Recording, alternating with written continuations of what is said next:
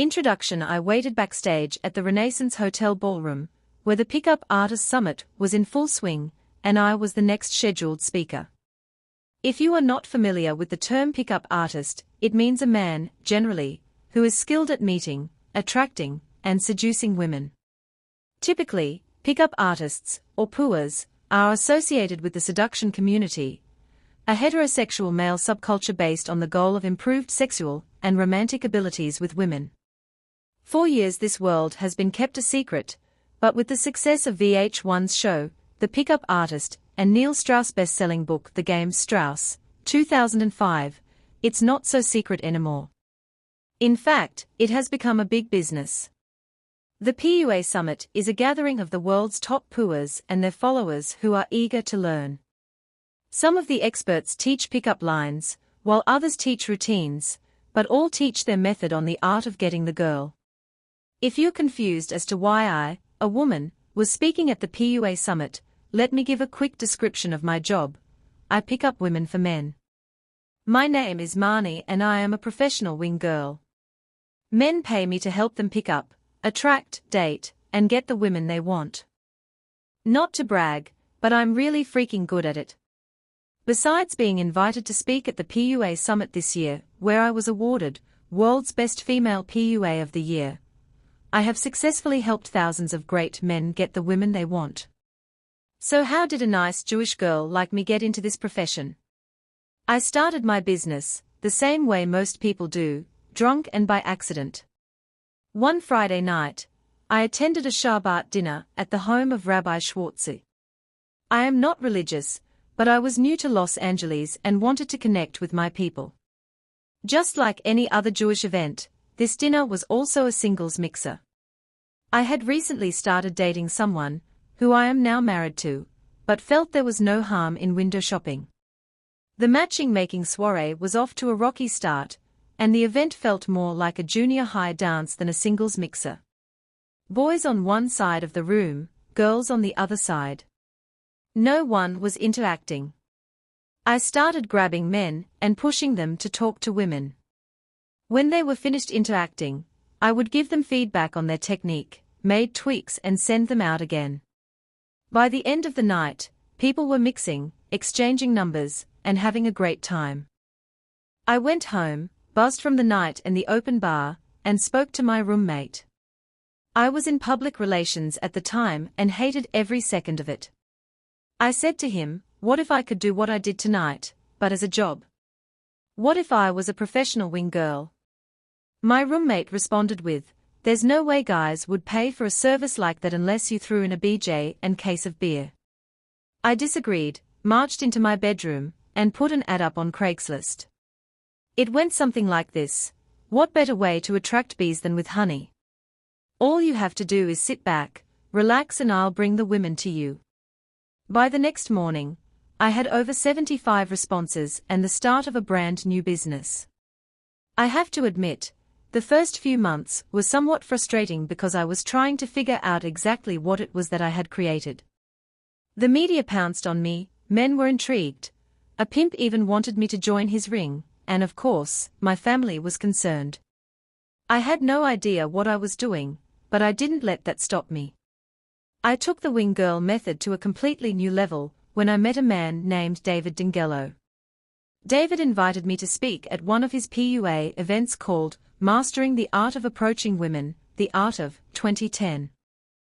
What I didn't know about David at that time, real name Eben Pagan, was that he was a master online marketer, and he was filming his seminar, so he could distribute DVDs to hundreds of thousands of men around the world.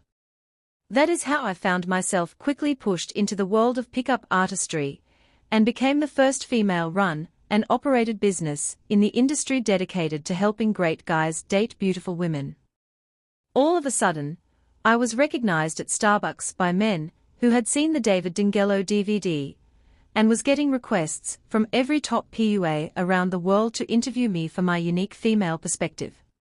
Since then, I have spent the last decade helping tens of thousands of men around the world go from being Mr. Nice Guy to Mr. Holy Shit, I want him.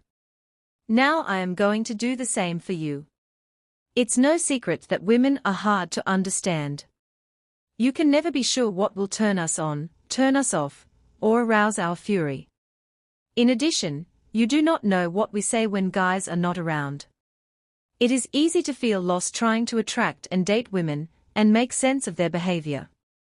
I know how confusing the feminine nature can be. Imagine how easy your life would be if you understood women, as well as you understand so many other things. With my help, you will not have to imagine anymore. From here on out, you can refer to me as your very own wing girl. I am going to peel back the layers of mystery, and reveal to you the secrets of female nature. That means I will do what your older sister, or your best female friend, should have done a long time ago. Tell you everything you need to know about what you need to be, what you need to do, and what you need to change in order to attract and date the women you want. However, before we go any further, I want to make one thing clear to you. I am not a pickup artist. Even though it is where I got my start, I do not consider myself a pickup artist. I do not teach routines, pickup lines, or any type of romantic manipulation. In fact, I believe that much of the top pickup artist material actually does more harm than help. Why? Because many pickup techniques stress the goal of feeling superior to women in order to gain success with women. This creates an unequal dynamic, causing insecurity to be the driving force behind a woman's attraction. This is unhelpful because the attraction is not real, and the insecurity will manifest itself later in the form of incessant testing and resistance to physical escalation. I have seen men develop, approach anxiety, and lose confidence trying to use the techniques recommended by so-called gurus, who do not understand women. In fact, I believe this is one of the primary reasons that men have trouble attracting women. They are listening to so-called pickup gurus.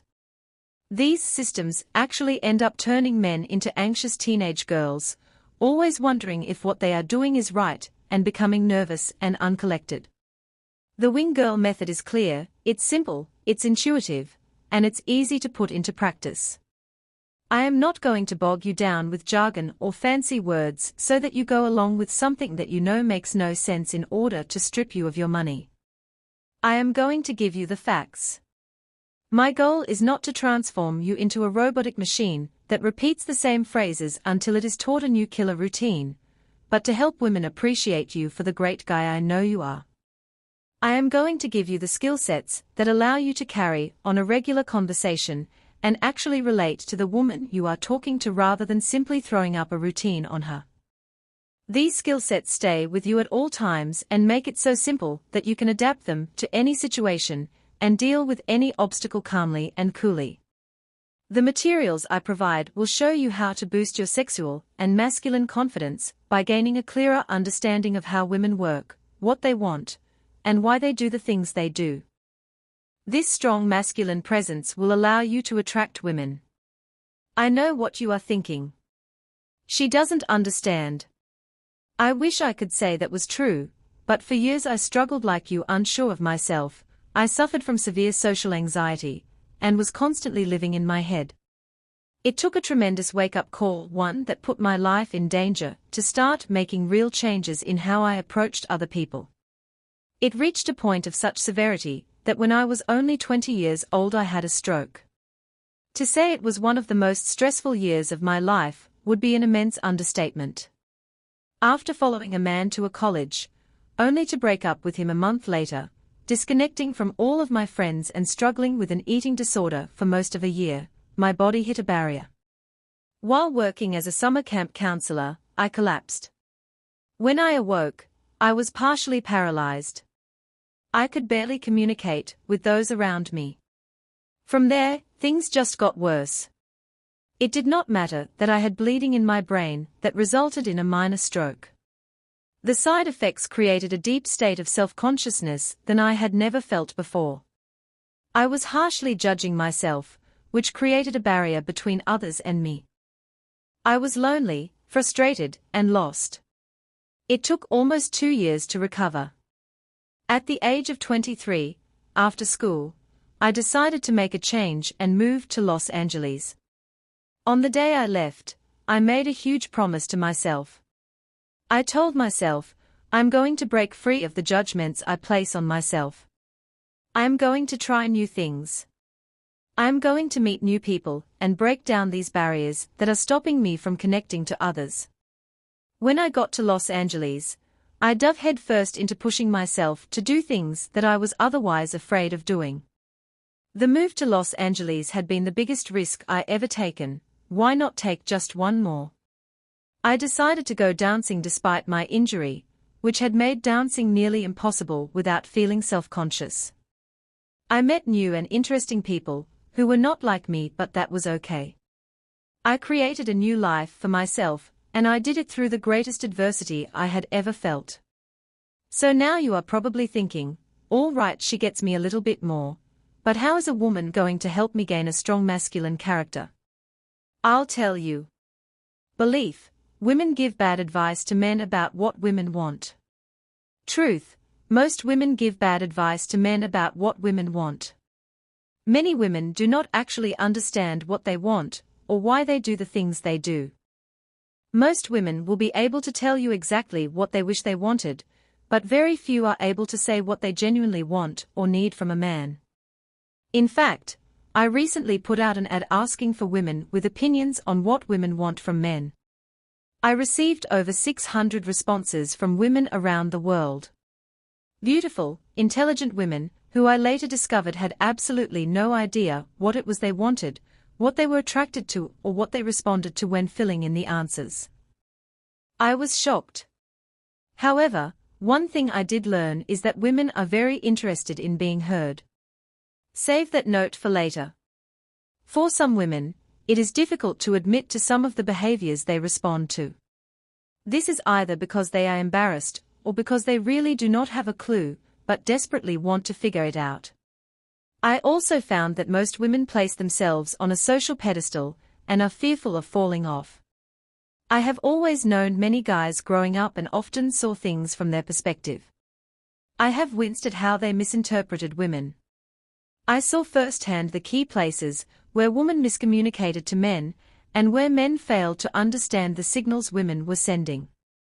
I have come to understand what both sides mean when they try to express what they want, and I have experienced the misunderstanding myself, and saw how destructive it can be to happiness. I have been attracted to men.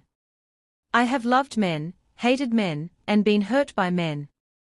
I have gotten revenge on men, felt insecure with men, and had sex with men. I have led men on, flirted with men for fun, and taken great pleasure in teasing men. I have broken up with men for no reason.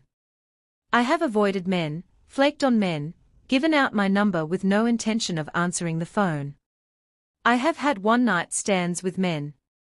I have been in long-term relationships with men.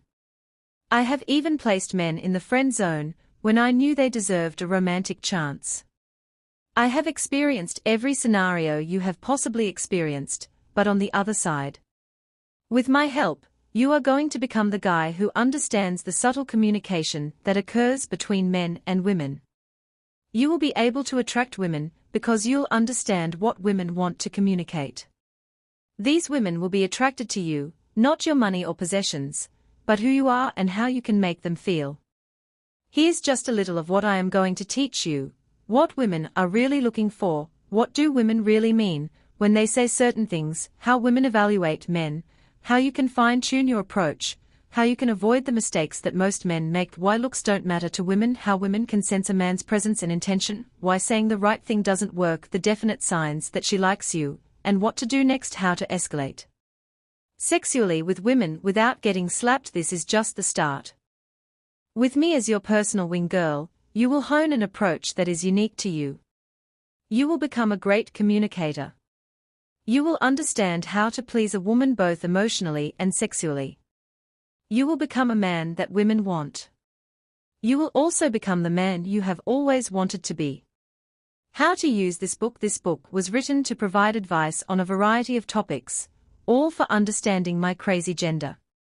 What I hope you learn from this book is that women are not the enemy, and that they are not mythical, magical creatures with breasts, best suited for a pedestal. They are good, decent, loving people, just like you. This book can be read in small chunks for when you need specific advice. You can also dive straight in and read the book cover to cover. The most important thing is that you read with an open mind and understand that what I share with you may not be the most appealing picture of women you will ever see. However, it is the most accurate. There are little surprises sprinkled throughout the book. You may want to go back through if you skip over anything to make sure you catch those. To access these special bonuses, along with some surprises from me, go to http://www.topsecretdatinggadvice.com. Get sexier enough chit chat, let's get started. What the F do women want? Do not be timid or tentative. A man who is self-assured and assertive will touch in a casual manner, without hesitancy or uncertainty. Claire, 32. There are many clichés about finding love. You will know it when you see it. When you know, you know. It will feel different from anything you have ever felt. These are all very mystical notions. They are also very aggravating. The idea of knowing or feeling indicates that there's a higher power involved, that this kind of attraction is based on chemistry, on planets and signs, on destiny. What you do or say has nothing to do with it. Women are usually the ones who use these clichés, and they use them with goofy grins painted across their faces. I just knew. I had butterflies. It can happen to you too. As your wing girl, I will let you in on a little secret. Love is not as cosmically determined as women would like to believe. There is a recipe for creating butterflies, and I am going to give it to you. What they definitely don't want. Do women really prefer bad boys to nice guys? Many men believe women want to be with the bad boy, and that being labeled as nice is the kiss of death. The first thing that I want to get out there is that women do want to be with a nice man. What they do not want is a man who is a wimp. There is a big difference. Nice is simply the polite term women use when what they really mean is grow some freaking balls and stop being a wimp.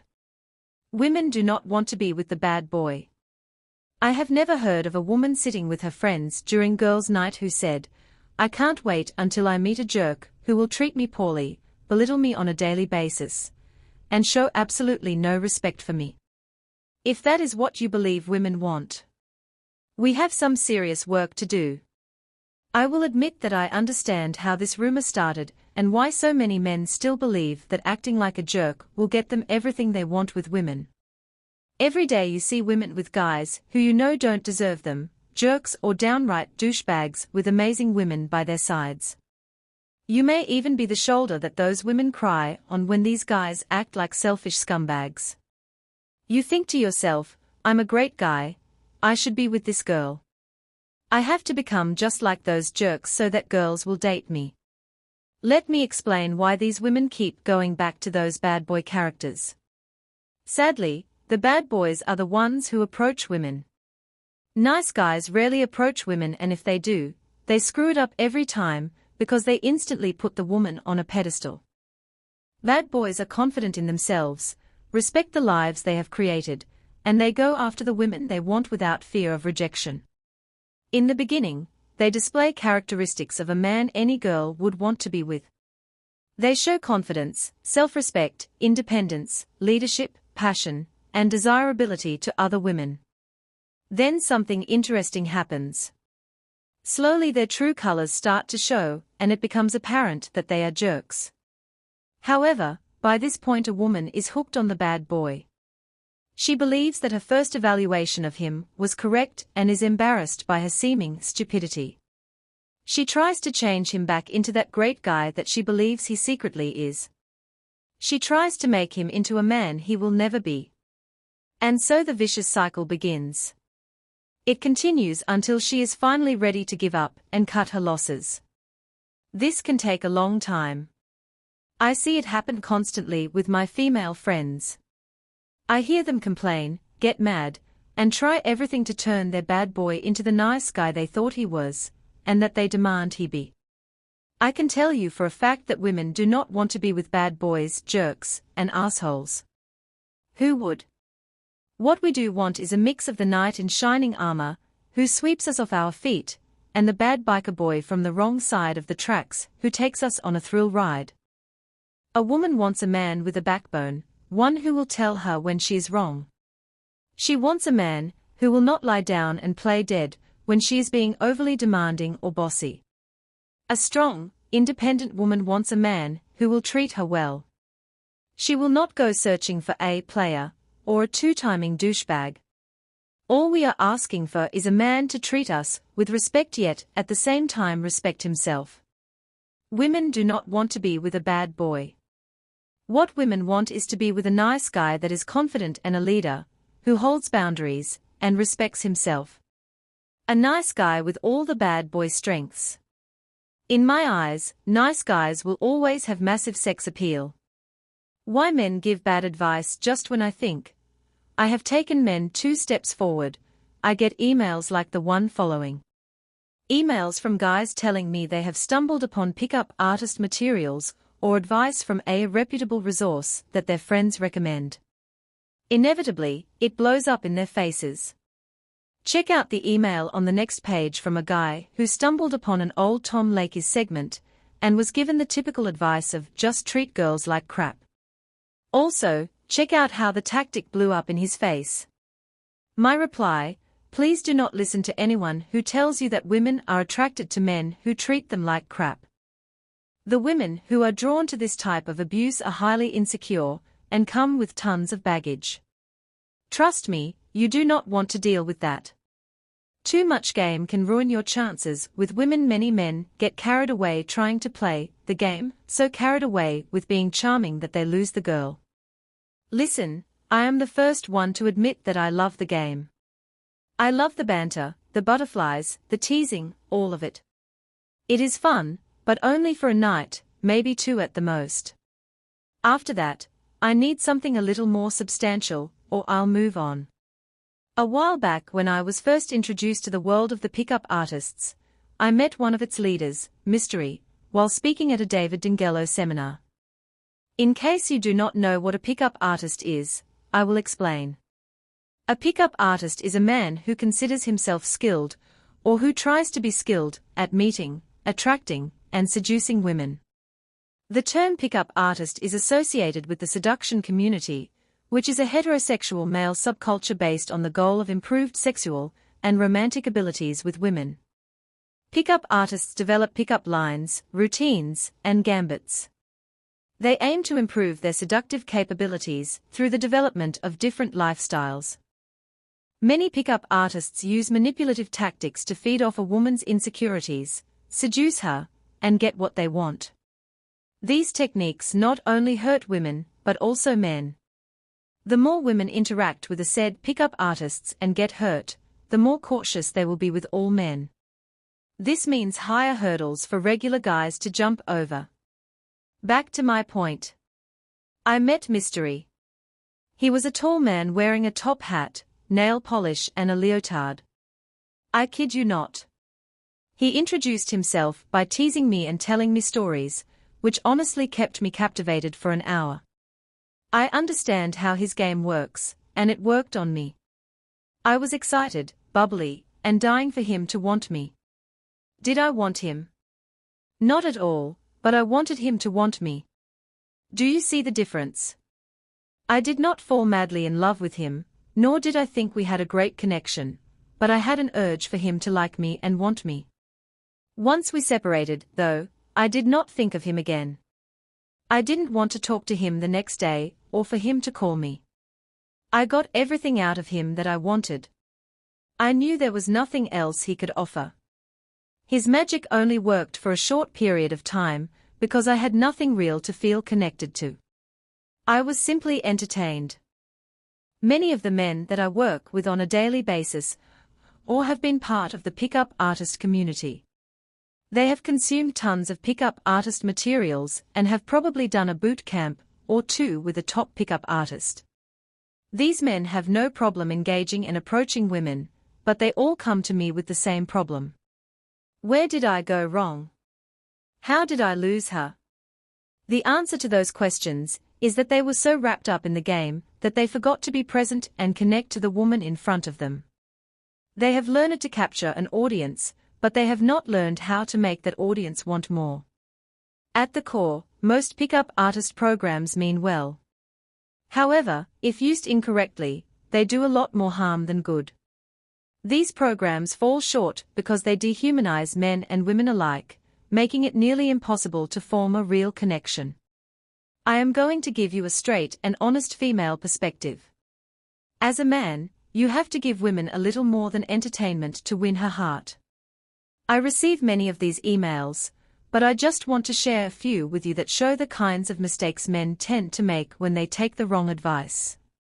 The following email is from a 26-year-old man in London, England. Hey Marnie, wanted to ask you a question, but I am going to need to explain the situation to you first so you get the full picture. It was a single social boat cruise, and the following are the events that happened with one of the cuties that I am interested in dating. Need some opinion on how to pick up the momentum. The particular cutie that caught my eye I approached by grabbing her by her arm and telling her to follow me. She came along willingly. Me, why were you avoiding me all night? Ha, I was not, you were busy running around with other girls. Me, wait, are you single? Ha, yes, of course. Me, you had better be, otherwise I would have to kick you off the boat. Ha, dead air me. Are you a good girl or a nice girl? Ha, naughty but nice. Me, do you speak English? Ha, yes. Me, choose one then, good or nice? Ha, nice I guess. Me. Do you know the difference? Ha, you tell me. Me, good girl goes out, comes home and sleeps, nice girl goes out, sleeps and comes home. Ha, dead air me. Do you know the difference between good secretary and a nice secretary? Ha, no, go ahead. Me, good secretary will say, good morning, sir, and nice secretary will say, it's morning, sir. Ha, dead air then we have a chat about where she is staying, her ethnic mix, and places she has traveled. She turns out to be Singaporean and British. Me, I bet you suck at thumb wrestling. Ha, bring it on. Me, I do not play without a wager. Ha, what is the wager? Me, loser buys dinner. Ha, okay. Me, no cheating. Best out of 3, go. Last round, I start to tickle her and wrestle with her. It is good fun with some tension. I lose on purpose because I tickled her. I say, okay, give me your number and we'll set something up. We part. The next hour, we exchange glances and I throw a few, I'm watching you, and stay out of trouble lines at her, at which she giggles, most probably from a nice dosage of alcohol. Friday, cool off. Saturday, message her to check if she got home alive and ask for her email address. She replies okay and gives me her email address. Sunday morning, call and leave a message. She calls back and we have a chat about setting a date, but we both have commitments. She mentions briefly to be in contact next weekend if we can do something together. I say, okay, we'll see. I then ask her what she is doing.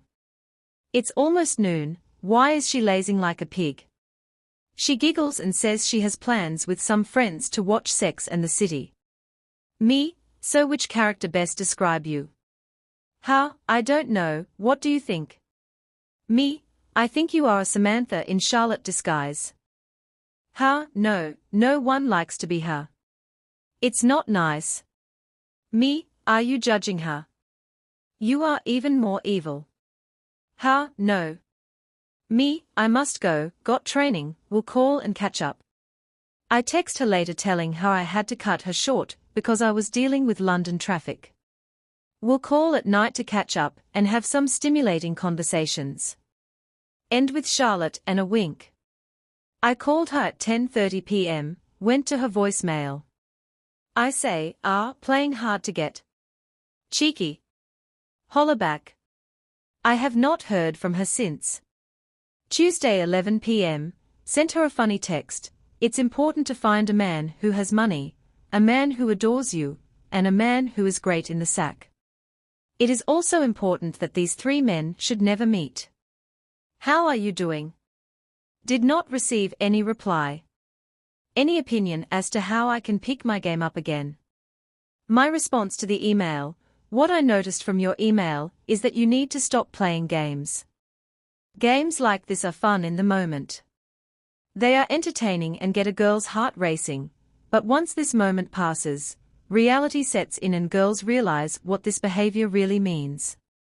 It means games and sex with no phone call the next day. You had her in your first interaction, and to be honest, if you had initiated taking it to the next level, a bedroom, kiss, whatever, most likely she would have played ball. However, you stretched it out with her and therefore the endless banter became tiresome and dull. One thing I want to point out to you was the sex and the city joke. First, I was impressed that you know the characters. That's a start.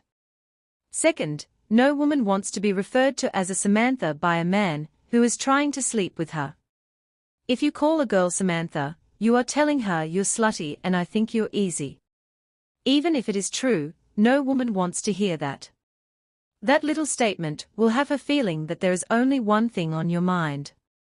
Women want to be in control of their own sexuality, and know they are respected even if they are sexually adventurous and open. Do not pigeonhole women by telling them who they are, let them tell you who they are. You will get much more out of a woman that way. Always give a woman something she can latch onto. Something she can hold onto that makes her feel that there is more to this than games, banter, and playfulness. Overall, I want you to recognize that balance is important. Banter and flirting is fun and exciting, and most women, especially the great ones, will engage in it. However, you must balance the banter with substance, or you will never get what you want from a woman. The essential piece to any interaction with a woman is connection. Connection is needed in every situation with a woman. One-night stands, dating, long-term relationships, marriage, and every other possible situation require connection. Without connection, you will never truly have a woman. Even though banter built on pickup lines and routines can be fun, you had better have something else to offer or else you will go home alone. Angry, bitter men do not get laid. Never in the history of the world was a bitter, angry, frustrated man laid. Unless he paid for it, but I guarantee whomever he paid was not happy about it. Every day I get hundreds of emails from great men. Every day I also receive emails from men who are frustrated, which can turn into anger and then bitterness. It is so hard for me to get through to them, but trust me, I try. Sometimes it works and sometimes it feels like I'm banging my head against a wall. Overall, I realize that many men are frustrated due to their negative experiences with women. I get that. I know many women who are in exactly the same place. Because of their experiences, they put up walls and make it difficult for any man to get close to them. I would tell the same things to these women that I am going to say to you. As long as you keep these walls up and maintain the belief that all members of the opposite sex are evil, you will never get what you want. Those walls make it impossible to make a real connection with anyone else. I want to share a great email I received from a guy who, with my help, finally let go of his frustrations and suddenly saw results with women. Marnie, you won't remember me, but about a year and a half ago, I hit one of your blogs. I stupidly left a rant of all my anger and frustrations towards women. You responded back to me with a really warm, but firm response. This made me take a hard look back at my life and I realized women were not at fault. I was for pushing them away when they tried to get close.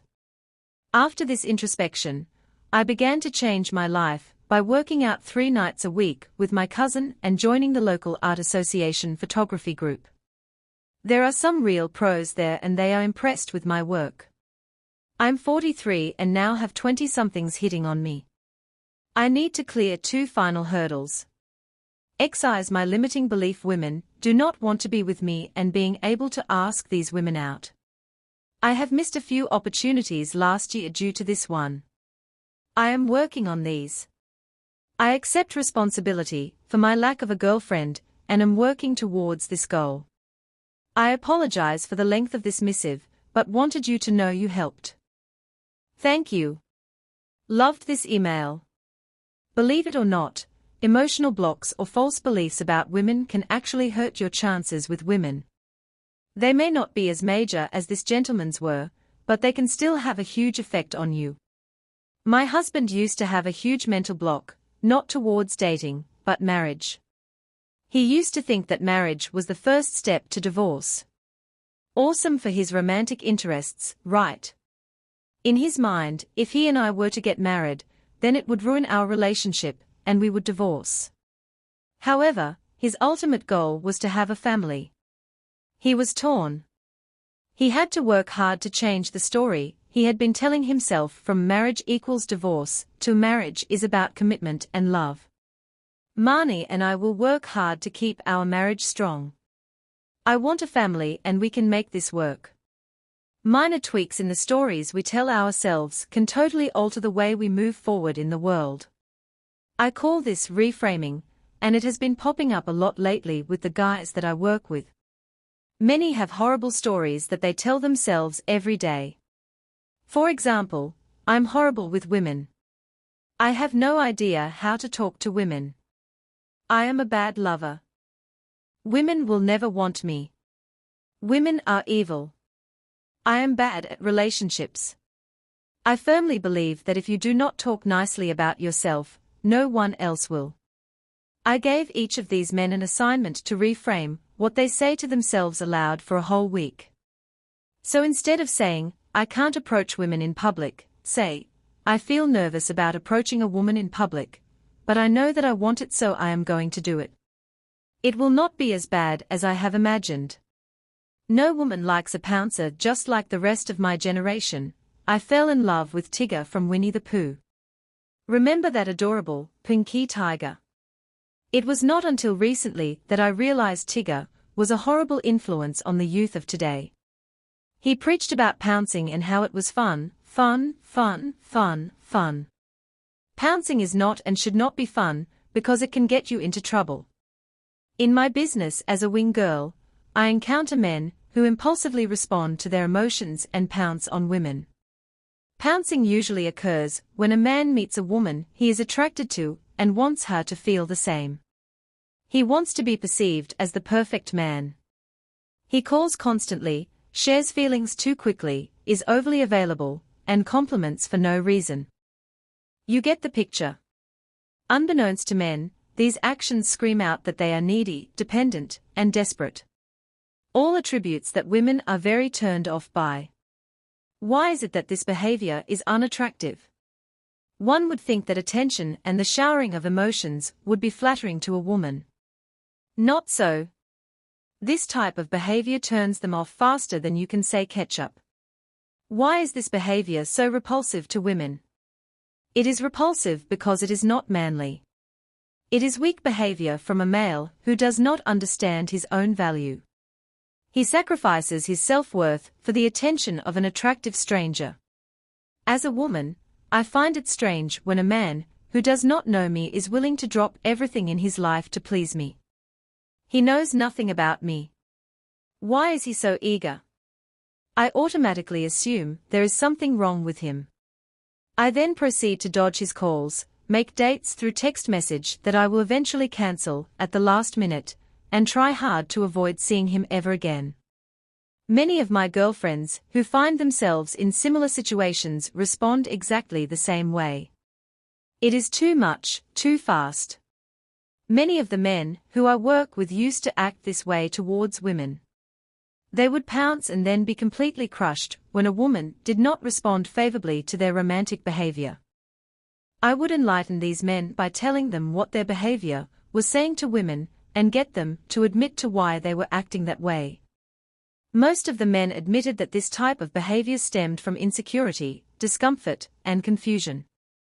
Once we get those emotions in check and work on building self-respect and confidence, we usually find that the pouncing stops and they start to see better results with women. My clients learn that the more they value themselves, the more women feel the same way about them. There is no need to pounce. Instead, they take their time and evaluate whether or not they want to invest further in a woman. They finally understand that they are involved in the choice to connect. So single men of the world, listen up. Be strong, respect yourself, and leave the pouncing to Tigger. Remember, there's a reason that he's single. Do money, social status, and possessions matter to women? Email: I always feel insecure if I meet a girl who has accomplished more than I have or has a better job.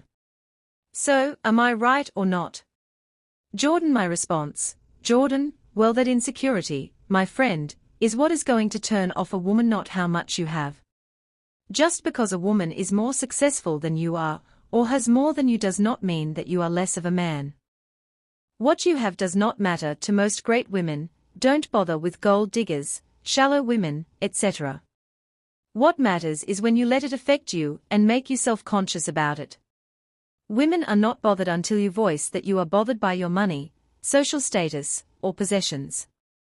If you are a negative, freeloading bum who complains about where he is in life, but does not change the situation, then women will not find you attractive, at least not in the long term. However, if you are positive about who you are, your job and what you have, then she will be too. As long as you always remain true to who you are and strive for greatness, she will be happy. If not, then you have to evaluate the person you are with. Women want to know that they have a partner who is proactive about making a great life with her. That does not mean yachts and partying at clubs. It means character, support, and love.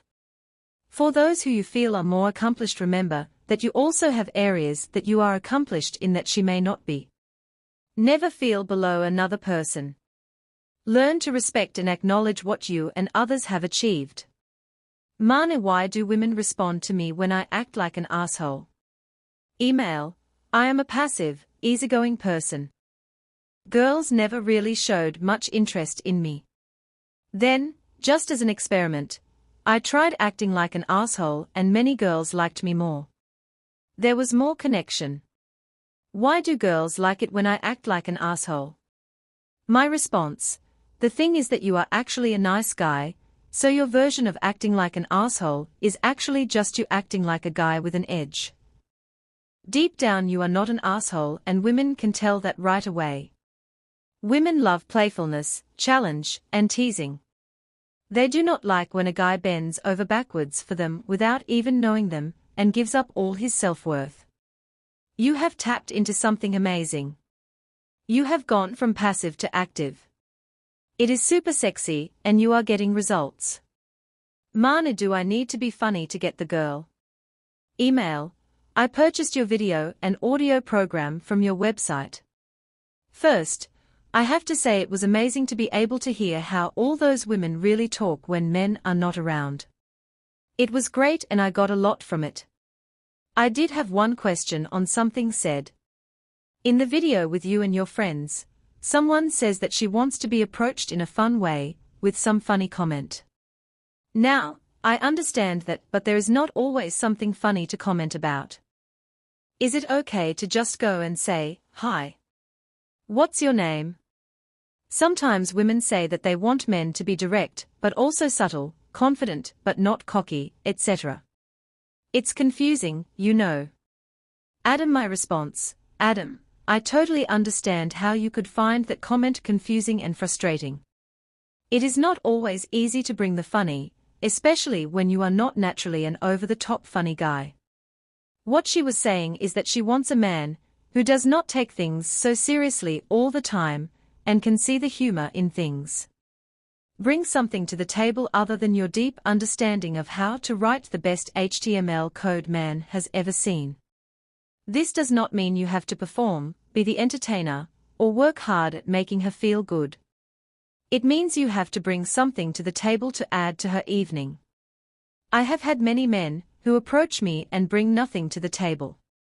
No character, no energy, just a bag of nerves, no confidence, and expect me to make all conversation.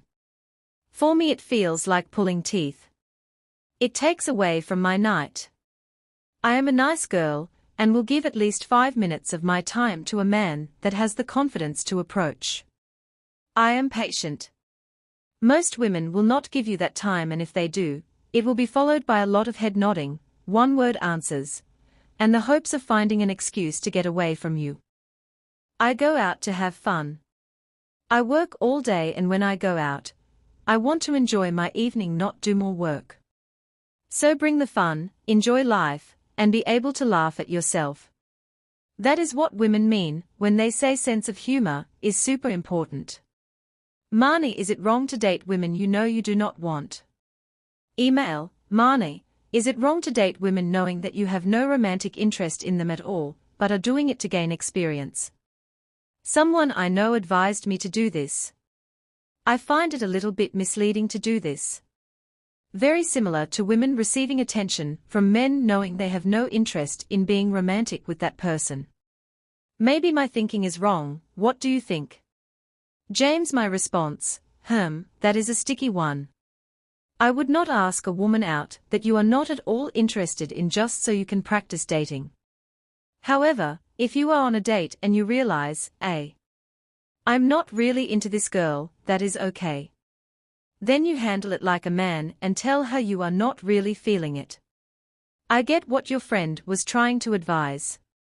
He wants you to get out there, practice, and not be so fussy during this time. I would say be looser with who you deem dateable, but I would not date girls knowing you are using them. Seems like that could bring bad karma, and I am not even into karma. My rule of thumb, if you ever have doubt about your actions, is to think to yourself, would I want someone to do that to me? If the answer is no, then do not do it. Marnie, how long should I keep up the game? Marnie, I am attempting to learn the judicious application of mystery. I have been playing with it to some success. I actually enjoy it. I can indulge the novelist in myself. My question, how long should I keep up the game? Andy, games are meant to be played when you are younger or on vacation, not all the time. You can be mysterious, but when you decide you like a woman, that is when you start to share. You can still hold on to your information. Meaning be private and do not throw it all on her at once. There is no need to continue to be completely mysterious, otherwise, she will get bored and move on. Worse, she will become insecure and angry, and you do not want to see that. Trust me. Marnie's surprise. The things they do want. The short, bald man that turned me on to illustrate just how unimportant certain stereotypes of attraction are to women. I want to tell you a story about a night I spent out with my girlfriends. It wasn't a particularly special night, but we were going to make the most of it, a hip bar in Los Angeles with my amazingly hot girlfriends. When we first got there, we scoured the bar to see if there were any potential hot men. We spotted a group of guys and plopped ourselves down next to them, making sure they could see us. As we sat down, they looked over at us, smiled, and then huddled together, glancing our way between bouts of conversation. Then one guy turned to our table and asked, "What are you ladies drinking?" "My friends and I want to buy you drinks." Of course, we said yes. After the drinks arrived, two of the guys came over to our table and started gabbing on and on about a huge financial deal they had just closed. One of them then talked about a new car he had just purchased, and he did not forget to mention the price. I looked at each of my friends and could see each was individually giving the help me eyes. The help me eyes are an international female signal that say to other women, "Help me. I want to get away from this guy." It is very subtle and difficult for men to see if they are not aware of the practice. To see an example of the help me eyes, go to http://www.topsecretdatinggadvis.com. Get sexy. I waited until we had finished our drinks, so as not to be rude, and told the guys we were meeting friends and wanted to go find them. As soon as we moved, the topic of conversation shifted immediately to how ridiculously those men had acted. We could not believe that attractive, well-dressed men, who were obviously successful, were that insecure? Why did they feel the need to babble on about what they had when they could have just talked to us? Trust me, at least half of us would have gone home with one of those men. However, they totally ruined it and turned each of us off. About 2 hours later, I was getting drinks from the bar when a man approached me. He was about 5 feet 6 inches, was wearing glasses, and I could see myself in his head from 5 feet away. Not attractive, but for some reason, when he walked over to me I felt the energy that I can only explain as magnetic. Here's how the whole thing went down. He came up to me and said, "Hi, my name is XXX, and held out his hand. I introduced myself. X, you're not from here, are you? Me, no. How can you tell? X, because you are the only girl in the bar smiling and looking people straight in the eye. Girls like that do not exist around here. Where are you from? Me, Toronto in Canada. X, I just visited Toronto. Great city, it's like a much cleaner version of New York. What made you want to move here?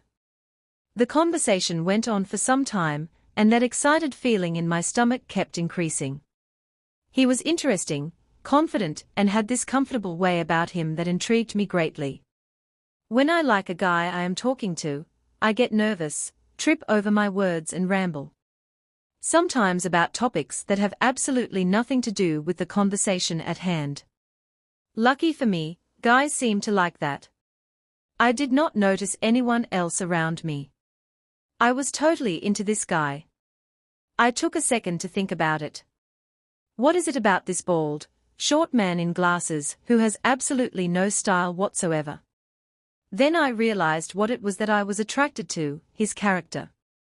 This guy was interesting and confident and obviously, a man who went after what he wanted.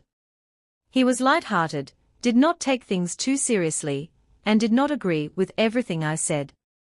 He looked me straight in the eye and went after me, without a doubt in his mind that he might be rejected. He did not approach me with some cheesy line or routine. He approached me directly without fear, and I could sense that. He did not dominate the conversation. If anything, I was doing most of the talking. This in turn made me nervous. I was the one who was afraid of possible rejection. I did not feel at any time that I had full control of the situation. I remember thinking, does this guy like me? Am I sounding smart enough? Is there lipstick on my teeth? My mouth hurts from smiling. In a short period, he made me feel comfortable, excited, and special. I could tell from our conversation that XXX was a good man and desired by others.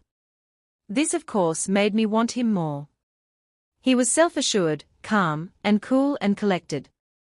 This is the type of man that creates attraction. The type of man I want to date and be in a relationship with. As long as you are direct, confident, and clear in your wants, women will be attracted to you. The more comfortable you are in your skin, the more attractive you are to women.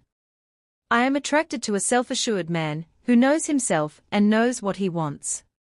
This attitude makes me feel special and lucky to have captured this man's attention and makes me want to see him again. I can tell you that XXX was not always able to approach women with such confidence. Later, he revealed to me that he used to be unsuccessful with women and was afraid to approach. He used to think he was too skinny, short, and unattractive, and it took time to grow into his looks. After years of working on himself, he feels comfortable in his own skin and can approach anyone without fear. You too can feel exactly like XXX. Every man can. You can approach, attract, date, and keep the most attractive, amazing women. Do you have the presence women want? I am always talking about the presence of some men that makes women fall head over heels. A while back, I received an email from one of my clients who wanted me to elaborate on just what the heck presence was and why he did not yet have it. Below is the email from X. He really got me to dig deep, and I know this information is the exact information you need to understand what women want from a man. Question from X. Hey Marnie, if looks do not matter that much to women, what is the point, or the deed, or the key or whatever, to get the woman to stop looking at what he looks like, and start to like him for who is inside?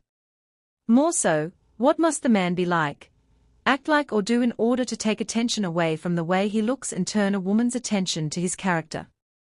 What would make you forget about how the guy looks and like him for something inside? X answer from me. I am going to try to break it down for you the best way that I can. For me, yes, looks are what initially catch my eye. They are the first and only thing I can use to evaluate whether I am interested. However, looks are quickly overpowered as soon as I start to feel a man's character. This can happen in a matter of seconds, or it may take minutes. I wanted to share a little story with you that may be able to help explain what I mean when I talk about presence. The other day, I was with a best guy friend of mine who has always been great with women. Some of our other friends are a little jealous of his abilities and credit it to his money, car, or home. As a woman, I know that his success with women has nothing to do with his status.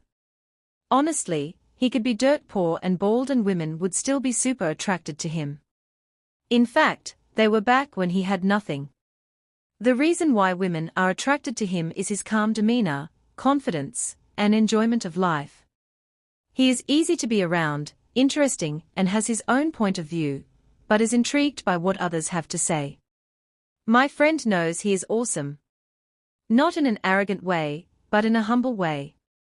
I know what you were looking for was a more magical answer than this, but that is really the secret. Now the hard part is getting to a place of believing this about yourself and feeling that same calmness and comfort. I may not be able to give you a magic pill that will get you that instantly, but I can tell you how to get it. This type of character is built from practice, experience, and information. It comes from observing people, but more importantly from recognizing yourself. I do not want to sound like a spiritual guru right now, but I hope you see where I am going with this. My guy friend has been in therapy since he was 12. He was constantly evaluating himself with the assistance of another person. This allowed him to face his greatest fears, learn to control his anxiety, and come out on the other side as a man of value. The reason he has this value for himself is that he has worked at it and earned it. He gives himself permission to go after what he wants and believes that he will get it. If he doesn't, then that is okay too. There will always be other opportunities. You can have this presence if you want it. Marnie, when a man approaches me, I of course evaluate him on his looks. As I said before, I have nothing else to go by. Then something interesting happens. As I get a better sense of his character, his face starts to morph. Sometimes it can get better looking and sometimes it can become hideous. As happened with X when he approached me with surety and confidence despite his appearance, my attraction grows based solely on someone's character and personality. I hope what you took away from this email exchange with X is that the only person holding you back from getting everything you want is you. The more you push yourself to take chances, the more confidence you will gain and more opportunities with women will appear. You must turn yourself on before you can turn a woman on. This man gets what turns a woman on. As a woman, I felt attraction for him just reading what he wrote. That's how powerful it is. Email from M. Dear Marnie, I want to thank you for all of your wonderful advice. I have been subscribed to your newsletter for the past couple of months, and can definitely say that I have seen an improvement in my interactions with women. I think that the female perspective you provide does wonders that no other male pooers can imitate. I think I really understand what you are trying to get us guys to realize, that we have to like ourselves before a woman can. Guys have to approach every situation knowing they are worth it, and if a girl rejects them, then she's just missing out on being with a great guy. I like to think of it as follows. I am a great guy who is in a boat going down a river. On the riverbanks, there are tons of women, and every now and then, I stop and offer one of them the chance to get on board the boat with me. If they do, great. If they do not, then there is just another girl further down the river that will get on board and have a great time with me. I find that since I adopted this mindset, girls have looked at me differently, giving me more attention, and allowing me to enjoy flirting more. It's as if they need to get on board that boat with me or else some other girl will take their place. Thank you for allowing me to realize this, Marnie. Again, this honestly turned me on just reading it. To feel like this in your gut, you have to get out there. You have to push yourself, take risks, interact with women, be rejected, and laugh, gain experience. It all starts with one step, so get off your butt and start interacting with women. Why confidence is more attractive than a six-pack and cash. When I created my program, How to Become a Man Women Want, I polled hundreds of women and asked them what they found most attractive. Do you know what 95% of them said? Confidence. Looks are way down on the list. Why is confidence so attractive to women? What is it about a confident man that turns us on so much? I will tell you. 1. A confident man does not need a woman, he wants a woman. Men who are needy are very unattractive, and women can instantly feel it when a man is needy. 2. A confident man is proud of who he is and understands his value. If you do not think you are good enough, how will she think you are? 3. A confident man is comfortable at all times. When you interact with a woman, and you get uncomfortable, you stop yourself from connecting with her. How can a woman be into you if she does not feel a connection? 4. A confident man makes a woman feel safe and secure. 5. A confident man is a masculine man. If you approach a woman without confidence, expecting her to step into the dominant male role and lead the approach, she will feel more masculine than you will, and all attraction will be lost.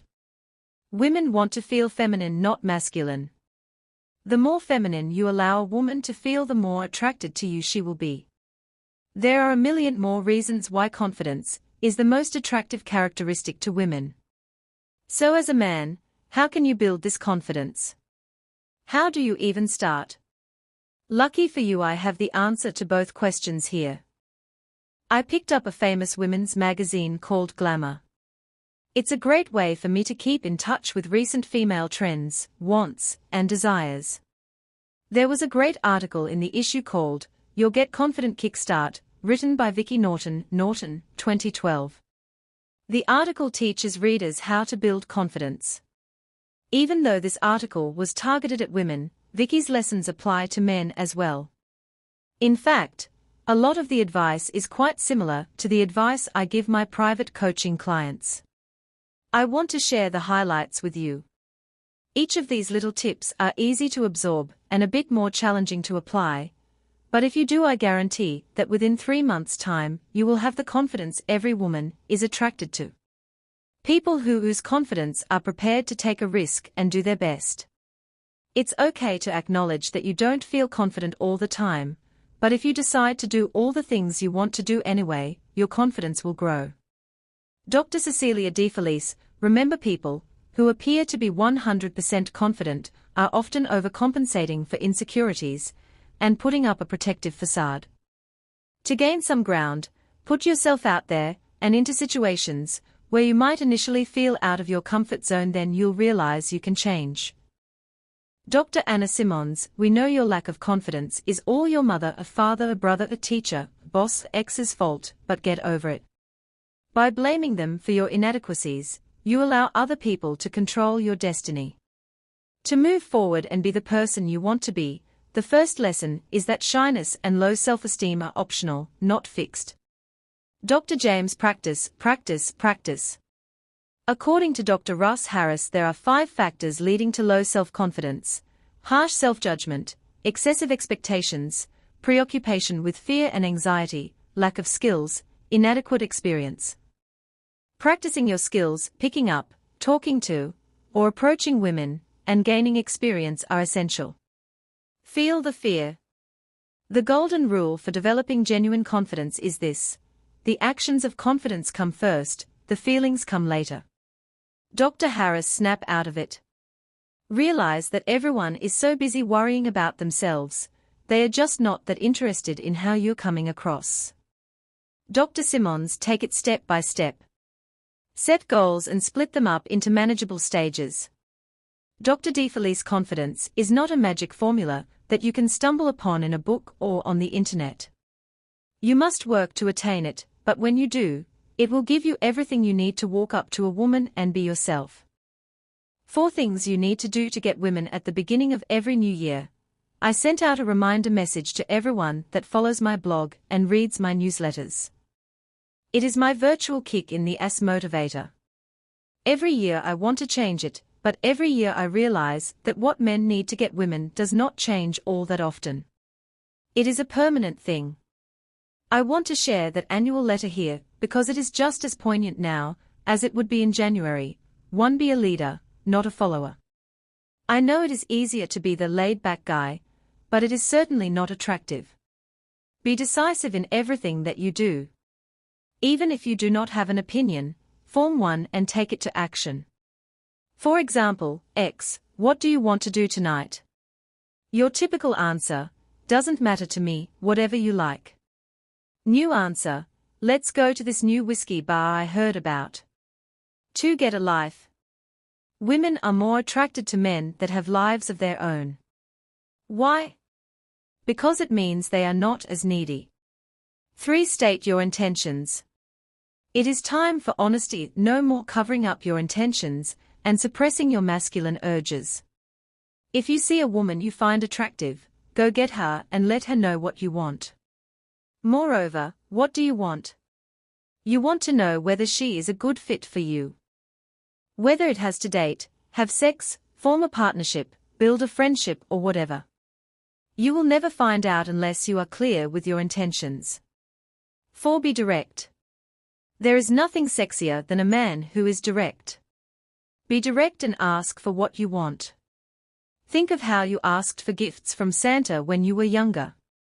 You asked for what you wanted. I want a BB gun, I want a Nintendo, and I want a G.I. Joe. Then it was up to Santa to say yes or no. The only way to get what you want is by asking for it. I guarantee that if you start doing these 4 things, you will get what you want with women. 3 things women find sexy that have nothing to do with sex. Believe it or not, some of the sexiest things you can do to turn a woman on happen outside the bedroom. Below is an email from one of my clients. Together we have taken him from a pouncing pleaser to an attractive option to women. He sent me an email today listing the discoveries he has made over the last year. He now lives by what he shares here. Email, Hey Marnie, I should preface this by saying that I am not perfect. I still make mistakes, sometimes screw up, and end in the friend zone. However, these are my discoveries. 1. Passion for life. You have to be living a life that you feel passionate about. At some point she is going to want to know about you, and you are in good shape there if you have some cool stories of your own to share with her. Doing aerial and CrossFit and learning to surf was terrific as far as helping me meet women, not so much due to meeting women at these places, but more because it gave me something great to talk about when I did go on dates. A statement that always seems to turn on women, I really want to try, worthwhile goal, and so I have been preparing for worthwhile goal. 2. Self-control. This takes on a bunch of different forms, but here are a few that mean the most to me. You cannot be in any rush to share these stories. Let her talk, and then you can share. You will not only look courteous, but it is also smart. The less you talk, the less likely you will end up sticking your foot in your mouth. If she never does ask you about your life, then that is a good sign that she is not someone you want to get involved with. You have to be comfortable with carrying your end of the conversation, and let her carry her end. This means that you cannot be so quick to fill in the silences. Let there be pauses. You have to learn how not to become fazed if she tells you something that is impressive or intimidating, such as, I played professional beach volleyball, and now I model, or I run my own business, and have so much money I never have to work again. Genuine appreciation is hot. However, be very careful about giving too many compliments. The irony is that the more of them you give past the first one, the less genuine they actually look. On the one hand, we want to make the girl feel comfortable, but on the other hand, we want the girl to invest in the interaction too, and worry just a little bit how she is coming across. 3. Self-awareness. The ability to check in, see how you are feeling, and see what is really going on. I am feeling unsettled because the conversation does not seem to be going anywhere good. When I asked her a perfectly nice question about her job, she just seems to be complaining. Okay, it's her problem. Let's see what we can do to turn this around. Or, I'm feeling nervous right now, and so I feel an urge to talk. I am going to hold my tongue for a couple of seconds at least and see what happens. I know there are more. These are mine for now. Mike, these 3 things are essential, not only for women, but also for you as a man. It took a while for Mike to grasp these concepts, but now that he has, the world of women is his for the taking. Real men take risks. For hundreds of thousands of years of human development, a confident attitude was much easier for men to gain and display than it is now because it was required for survival. There was hardly any choice. Until recently, the demands of physical survival were the primary issue in pair bonding, and confidence-building roles for both sexes directly related to survival were far more apparent. I am not talking about survival in extraordinary circumstances, either. It could be as basic as steadfastness in getting the crops in out of the rain. Dana Peach, what I read from this is that confidence was much easier to gain in the past. Men were constantly faced with potential risk of not eating, risk of being attacked, risk of disease. The list goes on. Every day, there was a large or small risk that every man faced to survive. Today's man faces no risks or challenges, unless they are self-imposed. He can be safe, comfortable, and sheltered from harm's way if he so chooses. Sadly, many men make this choice. My challenge to you is to incorporate a small risk into your life every day. Here are a few to get you started. 1. Smile at 5 strangers today. 2. Approach any woman you find attractive, say hi. Then leave if you want. The risk is merely the approach. 3. Ask out the woman you have been putting off asking out. For the next 5 days, take these risks. If you have a hard time remembering to take these risks, put them in your calendar, or write them down on a post-it and place it on your computer screen.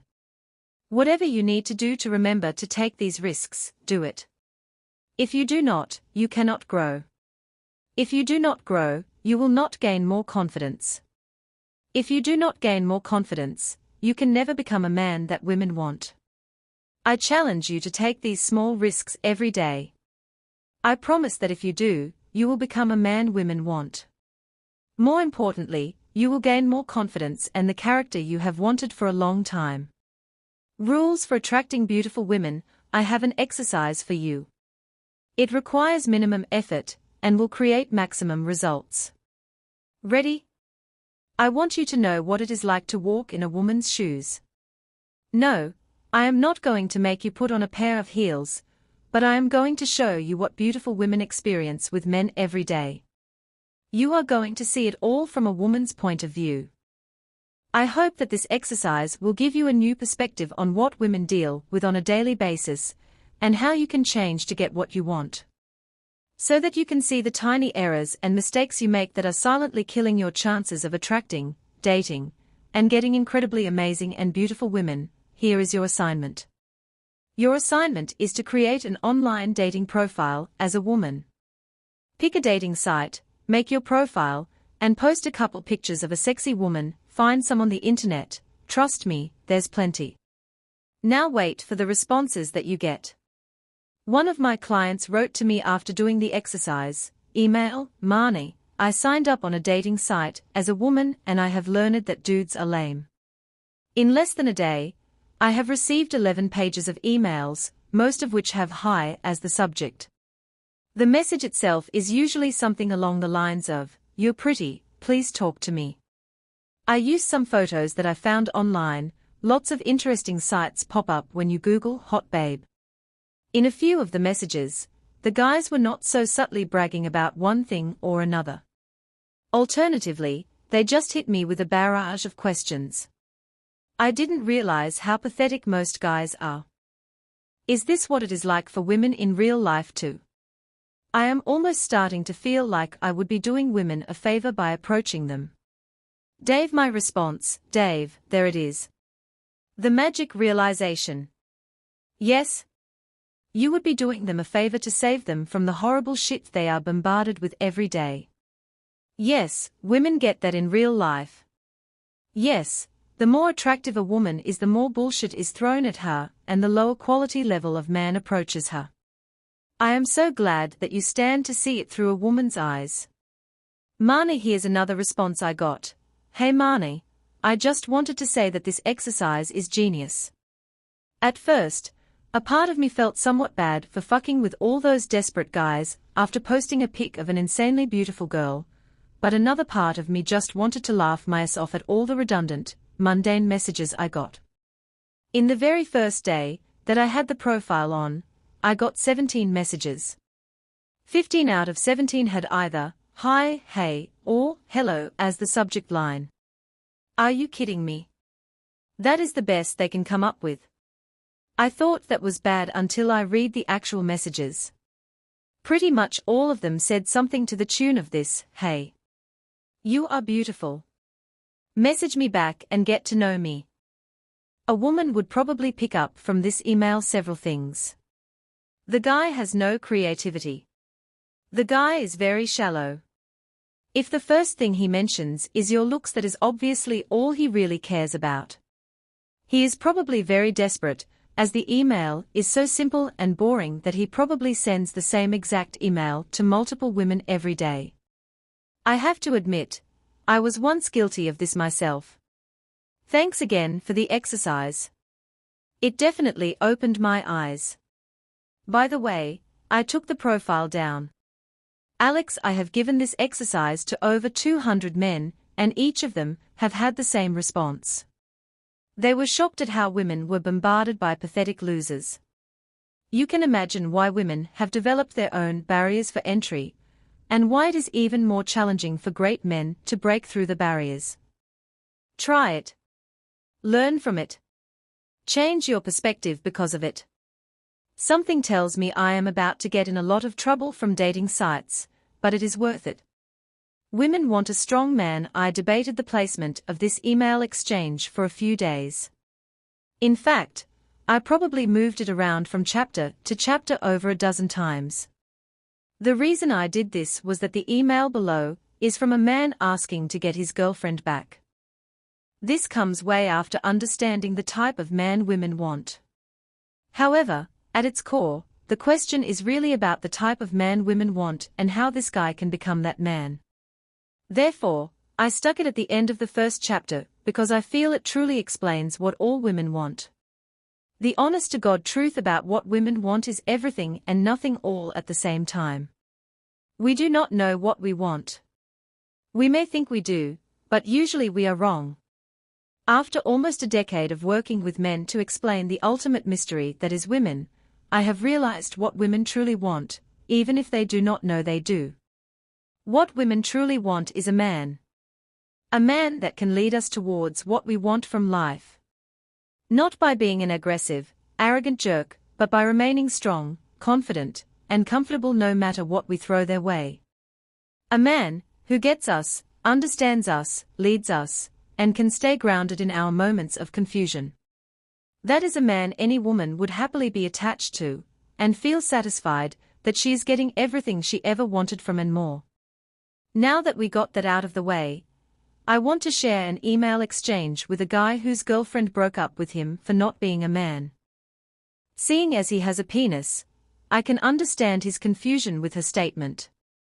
Above, I told you what women want, and now, through my email correspondence with C, I am going to show you what exactly that looks like. Here's how to be the strong man women want. Email, Marnie, my girlfriend and I just broke up 2 weeks ago. Well, she broke up with me mainly for not being a man. Not in bed, our sex was always amazing, and I know it was for her too, but for not being a man in the other areas of my life. The short version of the story is that I had been lazy, without a job, collecting unemployment, and not taking my own life seriously. I ended up being evicted, and had to stay with her for the last 2 months, and even though I had already started to get my shit together, the damage was already done, and my actions were not fast enough for her. And I totally agree. I got the boot. Now I always told her that if she really loved me at my lowest point in my life, she was really going to be crazy about me at my best. I have always been fairly successful at having my shit together before I met her, but for the last 3 years I went somewhere mentally I swear I will never go back to. I didn't even recognize myself. So, she waited, and watched as I moved towards my goals at a very slow speed. For a year and a half, this went on. I am surprised she lasted that long with me. I know I would not have put up with it if I were in her shoes. Having said that, my life is finally turning around. I have my own place, I am starting a new job next week, and my new business is finally generating some revenue. Now that I purchased your programs, I know I'm on my way to become the man every woman wants, and I want to start using this knowledge on her because I know that once she sees the new me she's going to feel different towards me. I want a second chance, not so much at the relationship, but at us. I want her to see the real me plus all this knowledge, and to date her non-exclusively, and see where it goes from there. I know we still love each other very much, but I was acting a bit needy and clingy towards the end, which I know turned her off. When she broke up with me, she told me that the only time she felt a connection was when we were having sex. After reading some of your material, I can see that crystal clear now. We had been talking, before we broke up, about how we could not wait to watch the roast of Charlie Sheen, which is this coming Monday. We have not spoken to each other for a week now. I wanted to text her tomorrow or the next day, invite her over, and cook crab legs since that is our favorite meal. I have a feeling she will say yes, at least for the sex, if I play it right. I was going to text her, hey, the roast of Charlie Sheen is Monday. Why don't I pick you up and we will watch it at my place? Thinking of having some Cajun and garlic crab legs for dinner. I don't know what to do. Should I even bother? I do want her to see me for the man I once was and the new man I am becoming. Thank you very much. You are the shit for helping men like me in this area. Carlos. My response, Carlos, thank you for being so honest with me. I have a good picture of what has happened with your ex and I have a few suggestions on how to move forward. I think there's some emotional work that needs to be done here before inviting her over for the roast. From what I can tell, she is waiting to hear that things have changed, that your outlook has altered and that you love yourself almost as much as she did. For a woman, feeling that you have invested poorly can be one of the most damaging and heart-wrenching things to experience. I would love for you to talk to her about everything that you are working on. The things you are doing to better your life and better yourself. I know you may think either she knows these things, or that you have told her. I want you to let her know definitely that you understand she broke up with you because you were not being a strong man. It took her leaving for you to see it, and now that you do, you are working on creating a truly great self. Here is my advice, email or invite her over for the roast, and when the night is almost over, tell her. However, you must remember to stay positive, strong, and most importantly, I want you to convey that you are doing this for yourself, but that she inspired it. If you leave all of this unspoken, it will take a lot longer to get back together. If you are honest, positive, and show you have confidence, the getting back together process will be a lot quicker. Overall, this girl wants to see that you will not go back to that dark place. In that dark place she loved you, but was not attracted to you. That is not a good place for a relationship. Marnie. His response, hello Marnie, thank you very much for your quick response. It helped me out tremendously. I invited her over to watch the roast and she gladly accepted. Instead of me telling her what I wanted to say, I wrote her a letter and gave it to her towards the end of the night. Not very manly, but I wanted to make sure I didn't forget anything, and I knew we were going to be drinking wine, and if I had waited to tell her when the night was almost over, I probably would have gotten a bit too emotional, maybe forgotten something, and she probably would have been too drunk to remember. She put it away, spent the night here with me, and didn't read it until today. I included a copy of the letter in this email. Any input you could give me on how different I should have said anything would be greatly appreciated so I can learn from my mistakes. The whole night was a lot of fun, filled with lots of great sex, laughs, food, and some hot tub action. More importantly, I was acting like a total man this time, really listening to what she was saying, looking at her in the eyes, and I used the word, because many times when I was telling her a story. I also took my time before I went for the first hugs and kisses of the night, and when I did, she was all over me with sparks in her eyes. Before, I used to be always all over her right away, so I know she saw a few things that were different about me. So I went to her place later on today to drop off a makeup purse and a shirt she left here. Her car is not working, that's why I went there instead of her picking them up herself. When I was there, she gave me a hug and kissed me. I sensed something and I asked her if she was okay, to which she said, "Huh, your letter blew me away." Me, why? Huh, that was exactly what I've wanted to hear, not for me, but for you.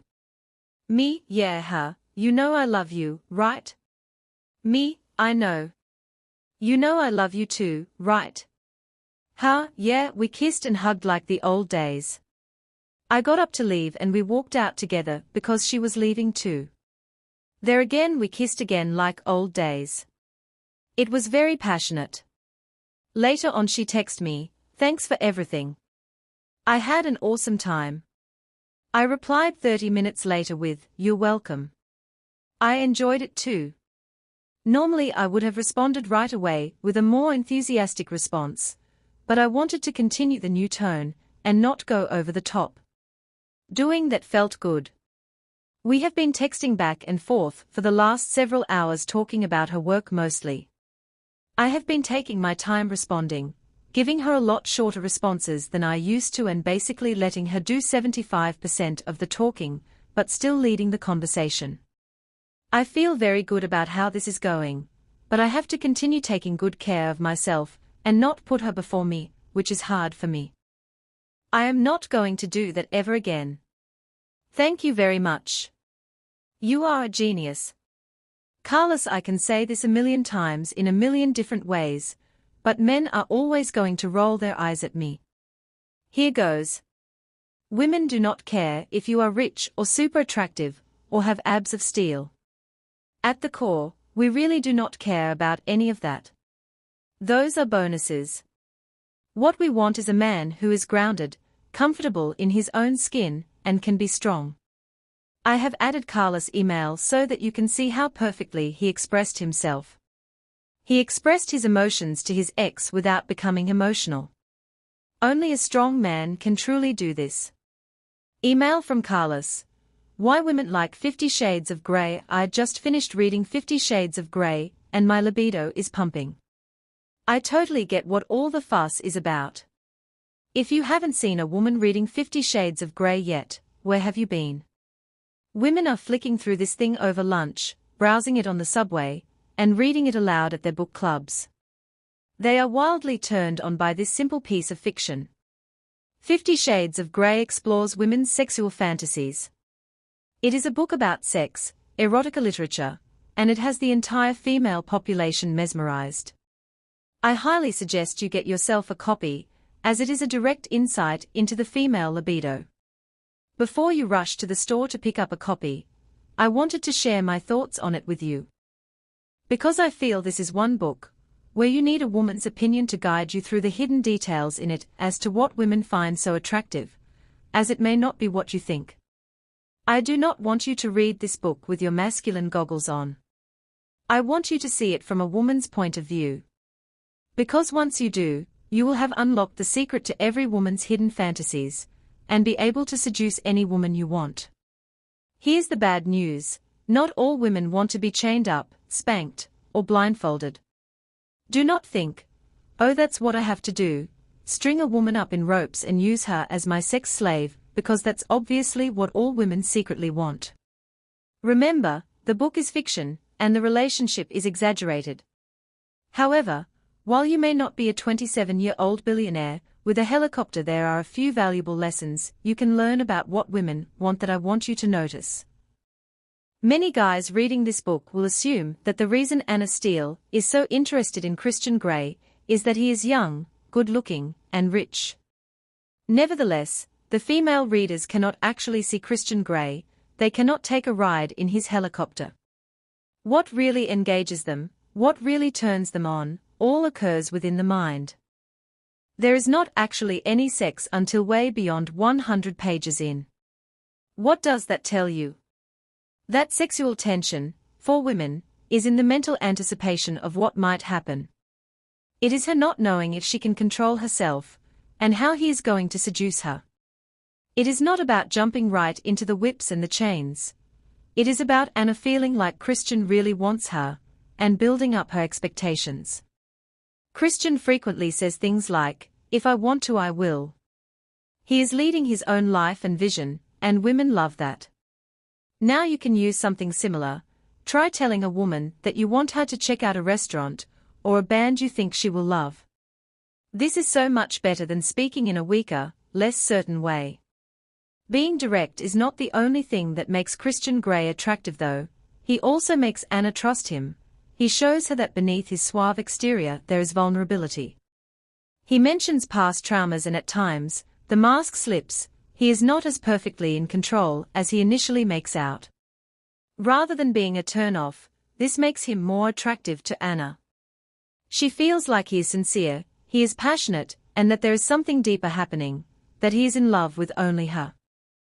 He shows that his entire attention is on her and frequently tells, "You are mine." In the book, this can come across as possessive behavior, which is not attractive. However, I want you to take from experience that women like to feel desired by men, that a man is not just with her because he has no other options, but because he truly wants to be with her. So when you are reading 50 Shades of Grey, remember that it is an erotic fantasy, and to read between the lines. Women do not want you to be a billionaire, but they do like a man who has authority and confidence. Women do not necessarily want a man to dominate them, but they do want a guy to adopt the masculine role and lead. Women do not want a guy who owns them, but they want to feel desired and wanted. Do you know what the best lesson you can take from 50 Shades of Grey is? That women love sex too, that they want to meet men, and that this book has woken up the libido of thousands and thousands of women all around the world. 2. How to approach women. I can tell when guys are checking me out. When I catch them, they look away when what they should do is smile at me. Wing girl Heather, more than 50% of the Earth's population is female, and virtually all of them are available to you, within a reasonable and legal age range. This is not ancient Rome, pre-partition India, or the monarchy. When it comes to dating, society is more liberal than it has ever been. There is no caste system, there are more interracial marriages today than ever before, gay marriage is legal, and we can find love at any age, in any place. What does this tell you? You have more options than ever before. You have the freedom to choose someone you really want. You have all the time in the world to do it in. In this chapter, I will tell you where to find the one you want, how to approach her, and how to deal with rejection. Yes, there will be lots of it. Women are everywhere. This should be fun. The where and how, where to meet women. Think there are no women in your town, your state, your country. You are single because there just are not any women, right? I don't think so. One of the most common hurdles guys tell me that they face is that they don't know where to find women. I want to give you an insight into how to overcome this so that you know that not meeting women is really due to your mindset and not the reality of the situation. You may not live on Broadway, NYC, or South Beach, MIA, or Hollywood, CA, but here are my top places to meet women in your local area: the mall, without making any jokes about how much women like to shop, one of the key places to meet women is where they hang out during the day. If you are attracted to someone, it is perfectly okay to strike up a conversation while you are going about your day-to-day activities. So next time you see a cute woman shopping for some groceries, buying a coffee, or window shopping, approach. Unless you go and say, "Hi," you will never know. The gym, you are killing two birds with one stone here, getting fit and meeting women. I know you may think that women do not want to be bothered at the gym, and this is somewhat true, but it is a great place to slowly build rapport with women and make connections. Over the years, I have dated 7 guys that I met at the gym. One was my trainer, but the others were guys who just went to the same gym as me. Social clubs. Once women have left college and gained some responsibilities, grinding at a dance club until 3 a.m. loses some of its appeal. However, there are plenty of other social opportunities. If you live in a city, check out networking events. Often these list attendees, including single women. If you live a little further out, then look into local social clubs, book clubs, yoga clubs, etc. Explore your hobbies. Have you always wanted to learn a few skills in the kitchen? Try out rock climbing, or finally make the trip to see your favorite band play. Then do it. Not only will you build up your own social life, which instantly makes you more of an interesting guy to be around, but you will also end up meeting women who have a shared interest with you, great for kickstarting conversations. Get online, even if there wasn't a woman for hundreds of miles around. The fact that you are reading this means you have access to the internet. So get online, try out a few free sites, put some effort into getting a good profile together, and whip out those icebreaker messages. Just like in real life, internet dating requires you to be proactive, but it can be a great way to meet tons of people you might otherwise never run into in real life. Ask your friends. Most people still meet people through their social circle, so it is time to work on yours. A group of good friends will get you off your couch and out meeting people. The bigger your social circle is, the more people you can meet who are a friend of a friend of a friend. So start saying yes when people invite you out, arrange cool social gatherings, and tell all your friends to play matchmaker. The grocery store. I think I have officially increased revenues at Whole Foods and other local supermarkets around the world, because I tell every guy I work with to go practice meeting women at the grocery store. It works so well, and it is a great place to meet women. In addition, it has many conversation starters because there is much to observe. You have a lot of sweet potatoes, or I've never had that type of fish before, what does it taste like? Plenty of ways to break into conversations. Google. Google is the best resource for finding events, groups, and activities you can participate in so that you can meet women. I actually use it for most of my one-on-one clients. Here's how to use it. Enter your age or age range you are looking to meet, interact with. Enter singles events for singles groups for singles parties. Enter your city, see example below. A whole bunch of options will pop up. Then go through the options and find the best choices for you. Make sure to do one of these things each week, and I guarantee you will meet women or new single friends that you can hang out with. No more being the third wheel. You now have a list of 8 ways to find places to meet women. So no more excuses, it is time to get off your butt and make it happen. How to meet women while traveling. Marnie, give me a little advice. I have a hard time meeting women as my job is on the road. This means I am traveling all the time and living in hotels. My question is about how to meet women while traveling alone.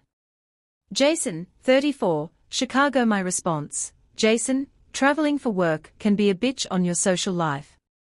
It requires extra effort and possibly some risk-taking on your part. If you are up for it, and I hope you are, I have 5 steps on how to meet women while traveling alone below. Step 1. Before going to any city, do your research. Choose the best hotel location for going out and being social. You do not want to be stuck out in the boonies if you plan to be social and meet women while traveling for work.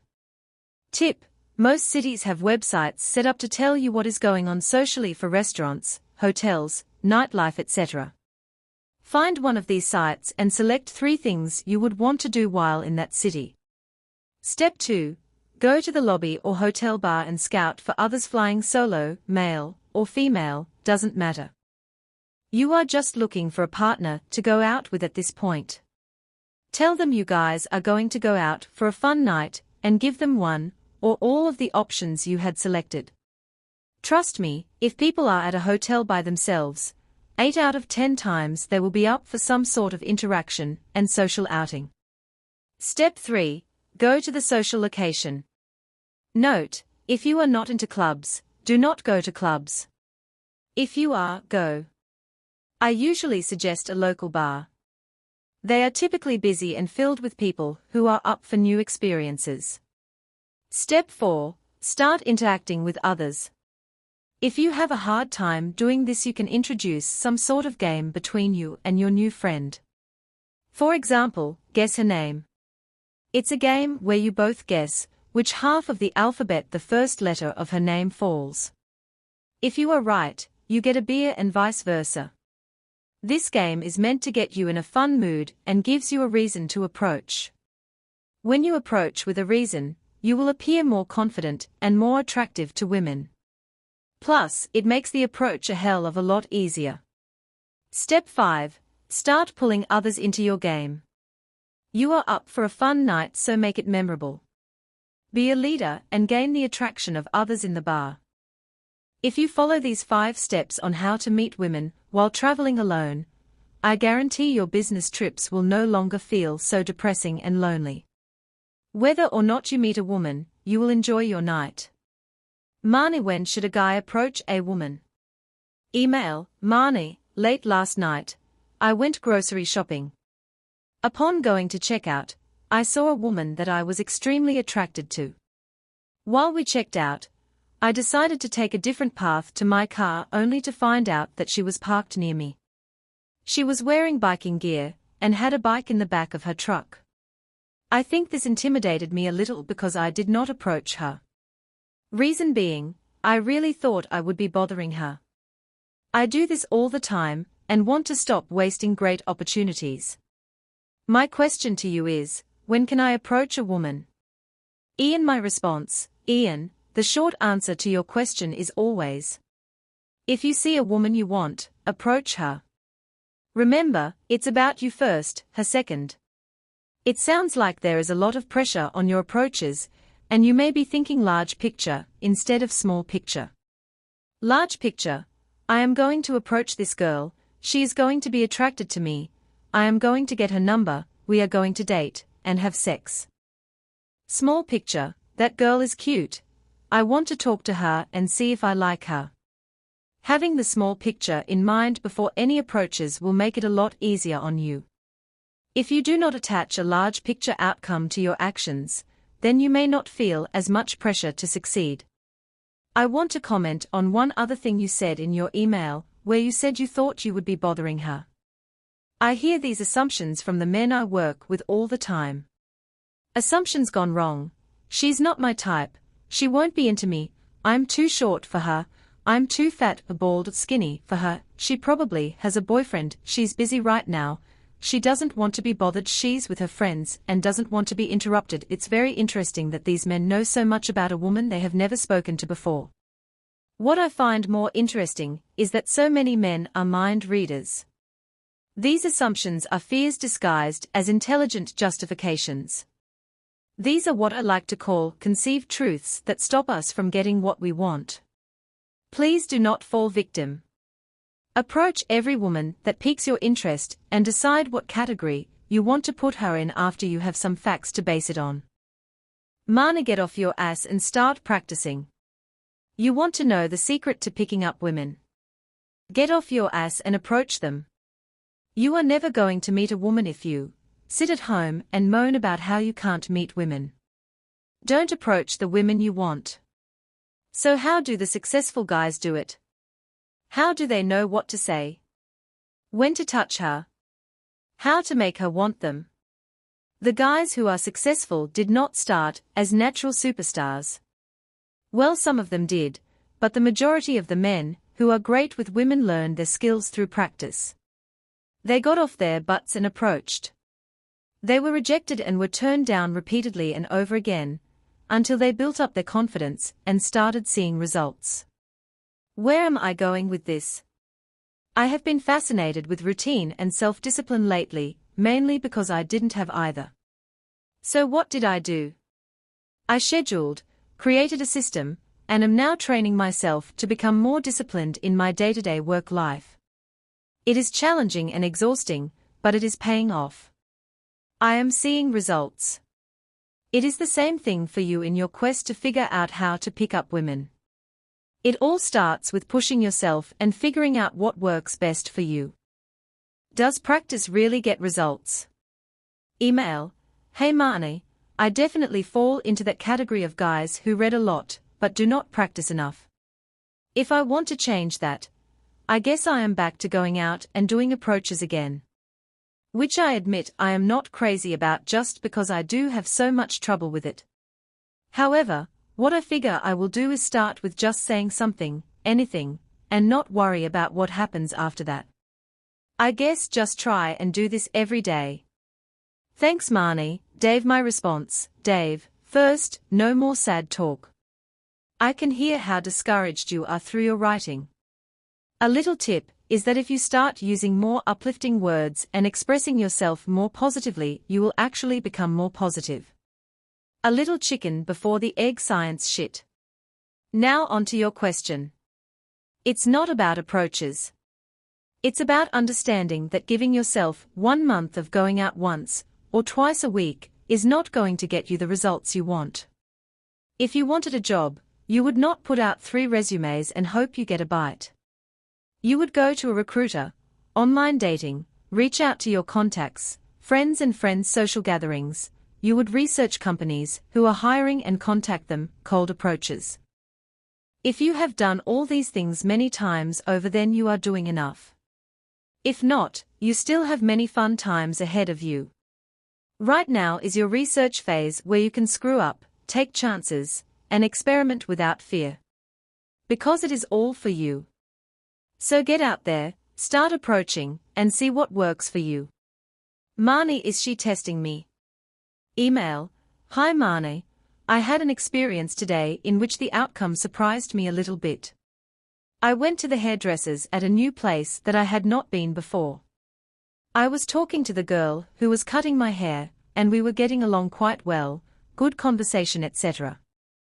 It was nearing the end of the day and the other girls working there went home, as it was quiet. At this time, she did not worry about keeping her voice down as much and actually introduced herself to me, without me even asking her name, which I thought was a good indication. But in the next few moments she proceeded to tell me that she has a husband, which took me totally by surprise. Why would she bother introducing names? I was going to ask her out, but I am a nice guy, so not after I heard that. Was it just a trap or a test? Cheers, Justin. I just downloaded your course this week, learning a lot so far. My reply, Justin, whoa. Whoa. Whoa. Slow your roll. Trap? Test? Not at all. Just because a woman is in a relationship does not mean she has to remove herself from social society. Women, even women in relationships, are certainly allowed to engage in harmless conversation with a man they have no intention of dating. Think about it this way, you confidently started talking to her, she talked back, was engaged in the conversation, liked the conversation, and was having a good time talking to you. Is that a bad thing? No. Did she lead you on? No. In fact, she did the opposite. To ensure there would not be any confusion as to what this was, she let you know she was in a relationship. This is her silently saying, I don't want to give you the wrong idea and lead you on. I am enjoying talking to you. Honestly, she may not even be thinking that at all. She may just be thinking, I'm in a good conversation with another human being. Done? Women are not out to get you, and they certainly are not out to test you or put you through the ringer. This woman was just engaging in conversation with an obviously good conversationalist. Mane, how do I handle female cock blocks? Email. I was out the other night talking to this girl, and within 2 minutes of talking her friends came over to see what was going on. Then, after another 2 minutes, they pulled her away. Why are women so nosy? Neil, my response, Neil, women can be nosy for several reasons. 1. Jealousy. They are bitter and want some attention too. 2. Protectiveness. Until that woman knows you, who you are and why you are talking to her friend, she is not going to trust you. Men rape, men break friends' hearts, and men may have hurt her in the past. She sees herself as loving and the protector of her friend. 3. Disapproval. Since she does not know you, she has nothing to base her disapproval for you on other than past experience.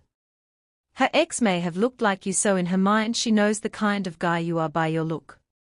4. Unaware. Some women are just so caught up in their own shit that they really are not even aware of others. 5. Caring. The girl you were talking to may have just had a bad breakup, so her friend thinks it's best for her to stay single, have fun and enjoy herself. This is linked to protectiveness. So now, you have 5 reasons as to why women are nosy.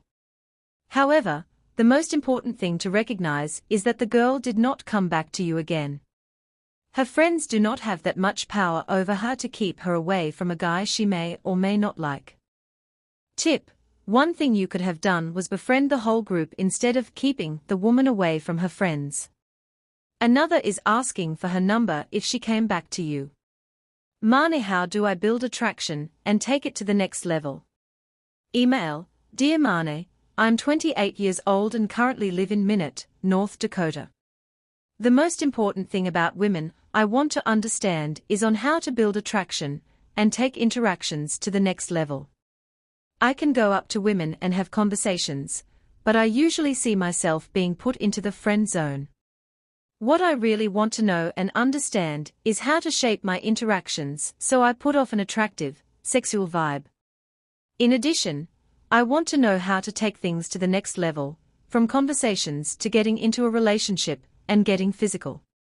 Thanks, Richard. My response, Richard, this is a great question and a very common one.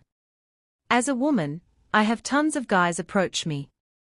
I am not a fool and I usually know what they want from me, but they always pretend they want something else. Meaning they act friendly as not to set off my "he's attracted to me" alerts.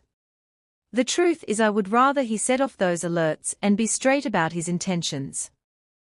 That's what I am attracted to, and that is what I want to be with. Please know, I am not saying to be an aggressive, abrasive jerk. I am advising you to know what you want and ask for it. For example, you see a girl you like, so you approach her and start a conversation. The what you want portion should be, that girl's cute, she caught my attention, let's see if I like her more. Falling into the friend zone happens for so many guys because at first, to not set off her hitting on me alerts, or he's attracted to me alerts, they approach as friends. The intention for these guys is she's cute. I don't want her to know I want her, cause it will freak her out, and then I want to get her number. First, it creates too much pressure for you. Second, it feels fake and dishonest to her. Third, it creates a big wall stopping any type of connection between the two of you. My advice: be clear with what you want from women and then ask for it. State your intentions, do not hide them. Tip: in the first 30 seconds, touch her on one of her 3 trigger spots, lower back, forearm, or upper arm for no longer than 1 to 2 seconds. I would say to do these 1 or 2 times in a 3-minute conversation. This lets a woman know you are not approaching for friendship. Tip: remember that you respect yourself more than you respect her. At least I hope you do, since you have only known this woman for 30 seconds. That means, know what you want, see if she is what you want, and if she is what you want, ask for it in a clear manner. It's all about you, until you decide it is about us. Let me know how that goes. Mane. Body language and headspace. How to show confident body language when approaching women. Body language is an important topic, so I write about it frequently on my blog. One of my most popular posts in recent years was how to show confident body language with women. One of my previous clients, Alistair, wrote in, commented on the article, and let me know that he has been doing some extensive research in the field of body language. Here's what he wrote: "The body language stuff has always interested me alongside behavioral psychology. I've been studying both subjects for the last 2 years, and I have to say that I love being able to utilize the skills in my communication with women." Ready for some specifics? 9 tips for confident body language. What would you say is the most important factor when approaching a woman for the first time? If you think it's all about delivering a killer opening line, then think again. When approaching a woman, it is not about what you say, but how you say it. It is not about the verbal, but the non-verbal. It is often said that when meeting someone for the first time, the other person forms up to 90% of their opinion about us in the first 90 seconds. That's an important first minute and a half. Furthermore, research suggests that body language forms between 60% and 70% of the meaning we digest from verbal and non-verbal communication. Hazel, 2011, with tonality of voice being in second place, and the words we actually say being third. Some influential experts, such as James Borge, even go as far as to suggest that body language makes up 93% of human communication. That leaves a very small chunk of the communication for the words that come out of our mouths. We have established its importance. Let's now have a closer look at some examples of confident body language. In the following pages you will find 9 body language tips that you should consider incorporating into your approach when approaching a woman. To become truly natural and competent with these ideas, they should not be part of an act. Do not pretend to be someone you are not. Instead, reshape your understanding of how to connect and communicate with others. Have confidence in your approach. Do not be timid or tentative. A man who is self-assured and assertive will approach in a casual manner, without hesitancy or uncertainty, as if walking over to greet a friend. Stand up straight to make the maximum out of your height. You can lose inches by slouching. Keep your head up, revealing the throat area a little, a good sign of confidence, and push your shoulders back, pushing your chest out a little. This is a good, confident posture. Approach from an angle if you can. Do not approach from behind and try not to approach from directly in front, as it can seem aggressive, which may make the lady feel uneasy and put her on the defensive. Be warm and friendly. Look into her eyes and smile. I cannot overemphasize the importance of the smile. As you approach, it shows you are not posing a danger, and that you are open and fun. You can take this further. A wry, cheeky smile will add an element of mystery to the mix. Be passionate and enthusiastic. You are having a fantastic time, and you want to share the experience with her. Remember my golden rule: you will impress if you express. Keep your hands in view. People naturally feel less comfortable and trusting when other people approach them with their hands hidden, and it can be a sign of dishonesty. So, be as open with your posture and your hands as you can. Take up space. Confident, alpha males take up space and their arms flow naturally and freely when walking and gesturing. If you approach looking hunched up and tense, then it will come across that you are not confident in who you are, which is a big turn-off.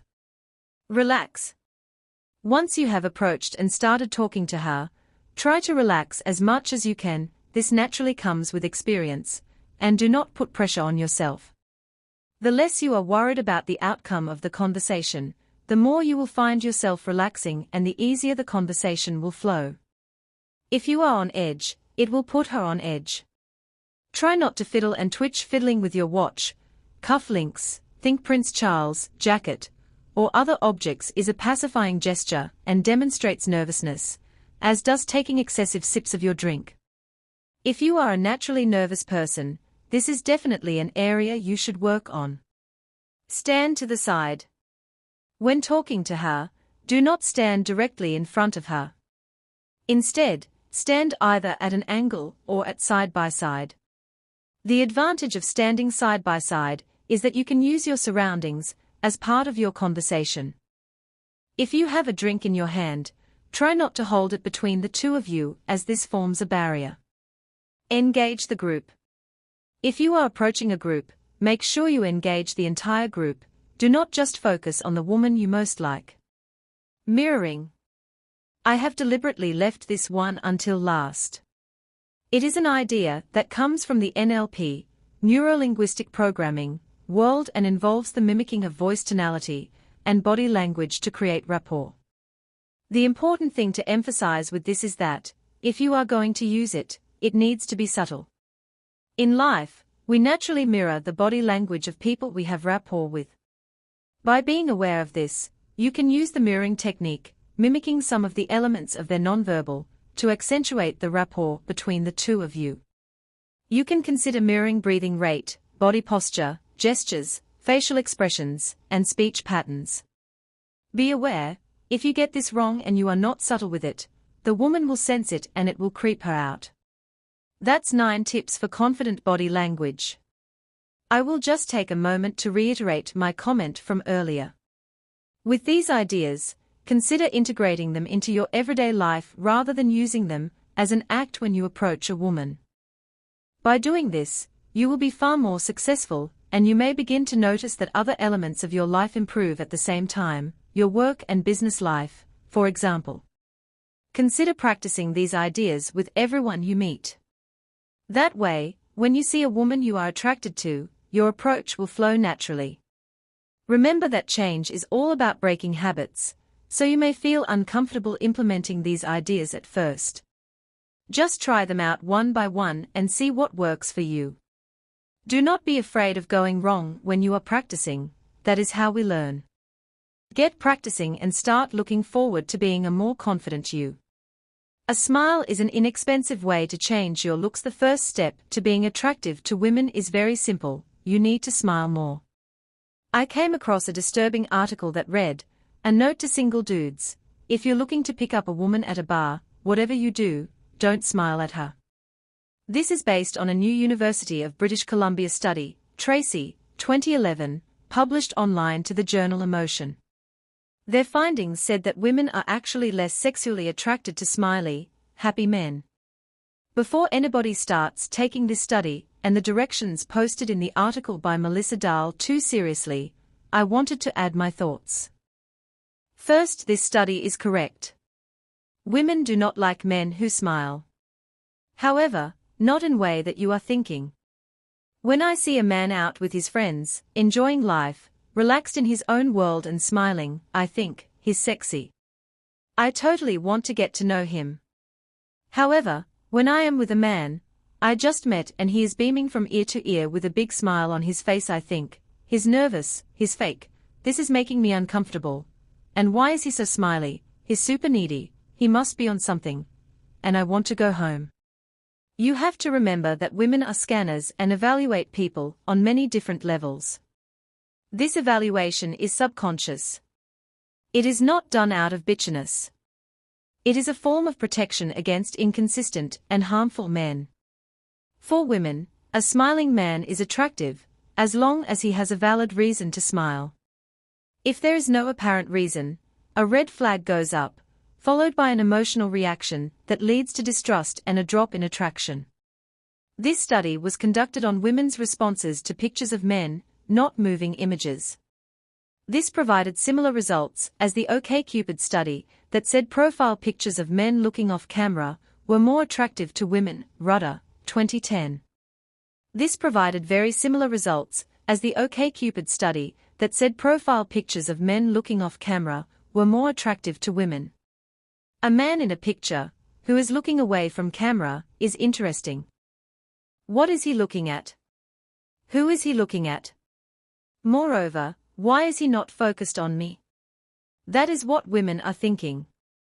That is why both the university and OkCupid drew similar results from their studies. Do not let these study results stop you from smiling. Women love a man that smiles. It is a certain type of smile that totally gets us every time. I love when guys smirk at me. I find it so sexy and mysterious. It says to me, I'm awesome, and have my shit together, but in a non-arrogant way. Think Robert Pattinson or George Clooney. Flashing a smile when you see a cute woman walking past lets her know that you are interested in getting to know her better. It also says, "I'm confident and I've got things to smile about." A smile is the universal signal for "I'm a happy, positive person, come say hello." Get into the habit of smiling. Smile at beautiful women in the mall, an art class, the gym, work, a coffee shop, or a bar, and start engaging them in conversations. It sounds easy, but smiling is not an automatic reflex for everyone. Like other skills, we can train ourselves to do it. For example, when I was interested in what people were saying to me, I used to furrow my brow. I didn't realize I did this and that my furrowed brow sent a message to people that I was judging them, or communicated to them that I did not like them. Therefore, I worked on it and made a conscious effort to not furrow my brow. I couldn't remember, right off the bat, not to furrow my brow. It had been a habit of mine for years. I used a little trick to remind me to soften my brow and keep smiling. Back when I wanted to get over my approach anxiety, I used to wear a rubber band around my wrist that I would snap to remind me not to be afraid and to get back into my body. Once my approach anxiety was gone, I used the rubber band on my wrist as a reminder to ease up that brow and smile. It took a few weeks of me snapping my wristband to remember what to do, but soon my frown pretty much vanished. I soon noticed that people seemed more relaxed around me, and responded more warmly. This is because I was signaling that I was approachable, and that I was appreciating what they were saying. Smiles are great communicators, and do a lot of the hard work of approaching a woman for you. If you have trouble remembering to smile, or have a natural frown face when you meet new people, you need to develop your own technique to encourage smiling. If you have a serious expression, even when inwardly you feel happy, then you may need to find your own version of my reminder wristband. Maybe try another special accessory or item, or every time you become conscious that you did not smile, take 10 seconds and plaster a smile across your face, so you get into the habit of beaming. Here are a couple of things you can do to become more comfortable with smiling. Use a real smile that does not seem forced or fake, and those women will not view it as insincere and unattractive. Is the initial smile essential? Email, "Hey Marnie, I am 22 and have been doing a lot of work on myself to be better with women. Anyway, on to my question. When I see a woman I think is attractive anywhere, I have problems just simply smiling.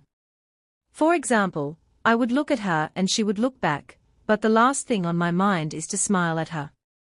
People always tell me to smile more, but my normal face simply does not have a smile on it. I have a sense of humor and am always cracking jokes with my friends, but it takes time for me to let go with strangers. Also, it is important to note that I usually do not randomly smile, as I am usually thinking of something else and partially zoned out.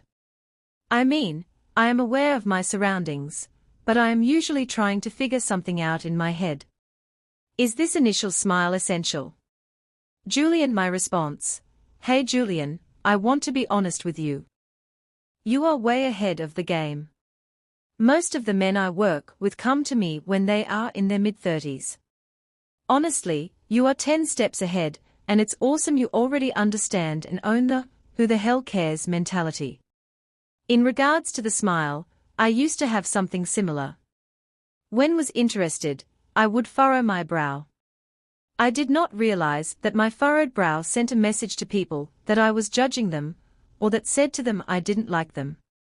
I worked on it and made a conscious effort to not furrow my brow.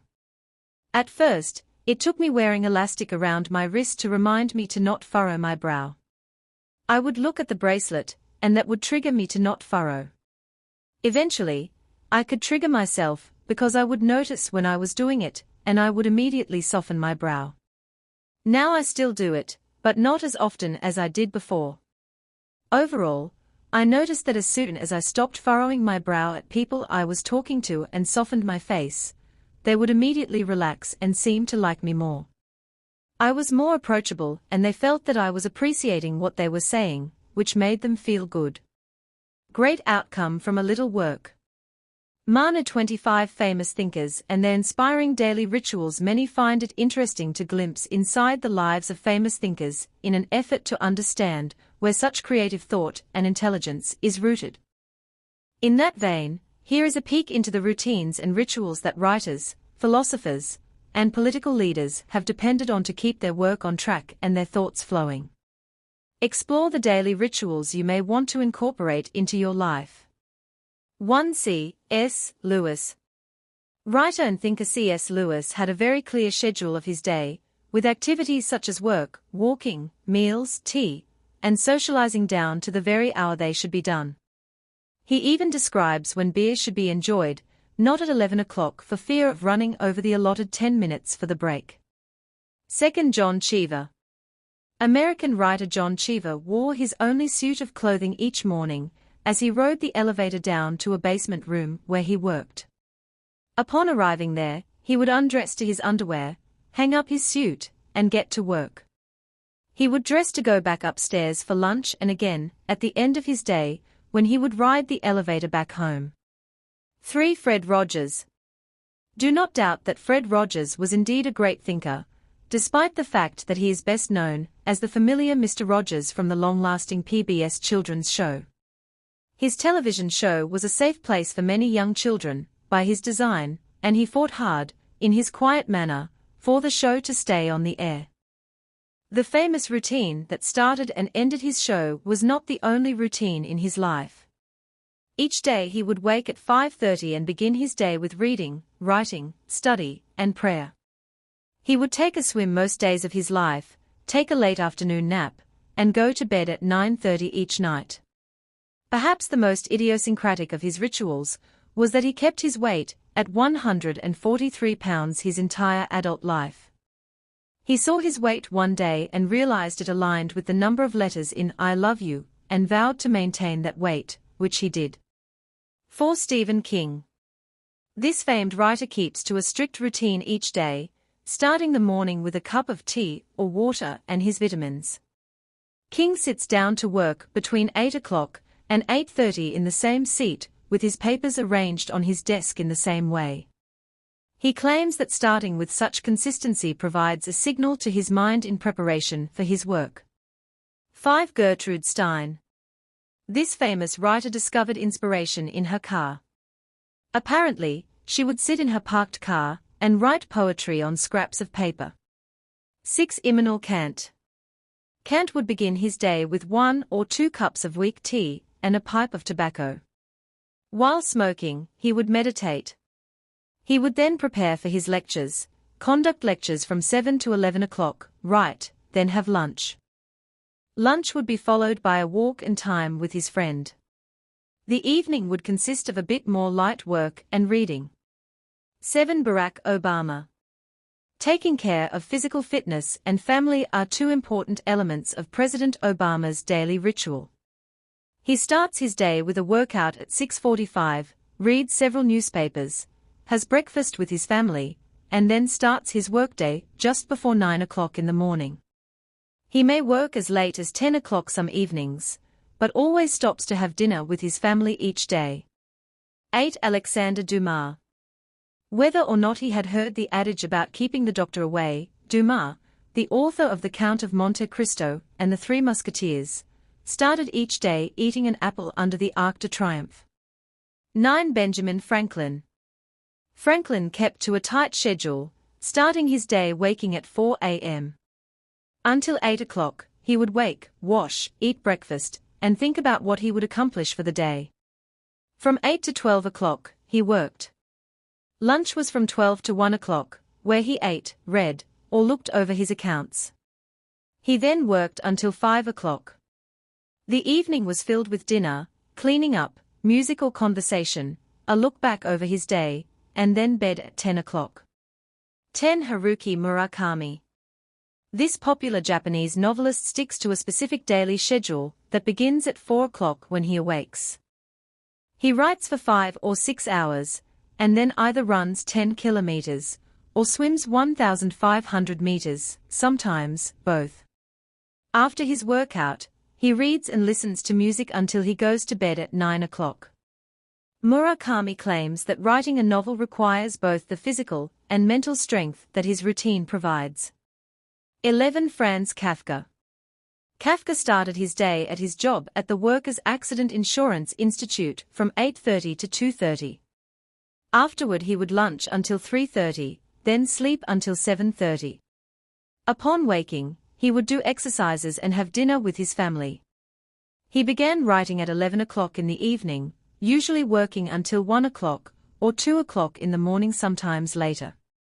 12. Toni Morrison. Writer Toni Morrison describes not only her daily routine, but also the importance of rituals to writers. Morrison describes her own ritual involving making a cup of coffee and watching the light come into the day. Her habit of rising early was first formed as the mother to 3 children, but after her children left home, she discovered a routine of her own that still includes early mornings. Morrison urges all writers to look at what time of day they are most productive and what type of surrounding is most conducive to their work to help form rituals that will promote creativity. 13. Ingmar Bergman. This famous director, writer, and producer of film and drama demanded quiet and set schedules. While working on a play in 1996, he was reported to stand outside the rehearsal hall half an hour before rehearsal to ensure the actors were not socializing. He had a set time for beginning work, taking lunch, and ending work. He disliked noise, meeting new people, and crowds of people. While he aspired to a quiet life of writing without deadlines on the island of Faroe, he could not actually stay with his retirement and return to the scheduled life of work. He was still working just a few years prior to his death in 2007. 14. Charles Darwin. In his middle and later years, Darwin stuck to a very rigid schedule that started at 7 o'clock in the morning with a short walk, then breakfast. He would then work throughout the morning. Lunch, at 12:45, was his biggest meal of the day. His afternoon was also scheduled and consisted of 2 walks, reading, and backgammon. Darwin could not tolerate much socializing, and kept it to a maximum of 30 minutes at a time. 15. Kingsley Amis. This British comic novelist and poet was also famous for his love of alcohol.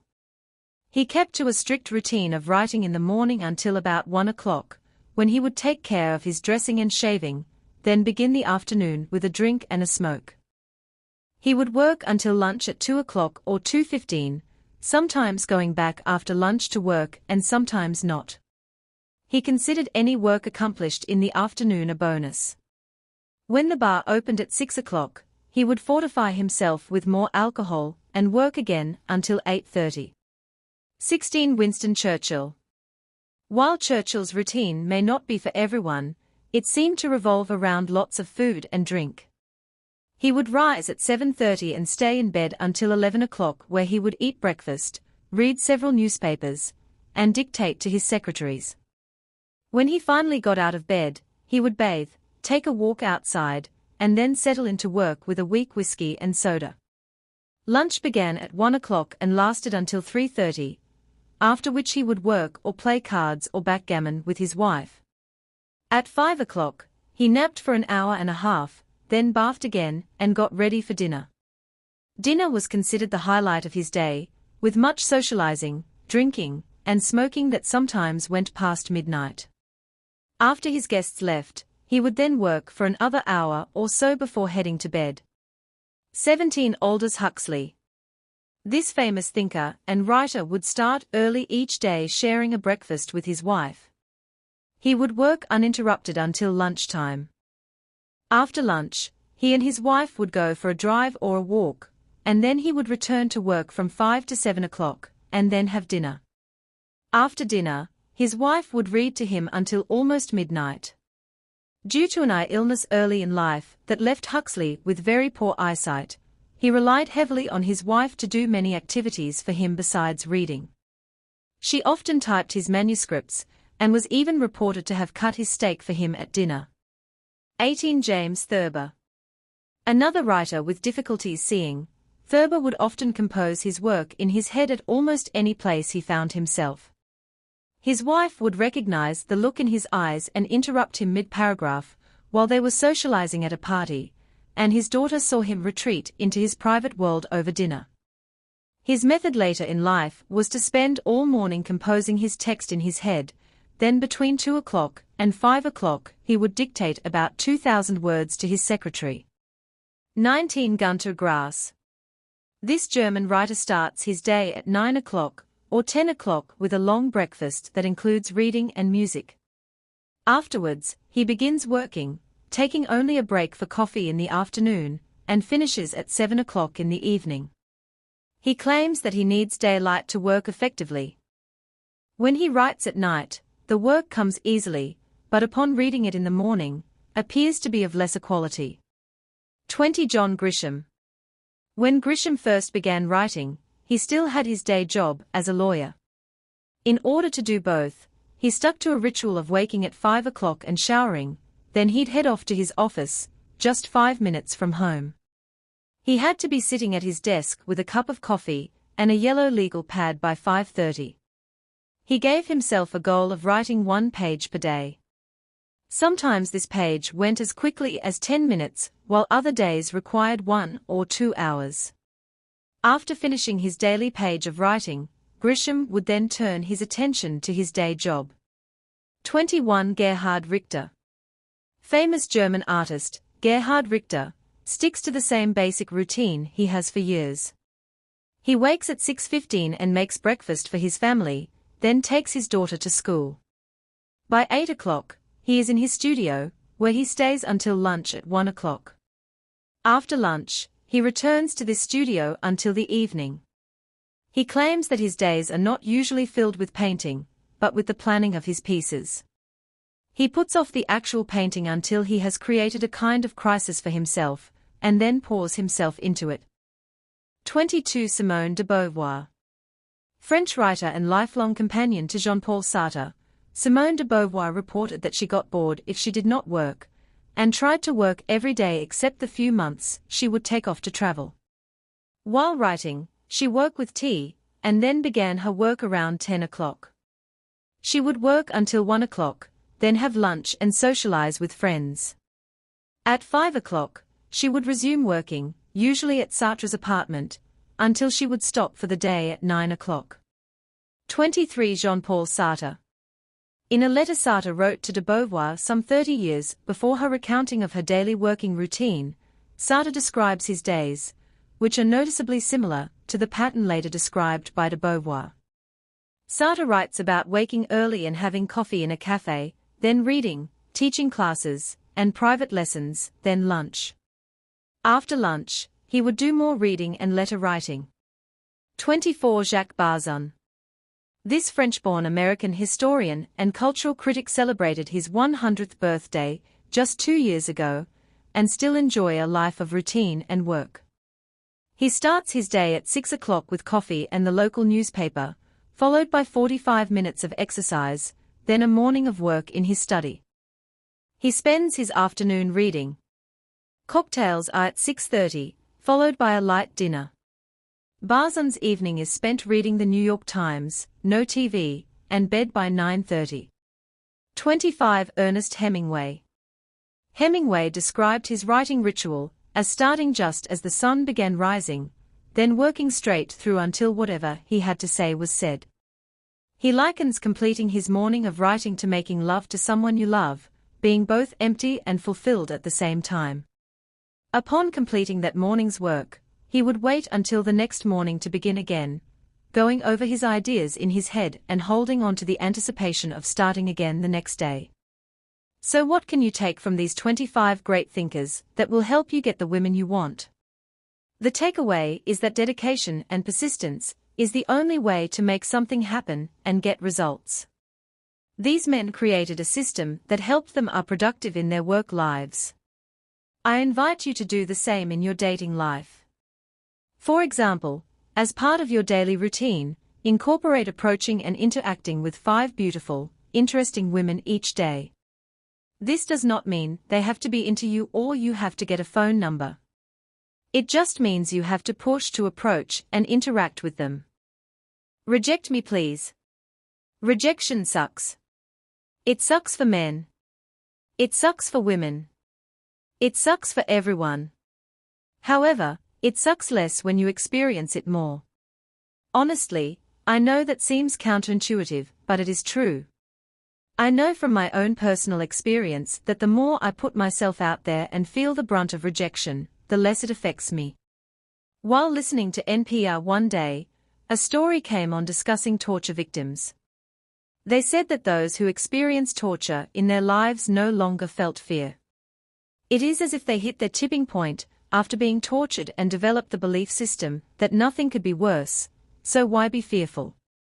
This made them push forward even harder and with more confidence. Think of the fear of rejection as a trial by fire. Once you overcome it, you will conquer fear in other areas of your life as well. I talk to hundreds of guys every week, thousands every month, and they all fear the same thing: rejection. Instead of putting themselves out there to be rejected, they do not do anything and get no results. In my opinion, that is just silly. They are rejecting themselves, so that they will not experience being rejected by a woman. A few days ago, I was responding to comments that people post on my blog, and I stumbled across one that made me think, this guy gets it. This guy gets how to handle rejection by a woman and how to flip the switch so his response creates attraction. This post honestly made my day. I love hearing when guys who read my materials finally get it, and they stay grounded and calm. Very sexy and super attractive. Honestly, there is nothing sexier than a man who is unaffected by my actions. Gives me chills just thinking about it. Why is this? Because it signals to me this man can handle things. I had this guy that I had stuck in the friend zone for years. Whenever he would bring up becoming something more, I would say, no, I don't want to ruin our friendship, and he would crumble and try to convince me to be with him. Total turn off. Then one time when he brought it up, he said to me okay, smiled, and then stopped contacting me. That man has been my boyfriend for 5 years. Emily, 28. Lesson: rejection is not the bad thing. It is the way you handle it that can make you feel so horrible.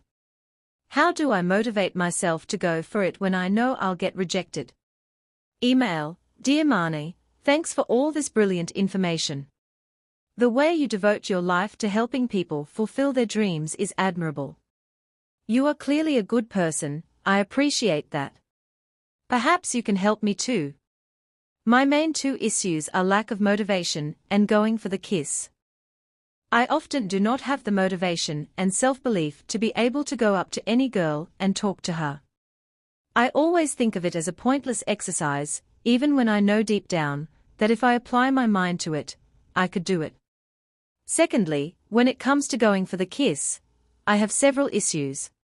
I initially think that she won't want to kiss me, even if she is attracted to me, and that she'll reject me, or laugh in my face, or play hard to get, or that I'll do it at the wrong time and I'll screw it up. Or I think that even if I do get the kiss, that sooner or later she'll just leave me for a guy who's cooler or smarter or more sexually experienced than me, and it's not worth the hurt that will all lead to. Anything you can advise would be incredibly appreciated. Best wishes, Joshua. My response: Hey Josh, thank you for the kind words. It means a lot to me. I think both of your questions get the same answer from me. It seems like you are not seizing the moment in all areas even though you know it is the solution. So let me ask you this: what is it that is really stopping you from going after what you want? My belief and what I teach to every man that I work with is to remember you are allowed to ask for whatever you want as long as you are being honest, non-manipulative, and non-hurtful. This means, go approach any woman you want to talk to. Kiss a girl you want to kiss. Mana 5 steps to eliminate approach anxiety. Want to eliminate approach anxiety and start dating amazing, beautiful women. Start dating the women you want instead of settling for the women you can get. Stop messing around and letting approach anxiety or lack of confidence get in the way of your success with women. Here is what you are going to do: get out of the house this weekend. I do not mean for 2 minutes. I mean for, at the minimum, 4 to 5 hours a day. Interact with people. Not just women, but people. This will open you up and prepare you for when a great woman comes along. There is too much pressure out there just to talk to women. Interactions mean saying hi or asking questions that you really want to know the answer to. The best is literally making an observation about the world around you. Remember, you are not trying to squeeze your way into their world. You are showing them yours. Talk to people. No pickup lines, routines, or tricks allowed. None of the, "Hey, I was just walking by and saw that you were a woman and so I thought." Insert pickup line. None of this pickup artist stuff. All women have heard these types of energy-sucking approaches before, and it comes across as, "I wanted to approach you, but have no idea what to say, and I'm not going to know what to say once I finish saying this sentence." It also says, "I'm boring, unoriginal, and will be a horrible lover." I want you to talk to people with no outcome in mind. If they choose to respond, then great. However, your success is based on you engaging others. Anything other than that is a bonus. Talk to people as if you already know them.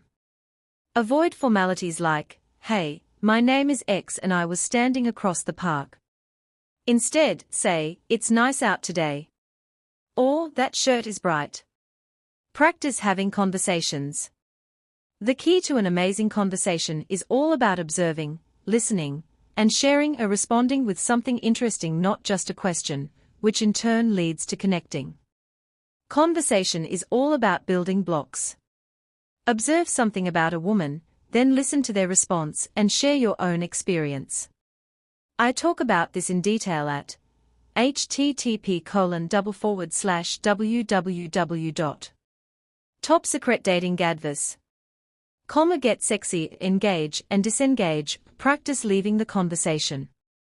I see so many men freak out thinking that as soon as they walk away from an interaction with a woman, one of the following will happen: some other guy will swoop in and steal her away.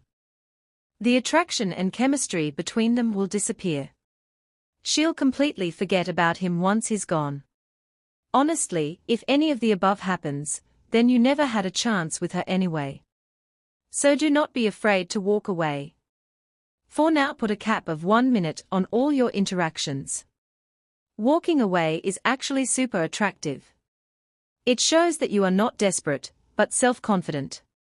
If it is a woman you like and you have decided you want to get to know her better, say something like, "It was great talking to you, but I have to go. However, you are awesome and I would like to get to know you better. I would like to take you for coffee next weekend. Give me your number and we'll set it up." Get her number, then walk away. How can I tell what a woman's eye contact is signaling? Email, Marnie, I stopped by the grocery store on my way home from work and I saw this girl walking toward me. We made eye contact, but half a second later, she looked away. When this happens, I find it even harder to approach a girl that catches my attention. When women make eye contact for half a second and then look away, does that mean she's not interested? Or maybe she is shy? Or maybe she is creeped out? What is it? Should I approach? Michael, my response, Michael, think about it this way. If you look over at a hot girl and she looks back at you, what is your first reaction? The typical gut reaction is to look away. Why? So you are not caught, right? Don't worry. I do that too. I did it yesterday at the gym. I looked over and saw a guy I thought was attractive. He looked at me, so I quickly looked away. It's my automatic response, because you are not supposed to stare. However, after I looked away and composed myself, I looked back at him and smiled calmly and confidently. He smiled back and we had a nice moment. What I am getting at is, do not be freaked out by being caught off guard. Compose yourself and then take your shot. Marnie, are you into this girl? A common thing I notice with all the men that I work with is that no matter how awesome they are, for some reason they forget to ask themselves the important question, do I even like this girl? They are so wrapped up in attempting to make a woman like them, that they forget to think about it from their own point of view. Stop putting woman you have just met on a pedestal. Women are not unicorns with breasts. They are not mythical creatures that will disappear instantly if you look away or say the wrong thing. They are human beings, just like you. The more you focus on making her like you, the harder it becomes for a woman to become attracted to you. Why? Because you are not present, and therefore are not showing her your true self. I have heard so many men say to me in a first interaction, "I don't want to say too much about me just in case she's not into what I say. Can't scare her off till she's hooked." To which I say, you are wasting your time. A woman is never going to be hooked to someone who is bland and boring. Start talking and sharing yourself. If that rocks the boat, then you'll know that it wasn't a boat you should have been on in the first place. The next time you approach a woman, ask yourself, am I into this girl? If you are, great, ask her out. If not, excuse yourself and move on. Staying in the moment and keeping the control in your hands will help you avoid being nervous and trying too hard to impress her.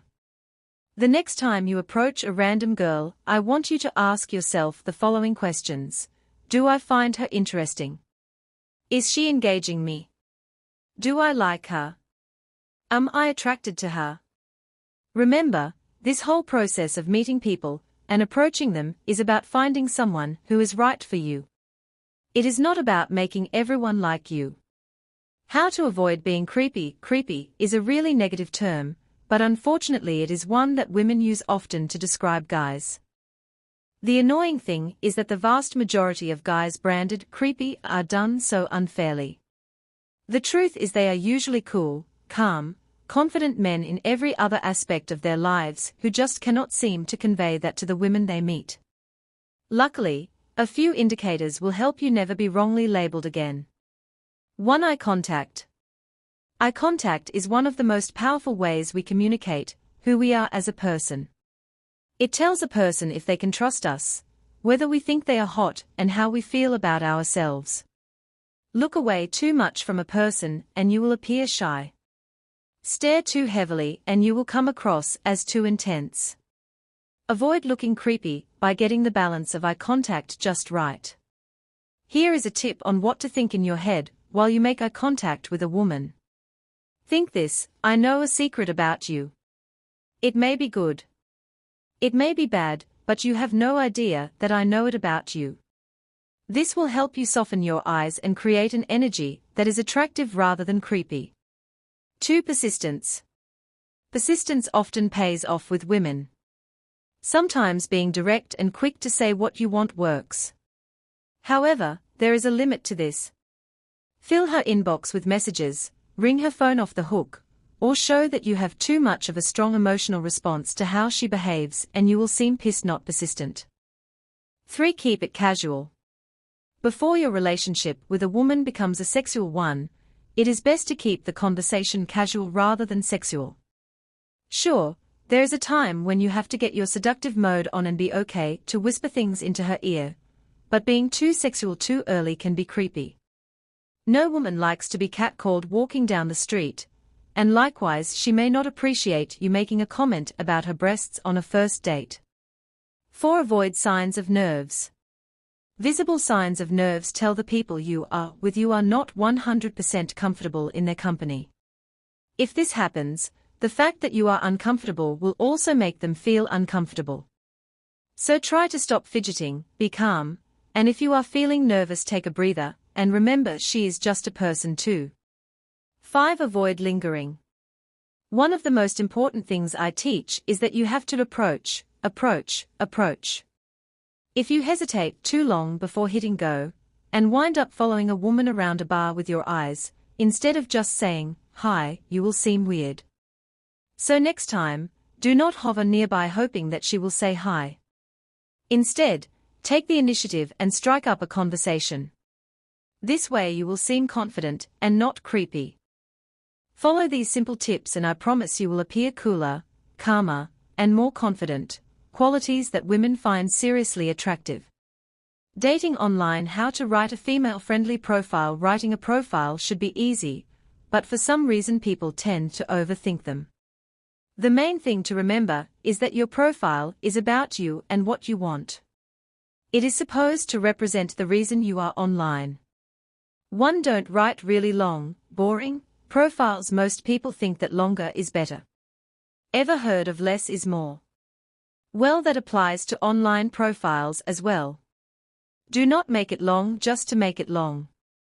The female POV. I asked a few of my wing girls what it means when men write a really long detailed profile. A really long profile means either self-absorbed, needy, which is gross, or not that bright. A guy should be able to summarize who he is in 2 to 3 paragraphs or less. Marissa 34, does this guy have a life? Seems like he spent the past 3 months of his life writing his profile. So not natural. Melissa 29, too long means too short in other areas.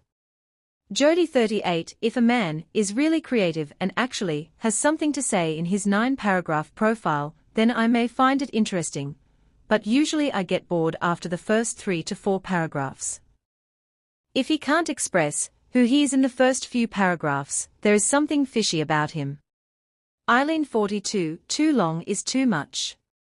I have read tons of online profiles and the ones that get me are concise and to the point. JEN 26, why write her a novel before she has decided to learn more about you? I call this throwing up on women. Men do this on and offline. It means you are throwing up everything about yourself, and this is unattractive to women. Desperate. Disrespectful toward yourself. Needy. A big step towards online failure. Please note that I am not saying that information about you is a turn-off and will deter women from viewing your full profile. However, too much unneeded information is just that, unneeded. To avoid spelling errors in your profile, I am not a grammar fanatic, nor am I a spell-checking freak. If you have read any of my materials, you will quickly realize that. However, spelling errors and obvious grammatical errors are a no-no. Your online profile is a representation of who you are. It is a commercial, your banner ad, your billboard in Times Square. So treat it as such. It is what you will use to get attention from amazing, attractive, intelligent women. So use it properly. 3. Make sure you have the right picture. We all know that when women are window shopping on online dating sites, the pictures are super important. Call it superficial or call it bitchy if you want, but it is a reality. Your picture is the first thing a woman sees when checking out a profile. You have to make sure you select the proper pictures. I am about to give you a great online dating tip for selecting a profile picture. This online dating tip came to me from one of my newsletter members, who I will refer to as XX, told me about a recent study done by OkCupid which discovered that women are more attracted to men who look away from the camera in their profile photos. I had never really given much thought to the position of a man's face in a picture, but after thinking about it, the study made complete sense.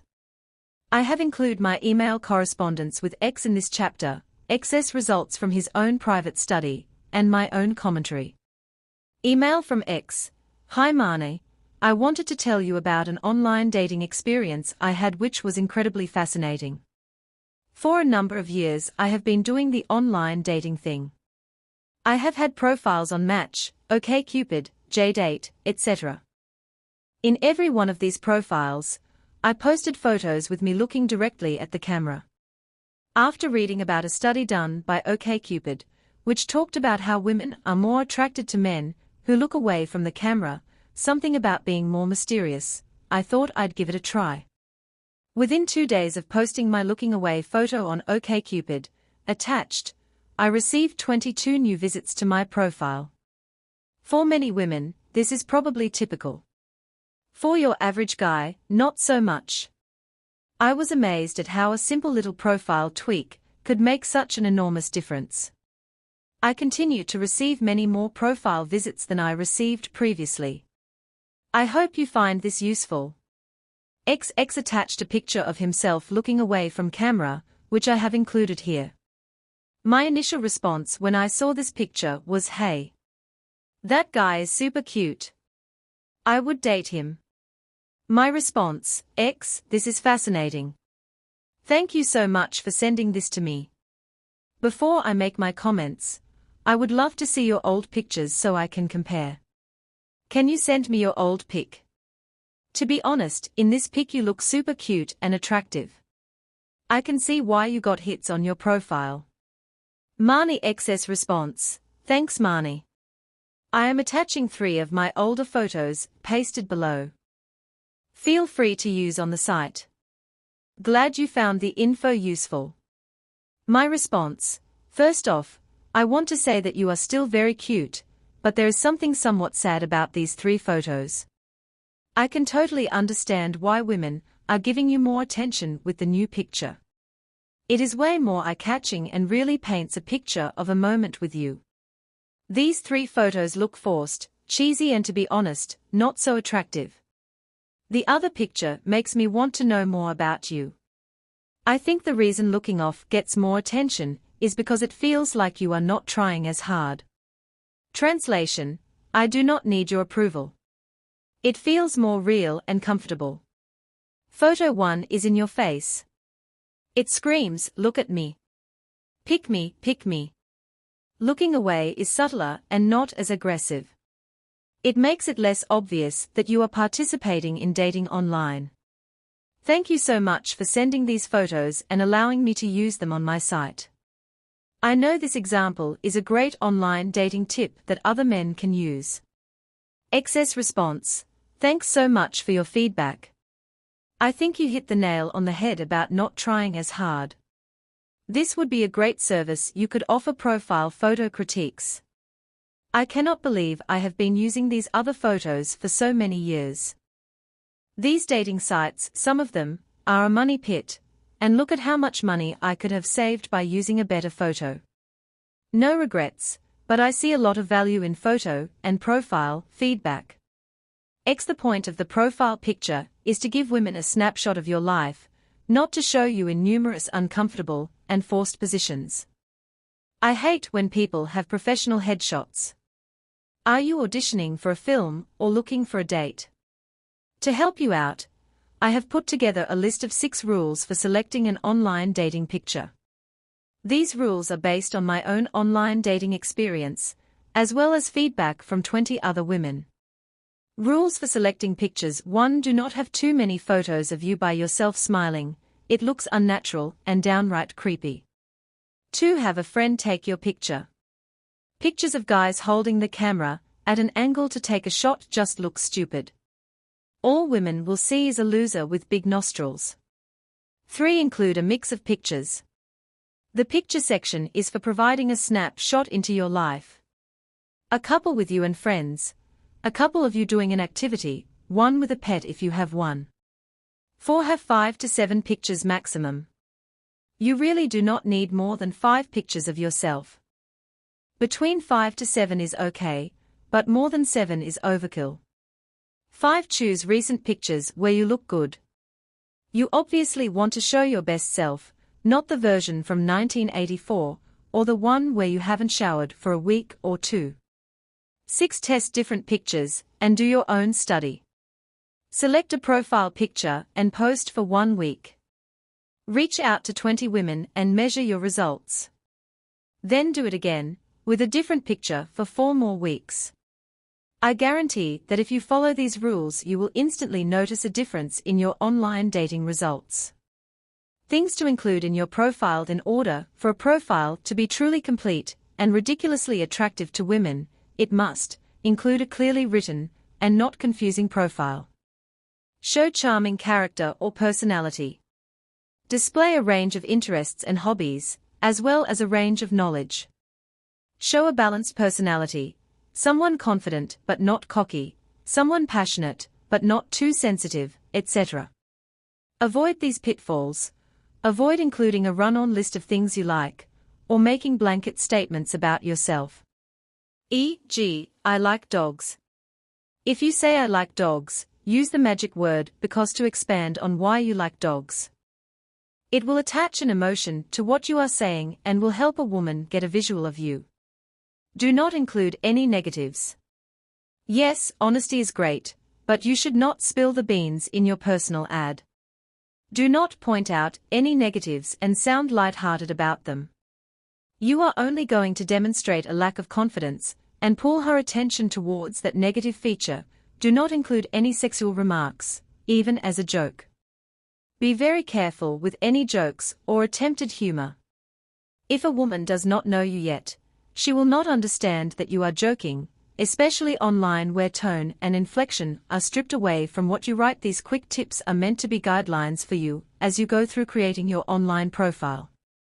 Make sure to go back to these tips once you have completed your profile. How do I ask her out on Facebook?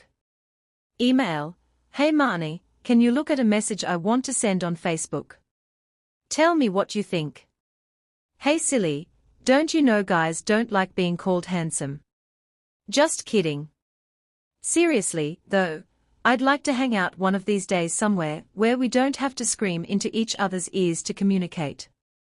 My reply, "That's great." Make what you want more specific and confident. Not "let's hang out sometime." Tell her what you can do to hang out.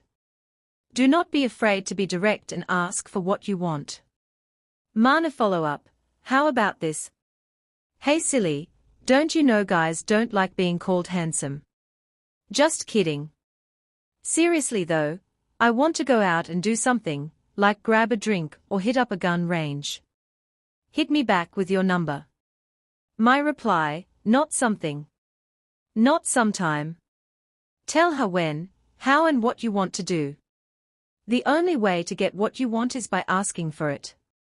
Marna, be succinct and have a definite plan. 3.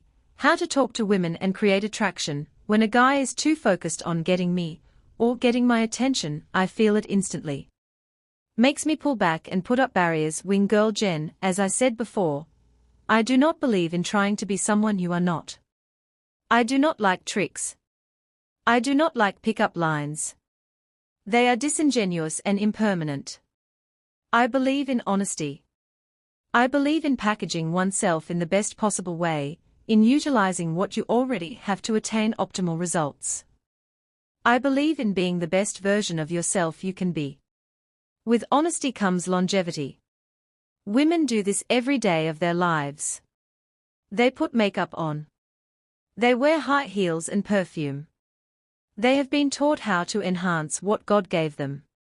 Men have a bit of a disadvantage in this department. Men have to be more themselves, more natural, than women do. What you see is what you get, right? Wrong? In this chapter, I will teach you how to enhance what God already gave you. Not by being deceptive. Not by being someone you are not. You will learn to value what is already good about you and amplify it. Have you heard about the magic line to say to women that instantly makes them drop their panties? No? Because it doesn't freaking exist.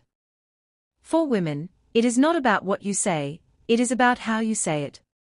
Honestly, I could have 10 men stand in front of me and say the exact same line. One of them I am going to want to slap, one I may feel the need to coddle and take care of, one I may feel immediately turned on by, and the rest I will feel nothing for. Women do not give a shit about the words that come out of your mouth. At least not in the first 10 seconds. They are attracted to how you feel. If you feel icky, needy, or nervous, there is no way we will want you. If you are calm, cool, collected, and confident, it gives you 2 more minutes of our time. This chapter is about how to talk to women, not in some sort of internal video game, but as another human being who you find attractive. First up, what do you talk to her about? What do I talk to women about? Honestly, anything as long as they are included in the conversation. This is true as long as you actually are present in the conversation, and not trying to get to an outcome. If you are outcome focused, you will not be in the moment with a woman, and she will feel that instantly, and put up her own barrier. There is no wrong conversation to have with a woman, except maybe how you are a big fan of XXX-rated porn. However, even that, with the right woman, may be a perfectly normal conversation. The thing is that you must stop thinking about what she wants to talk about. Think about what you want to talk about and go from there. No need to exhaust yourself attempting to be a mind reader. Stick to what you know best, you. Trust me, if you are past the age of 3, you have endless hours of conversation inside you. All you need to do is bring it out and share it. Throughout your life, you have had many conversations, right? In fact, I am sure most of them have been very successful and even easy. That means you already have the skills and you are just freaking out because you think that conversation with women needs to be different. It doesn't. If anything, the more normal the conversation, the better. The excitement should come from within you, rather than the topic. Tip: you had better start finding yourself interesting, because if you do not, a woman never will. This does not mean bragging or being arrogant. It means that you know you are awesome and have interesting things to share. The only thing you need to be careful of is that you are present in the conversation. That means that you listen, engage, and are present. Not off in dreamland, fixating on whether or not she's into you or hoping that she says a certain thing so that you can reply a certain way. Focusing on outcome instantly removes you from the conversation. There is no right thing to say to a woman. There is, however, a right way to say it. It's all about what is behind the statement. I could have 10 men lined up in front of me saying the exact same kiss as tried and tested pickup line. However, I will have a different reaction towards each man based on his presence and body language. Women want to feel comfort, confidence, and strength in character when they are talking to a man. Here is an example of how to talk to women about anything you want and like. Talking about video games: if you talk about video games, talk about the video game, then talk about why you like video games. The why is the important part to women because it carries an emotion, and emotions are what women look for in a conversation. Remember, women react to how you feel, not what you say. Remember to inject emotion into a conversation by using the magic word, because. Another great phrase is, which means. Both will force you to expand and elaborate on what you say to a woman. I like video games because it lets me be in a world so different from my own. I really like getting to lead and do things I would never do in my real life. Then to include her in the conversation you will say, do you have anything like that in your life that takes you away from your everyday routine? As long as you attach an emotion to a topic, are present, and remember to include her in the conversation, you have free range to talk about anything.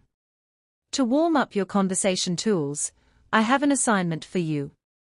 To help others, go to http://www.topsecretdatinggadvice.com get sexy and post your questions on my blog.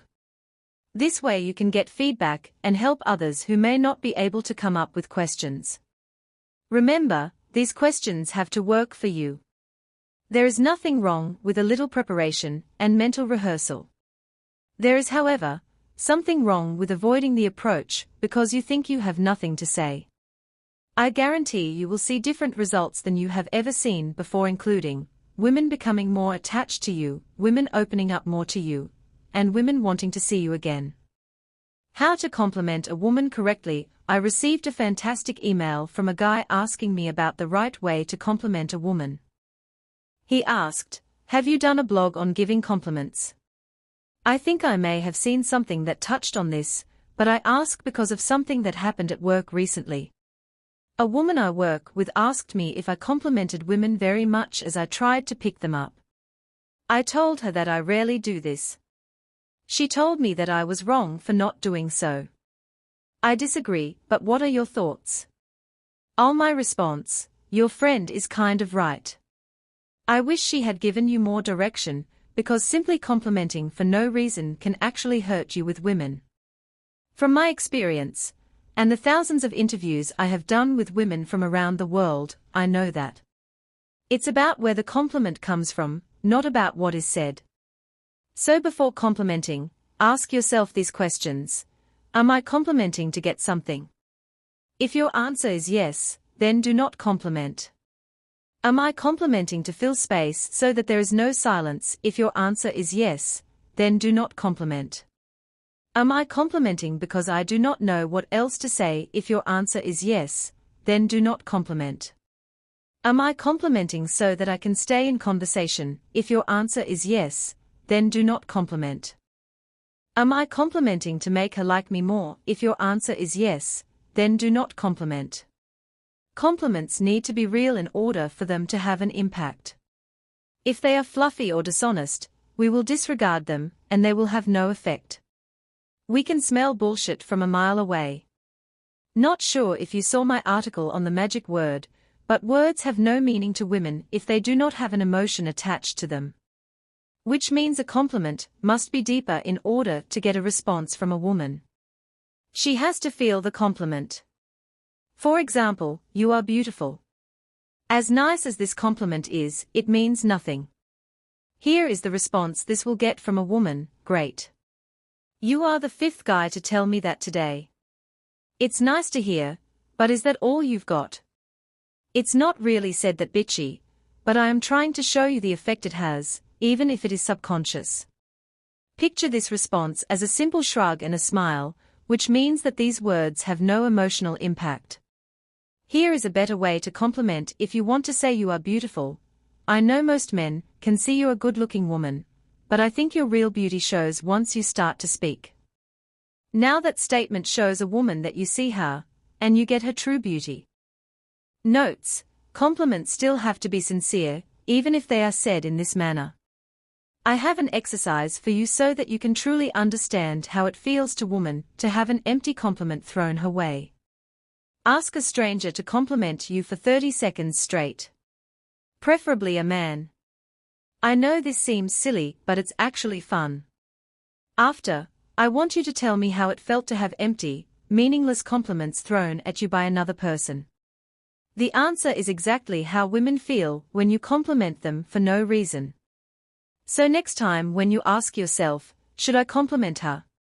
You will have all the information you need to make a proper decision. To that end, let's take a closer look at how to stay out of the interview mode most men fall into and actually start connecting to women. Get out of interview mode and start connecting. The reason you are shoved into the friend zone, or categorized as Mr. Nice Guy, is that you do not know how to get out of interview mode. How do you even begin to get out of interview mode, especially when you cannot think of things to say? First, make a rule for yourself. The rule being that you will not ask more than 2 questions in a row of a woman. Once you hit question number 2, that should be a signal to you that it is time to share. For example, so are you from here? No. I'm actually from Toronto. Really? Yes. I grew up there, but moved to LA when I was 23. That's 2 questions. Therefore, it is time to share or make a statement. Here is what not to do. What did you move here for? Even writing this out, I can hear the energy being sucked out of any girl you are talking to, as she silently starts to plan her exit strategy. Here is what you should do. That's a pretty gutsy move. I have never been to Toronto, but I hear it is an amazing city. Do you go back there often? That's how you do it. Check out this email that I got from Michael. He is one of my clients that I work with over Skype. Over the past year, he has gone from the wimpy guy women cannot stand to the attractive guy that women are crazy about. He finally gets the importance of chemistry and connection and why it causes women to feel attraction. Email: Hey Marnie, here is another update and an insight about connection. It is amazing how often so many of us go through life, and online dating especially, in what I call interview mode. By interview mode, I mean that we answer questions as if we are on a job interview with answers that are crafted to sound cool, be socially acceptable, and politically correct so that the other person will like and accept us. Everyone who does online dating loves their job, and had a great weekend with their friends, because people like them, damn it. The ironic thing is that we can subconsciously pick up when others are dealing with us in interview mode, and when that is the case, we do not feel much connection and chemistry with the other person. I used to do this a lot on dates. I still do it more than I am proud of. It has gotten me labeled as a nice guy, no chemistry. My experiment: I am going to catch myself whenever I go into interview mode and say something that is edgy or truly on my mind, no matter how politically incorrect it might sound. I like my job, but I sometimes fantasize about leaving to become a porn star. I spent the weekend writing a paper for work. Yes, I am proudly in touch with my nerd side. I'll be visiting friends in San Diego next weekend. You look amazing, and I'm asking about that ring on your finger because I want to hold your hand. I know we talked about this before, but I am finally seeing the concept that we discussed in a new light, and I want to share this with you. Cheers, Mike. My response: I love it. I hope you have realized why interview mode pushes you into friend zone or Mr. No second date. And why doing everything you said in your email creates chemistry and connection. It is because when you are in interview mode, you do not give women anything to latch onto. They walk away knowing a hell of a lot about themselves, but nothing about you. So why would she ever think about you or want to see you again? You were just a dude who wasted 5 minutes of her life collecting data for a survey. Moving beyond interview mode is where connection happens. When a guy is stuck in interview mode, on some level a woman may be questioning the guy's sincerity. Instead of thinking, this guy is great, she is thinking, what does this guy want from me? Why is asking questions? Get to the point, buddy. Love that this is all starting to click for you. Mana, why women need to feel you. Women absolutely want men to come up to them and make them feel something. Let me explain. I got started thinking about this with a Facebook comment and the ensuing thread it generated. Wanna know a secret? Girls want you to talk to them. Trust me, I know. Tons of readers responded back with positive responses like, hell yeah, or, don't share our secrets, Marnie. And then one guy started to make negative comments like this one, that is, if they allow the guy to approach them without writing them off or wondering, just what does he want from me? If the guy can fathom all these hurdles, the girl might tolerate conversation. I am not opposed to negative comments, because that is where and when we all get a chance to learn. If we all agree with one another, we never learn anything new. However, this one got the rest of my Facebook fans going before I even had a chance to respond.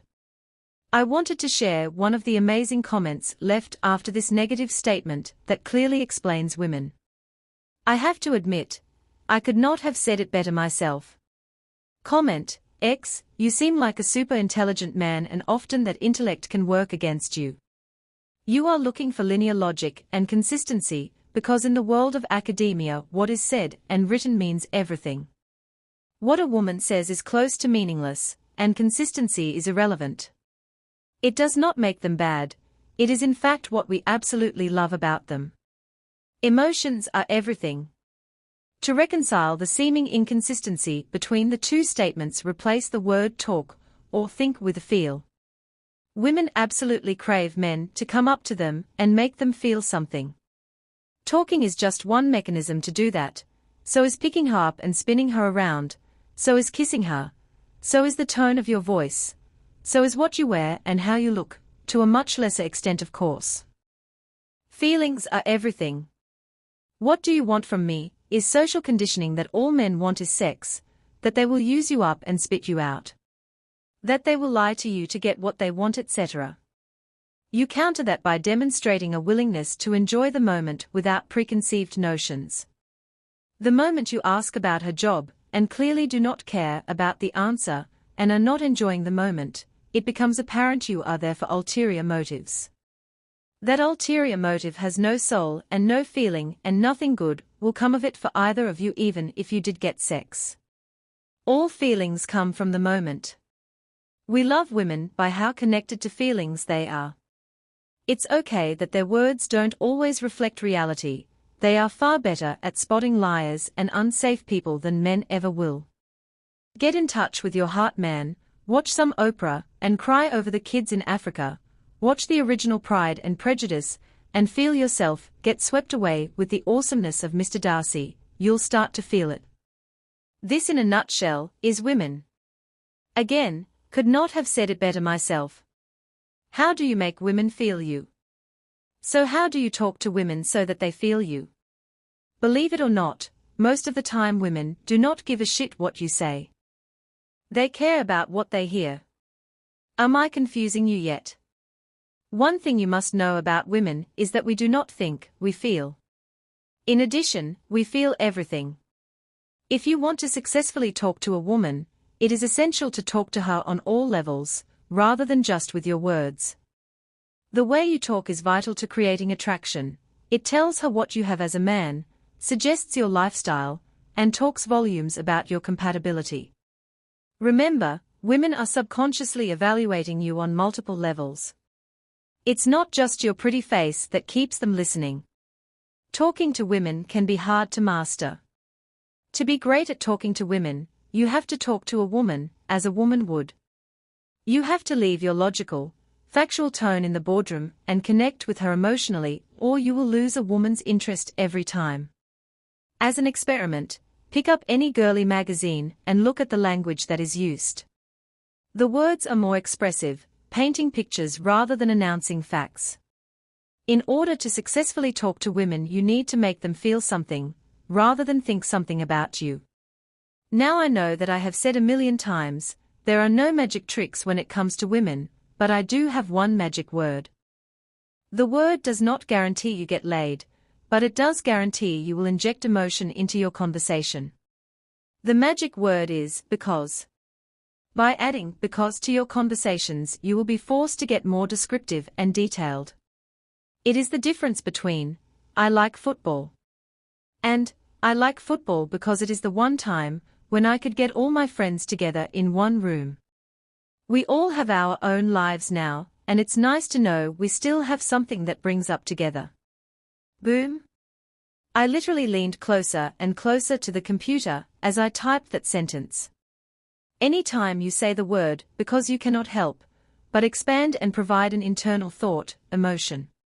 By expanding how you talk, by using because, women will find that they can talk to you more easily. This means they will talk to you in more detail, and in return, you can paint them a picture of your lifestyle. Talking to women as a pro is like muscle training. To solicit this level of attraction, you will need to do some training. How to make decisions in 60 seconds or less. A man who can make a decision in a split second, especially when under pressure, is the sexiest thing to me. Carly, 27. When a man can't make an important decision, I think to myself, what do I even need you for? I know it's harsh, but it's what I think. Jennifer, 31. I have had several first dates with men where they pick me up and say, so what do you want to do? Those are the first dates that also become the last date.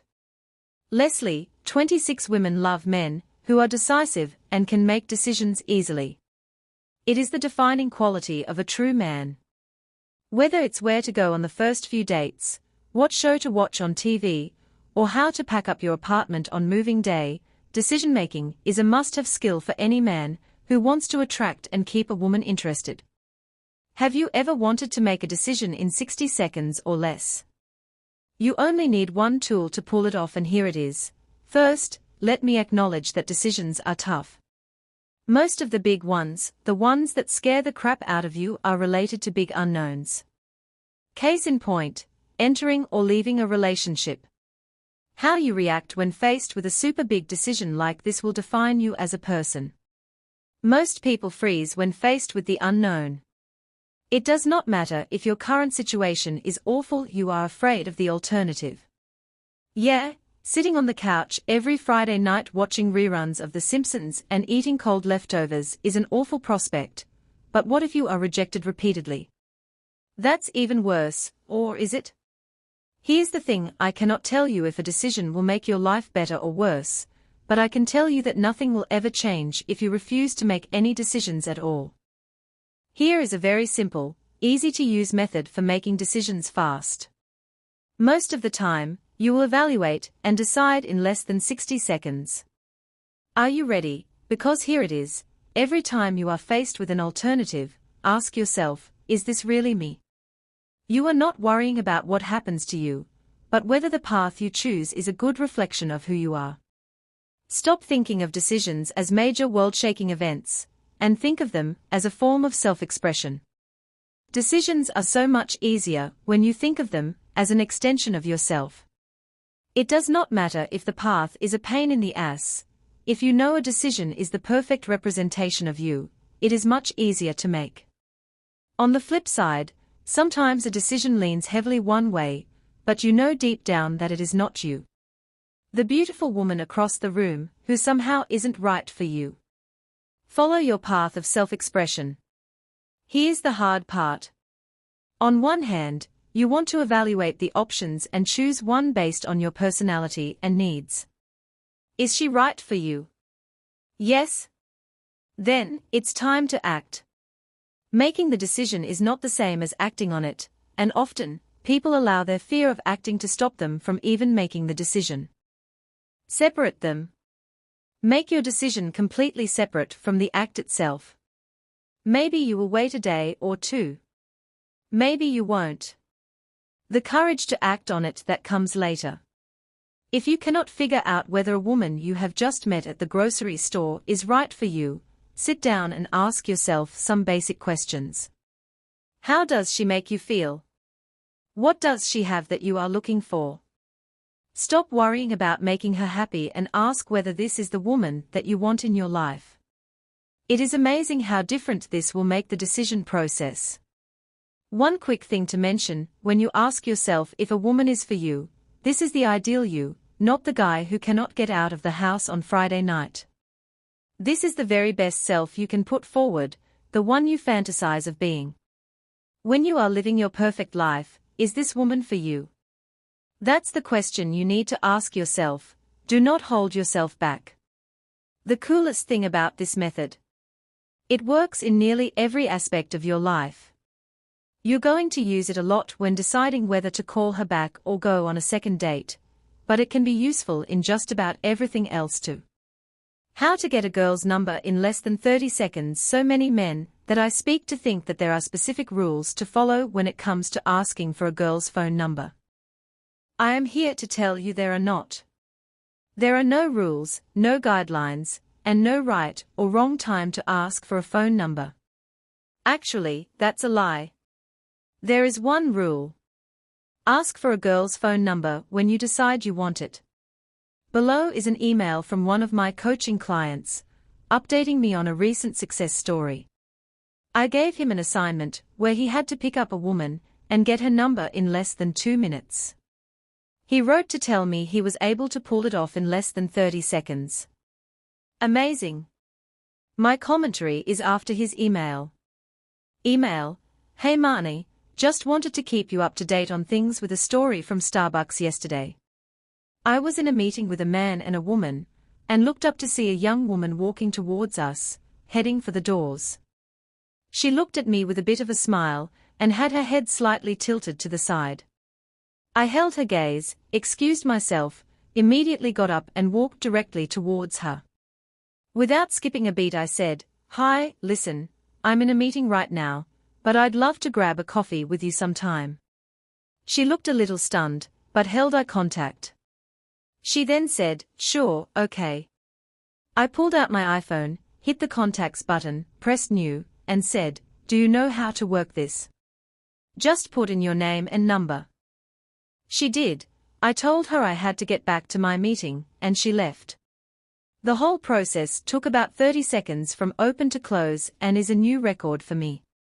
I returned to the table, the couple looked at me with a bit of disbelief, and we carried on with our meeting. I couldn't help but notice the woman kept checking me out after seeing me number close with X, and shifted her body language to face me directly. And, forgive my candor, but I caught her doing a package glance a couple times, and she kept on just looking at me with that slow up and down gaze. She also remained distracted for the rest of the meeting, and seemed to have her mind elsewhere. The man was clearly stunned by my action with X and had that "did that just happen" look on his face for the rest of the meeting. 15 minutes later, I texted X with, "Hey you." She responded immediately with, "Hi."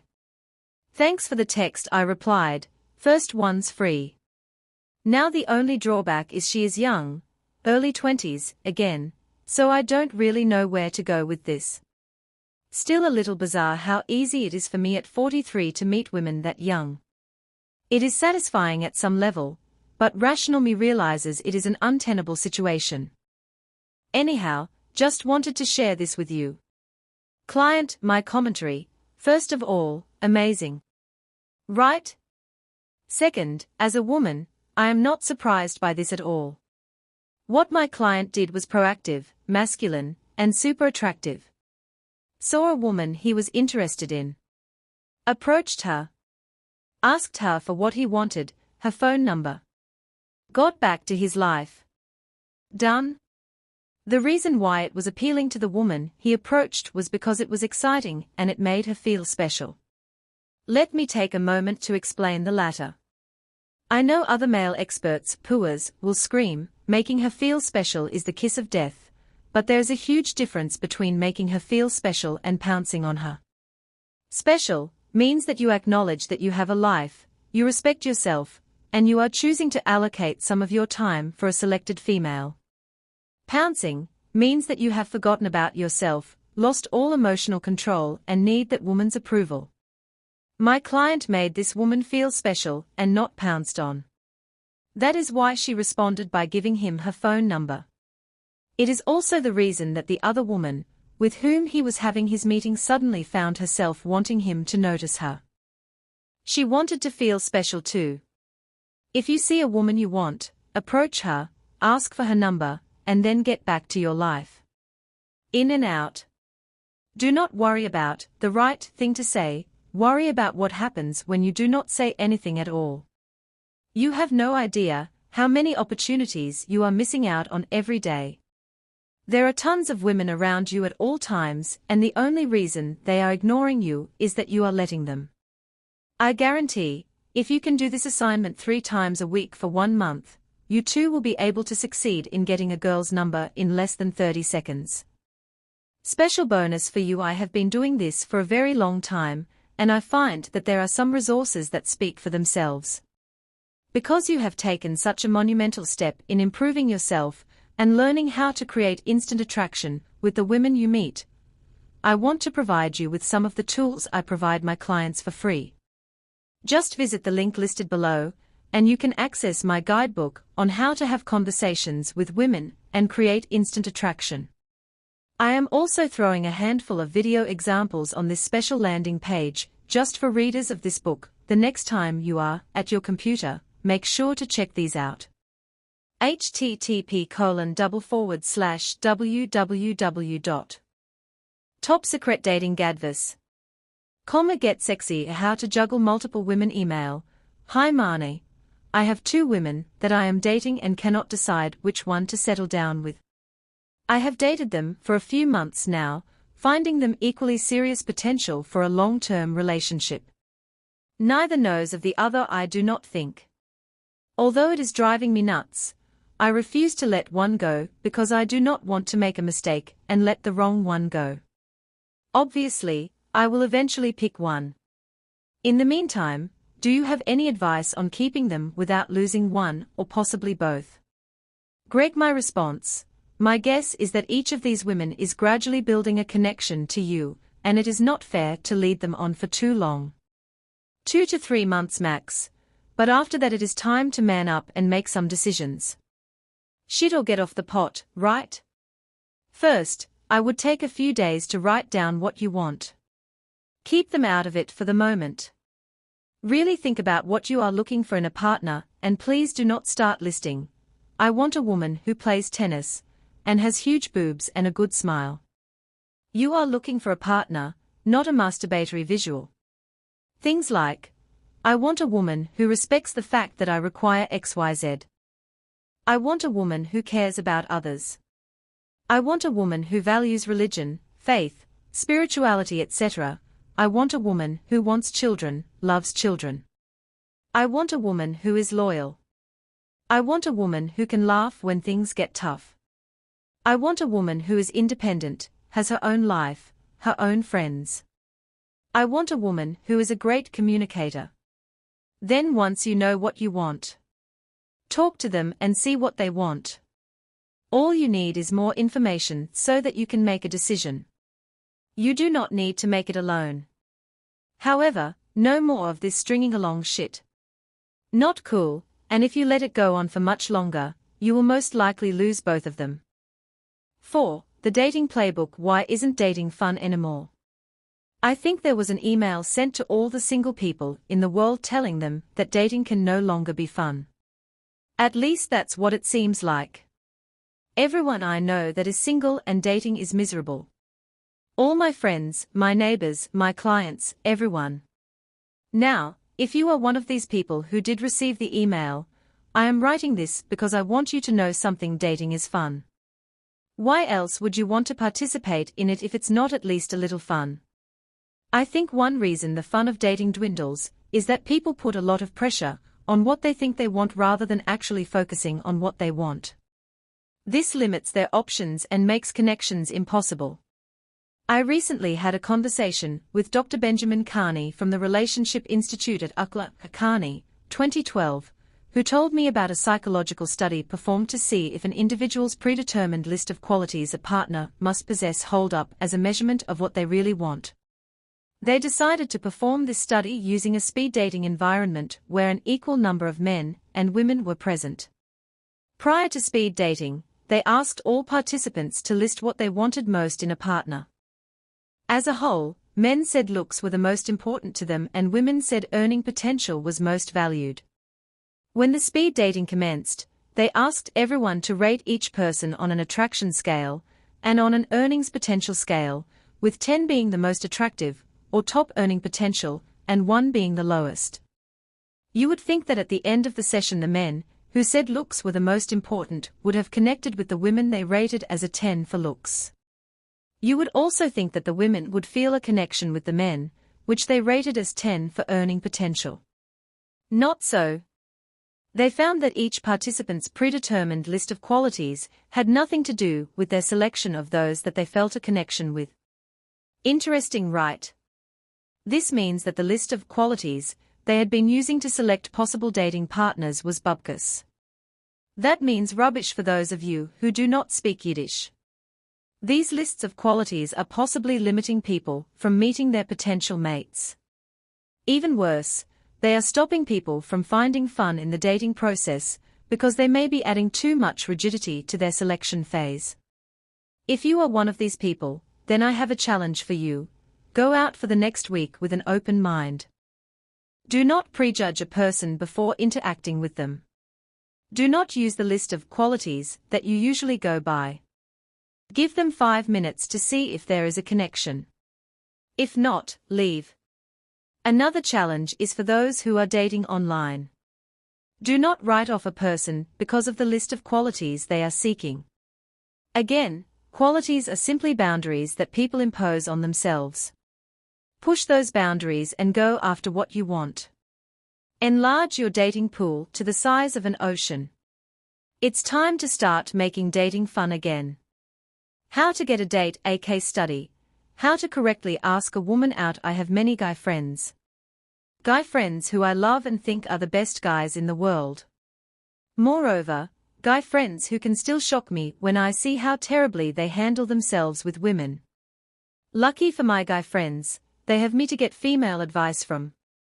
I was on the phone the other night with one of my guy friends talking about girls, sex, attraction, love, and past relationships, and he told me about this girl he had been interested in a long time ago in college that he happened to see by his office that day. He said that he always regretted not asking her out in college, and that he was not going to let this opportunity pass by him again. Therefore, he did some recon work and got her email address. I told him to show me his email before sending it to her. Thank goodness, he showed me because it would have been disaster had he sent it. Our email correspondence is below along with my commentary on how to ask out a girl properly. Email from friend. Hey X, we never actually speak when we see each other, and I think we should change that. Let me know if you want to grab a coffee or a drink sometime. Why, my friend? My response. Did you send this yet? Please say you didn't. It's sweet, but it has no oomph to it to get a girl riled up. It can be stronger and more attractive. Seems a little soft. Again, it is good, but it can be better. Women are at their peak of attraction when they have the opportunity to feel their most feminine. My friend's email was not terrible, it was nice, which in some ways is worse.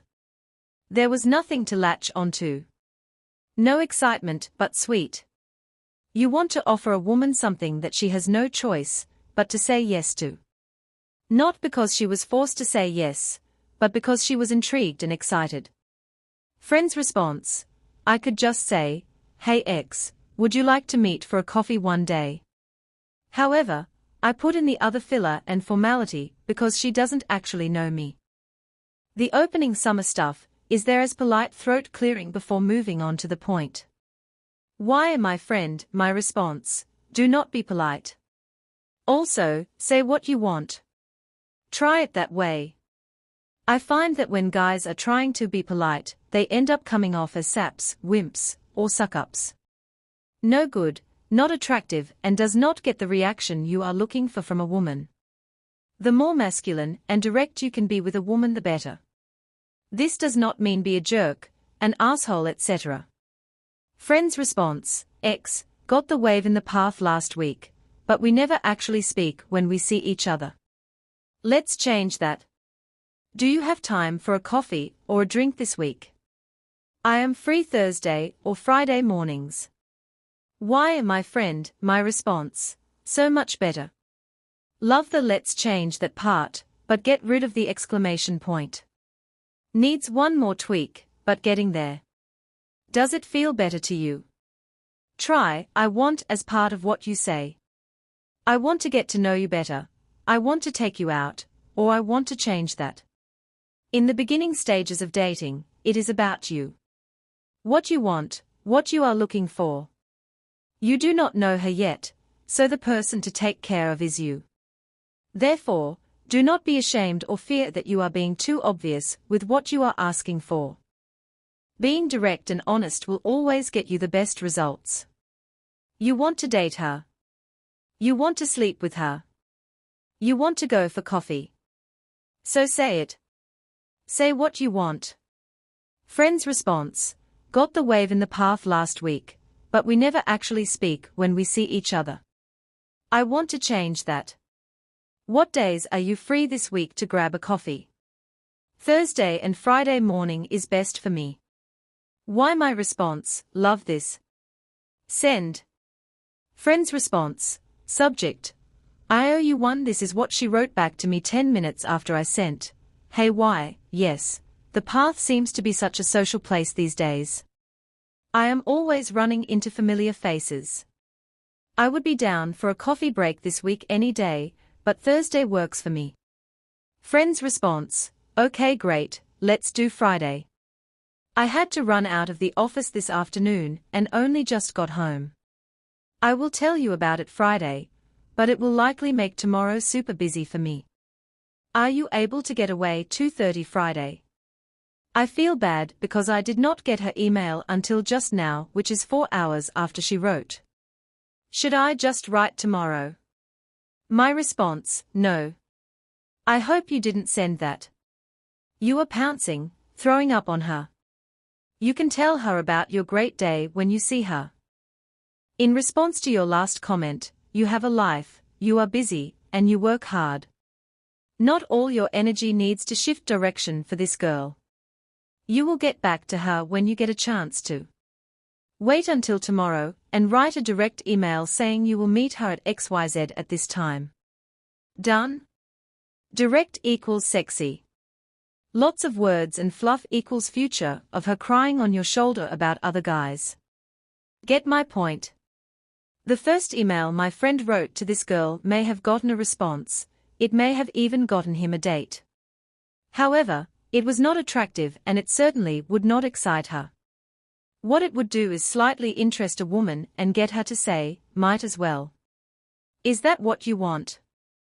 For a woman to agree to go out thinking, I'll give him shot. He seems nice is not enough. You want a woman to say, oh my God, I want this guy and I can't believe he is giving me his attention. I am excited to go out with him. That is exactly what this new email will do. It will make a woman excited and feel butterflies in her stomach. How to be direct and ask her out? In my opinion, there is only one way to ask a girl out. Before I tell you the one way to ask a girl out, I am going to tell you a few ways that you should never ask a girl out. I was thinking that maybe sometime you and I could go somewhere. This is indirect, shows lack of confidence, and is not specific. Staring at or watching a woman for a week, then finally working up the courage to approach her, say hi, have friendly conversation, walk away, and wait for 3 more weeks of this before you feel she is comfortable enough with you to let you ask her out. This is creepy. Talking to a woman, being flirty, funny, and attractive and waiting for the next time you see each other to ask her out. This is stupid and does nothing more than frustrate her. In my opinion, all of the above are big no-nos and will not get you anywhere with a woman. Why? Because each of them shows a woman, she is of higher value than you, more masculine, and in complete control of the situation. You don't want that, right? I know you don't. Here is a little secret about women that will help you put your mind at ease the next time you want to ask out a girl. Secret: women want to be asked out, however, they want to be asked out by a man who they believe has value. Now, value does not mean money, power, strength, or any other superficial characteristic you assume women want. A man who has value is a man with self-respect, a life of his own, and the ability to ask for what he wants without the fear of rejection. So how do you present yourself as a man of value? You use the method I am about to share with you every time you interact with a woman and ask her out. The number one way to ask a girl out is to ask her directly for what you want. Being direct and asking for what you want without fear of being turned down is the sexiest, most attractive way you can ask a girl out. Trust me. I am a woman and I know. The men in my life who have been indirect with me always got an indirect response. Meaning I wavered, flaked, and cancelled because I did not find them to be men of value. I know that asking for what you want may be a bit of a challenge. From the men I have coached over the years, I have heard several reasons why asking for what you want with women was not an option for them. Reasons like, if I ask her for what I want, she will know I like her. What exactly would be wrong with that? If I am too direct, she will think I am an asshole, and I don't want to be. Being direct does not mean you are an asshole unless you act like one. I am not telling you to hit her over the head, tell her she is fat, and then ask her out. I feel uncomfortable being that direct. I think it's rude. It is even ruder to waste a woman's time and energy by tiptoeing around what you want. Do you know how much energy is wasted when women are nice to guys who cannot just spit it out and ask for what they want? Here is an exercise to prepare you for the next time you have an opportunity to be direct with a woman and ask her out. During this time, even if you do not have an answer for something, fake it and select one. I want you to experience how it feels to be in command, owning your decisions. This is something I talk about in great depth in my program, How to Become a Man Women Want. So many men miss amazing opportunities with women. This means so many women miss out on great men. That, in my eyes, is a tragedy. I want you to do this exercise to practice and understand that you are a man of great value that every woman would be happy to meet and have the chance to go out with. Are you coming on too strong? How to avoid being overeager. I wanted to share an email I got from someone recently. I am sharing it because I know that the situation this guy is in may be something you could encounter in the future, or may be dealing with right now. I am honestly not sure how to classify this situation other than calling it overeager. I see many guys make a situation into something much bigger than it is because they are worried of either falling into the friend zone, losing the girl, messing up. This is what ends up happening because they are overeager. Funny how that works, right? Read this guy's email because I know you will learn something from his situation, as well as my advice for him. Hi Marnie, I just signed up for the Wing Girl program and am looking forward to learning how to be a better man. Thanks.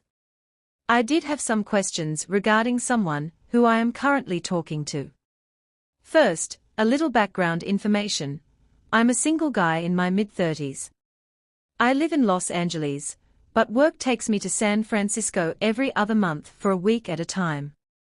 On my last trip, I met this girl and we went for drinks on a Thursday night. Everything went well, and we decided to meet for dinner the next night. Dinner the next night got off to a bad start because I was late. She was pissed. I tried to make the best of it, but it was miserable.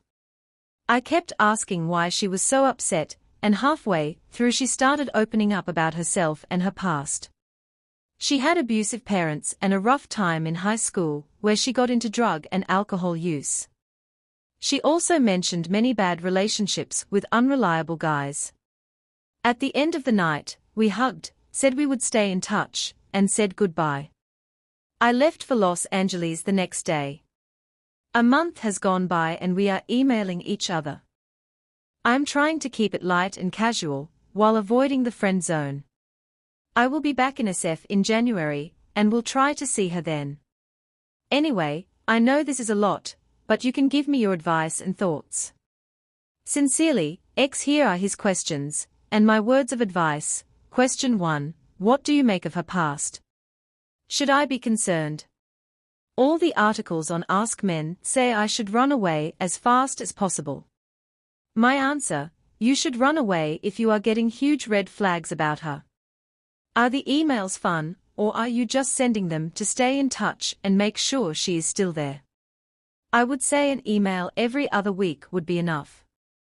You guys did not kiss or anything when you hung out in San Francisco, so it is still not anything solid yet. I would keep it casual until you get back to San Francisco. Plus, it's holiday time, so enjoy this time for yourself. Send her a happy holidays message that's cute and kind of teasing, and then contact her in January. Question 2. Not sure how I feel about past drug use, guys, etc. How do I bring up the topic of STDs and when? My answer: that's an individual thing. I know it's not my ideal either, but I also know I adjust if I like someone. My husband was a much bigger drinker than I ever imagined myself with, and I had a hard time adjusting to it because I wanted to change him, but when I stopped trying to change him and just accepted it, he actually started drinking less. I'm happy I stuck around. Question 3. She is religious. I'm not, but it doesn't bother her. Is there anything I should be concerned about? My answer: concerned? No. I would hold off on all these concerns for now, and just really think about whether or not you like her. Seems like a lot of thought and effort going into someone. Question 4. Is this part-time in San Francisco lifestyle fair to her or to me? Is it workable? Marnie's answer: same response as before. Do not worry about fair. You guys are pen pals for now, so take a breath, and do not take this so seriously. Question 5. How can I keep emailing her interesting? How do I start flirting, or is that a bad idea? Marnie's answer: of course, you should flirt. Why else are you emailing? Dating can be a hassle if you are not invested in having a good time. That is why I want to show you a few of the emails I have received from men who are so close, and in some cases so far. Remember, dating is supposed to be fun, so take the advice below and use it to relax and enjoy yourself, not create new stress. Do I need to have a full conversation with a woman before asking her out? Email: Hey Marnie, just wanted to say you're doing a great job, and I love all the advice that you have been giving us guys. I have a quick question for you. The other day I was waiting for my train and I saw this hot girl sitting down waiting for her train also, so I went and sat next to her, and a few seconds later our train arrived. I didn't get to talk to her. The thing is, I could tell she could have been a little interested. She even came and sat next to me on the train. My question is, what would she or any woman do, for that matter, if I gave her my number and said, "Hi, I would love to chat with you sometime, but I have to get off at the next stop"? Would a woman call even after not having a conversation, and just handing her your number? Thanks. And my response, no, no, no. Next time you have an opportunity like this, get it on. She sat next to you on the train. Oh my God, it was as if she was saying to you, please pay attention to me. If she had no interest in you, she would have made sure to sit far away from you, seeing as you made the first move by sitting next to her. Generally, any time you see a woman you like, or even ones you do not like, start talking to them.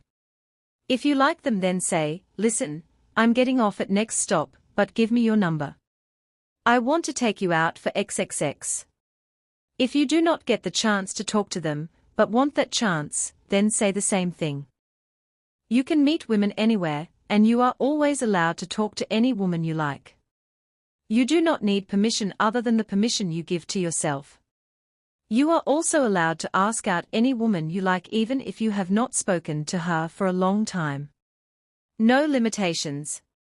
Let the woman take care of the rejecting instead of you rejecting yourself. Do not let an opportunity like this pass by you again, or I will hunt you down. Marnie, how do I ask a woman on a second date? Email, "Hi Marnie, I would like to know how you get second dates. Should I wait for the girl to suggest that we should see each other again? Because I have read that advice from other dating experts.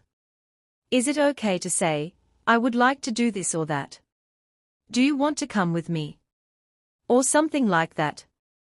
Carlo, my response, Carlo, of course, you can ask for second dates if you want to go on them. I do not agree with getting her to ask you because most women will not ask you and therefore you lose out. Lead. As the man, always lead. The more you lead, the more a woman will be inclined to follow. Why? Because when you lead and take on the masculine role, it allows a woman to fall into the feminine role. That is what women want, to feel feminine. I actually just did a great interview with a good friend's new boyfriend. While she and I were hanging out, she told me that the way her new BF would end each date and ask for the next one was super attractive. She said, I had no choice but to say yes to his invite. It was direct, confident, and attractive. Here's how he would end each date: X, I had a great time with you. Then recalled something from the date that he liked learning about her and said it. I would like to take you on Wednesday for dinner, a movie, a walk. Are you free? The reason why it was so attractive was because he was stating what he wanted and then relayed that information to my friend. The response to that question is yes or no. Clean cut. Try it. Marnie is okay to date on a casual level. Email, Hi Marnie. My name is Leslie. I'm a 47-year-old black guy. Divorced, 3 kids, 2 of which are living with me, helping them make the transition into adulthood. With my hectic schedule, I have realized I cannot really give a long-term relationship the time it needs, hence the end of my 2-year relationship last week. How do I date women knowing this? Very respectfully, Leslie. My response, Leslie, you are asking me if it is okay to date multiple women and explore them on a semi-casual basis. Correct? I am all for exploring your options and creating a life that is fun, exciting and works for you. However, once you start involving others it can become tricky because your wants may not coincide with their wants. As a note, this can even happen when both people have similar end goals. Therefore, my advice to you is to be honest with tact. This does not mean telling a woman on the first date, hey, I just want to let you know that I don't want anything serious, and just want to have sex and fun. It means not leading a woman down a path that is false so that you can get what you want. As long as you are being honest through your actions, and not promising things that may give false hope, you are free to do whatever you want. Number 1 rule: as long as you are not hurting, misleading, or being dishonest, you are allowed to do and ask for whatever you want. Mana, do I tell a woman I'm dating other women? Email, Anonymous, if I see this woman again, should I let her know I am dating other women, or just keep it to myself?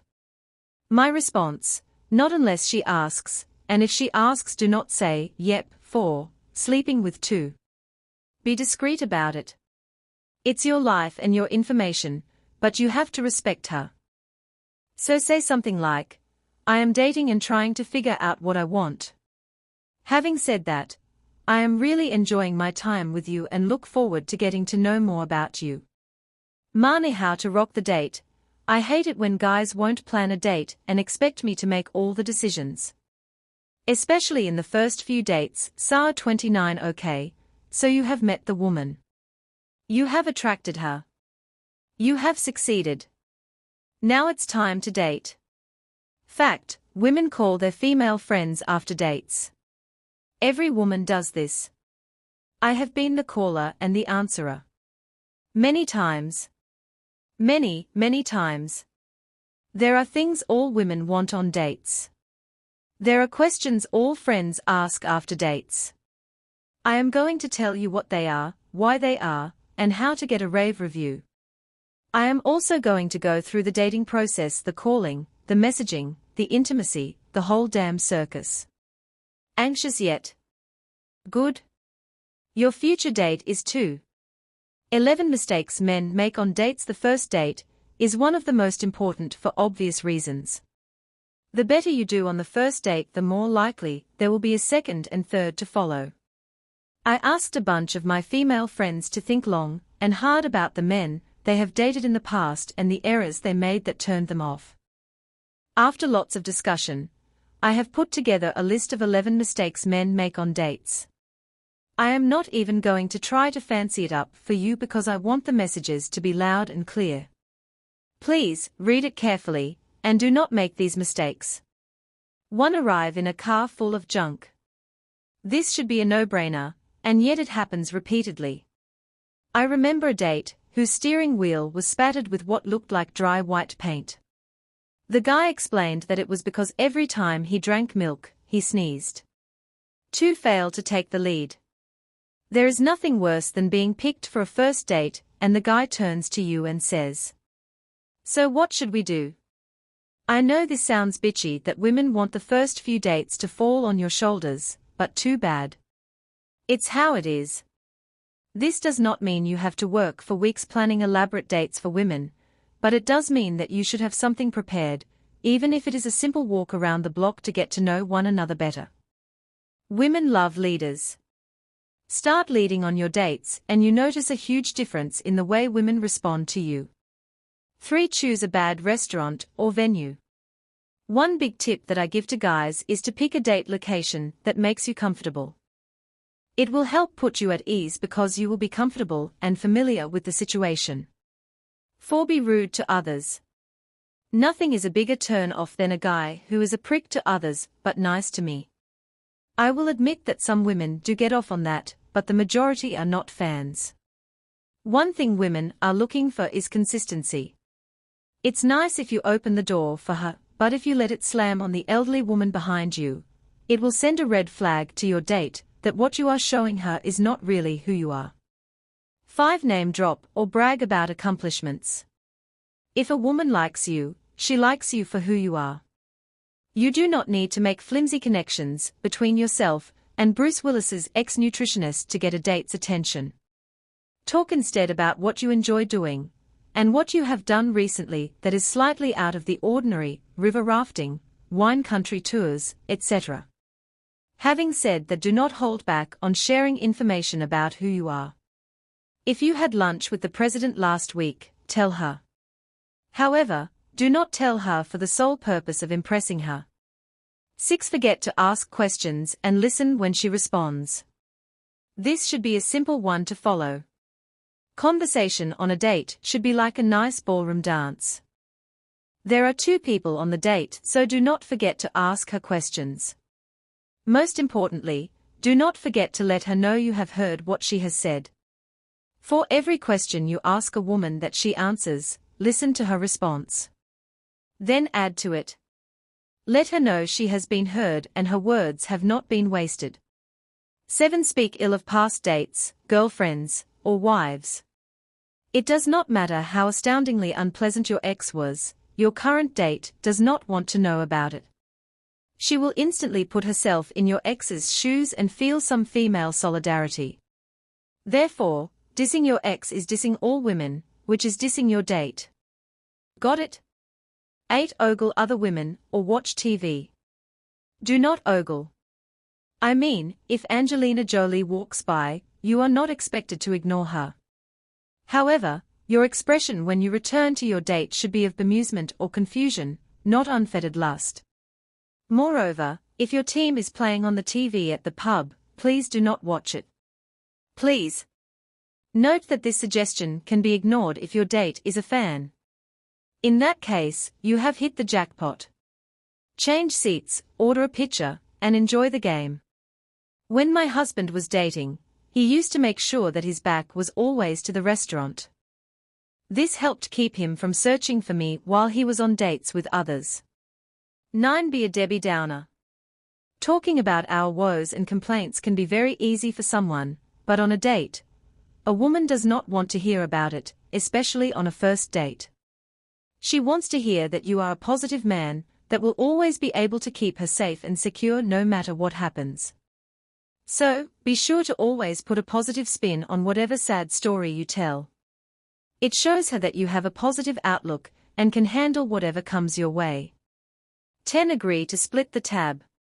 If you asked her out, you pay. Even if you did not ask her out, you pay. Do not let her trick you either by offering to pay her share.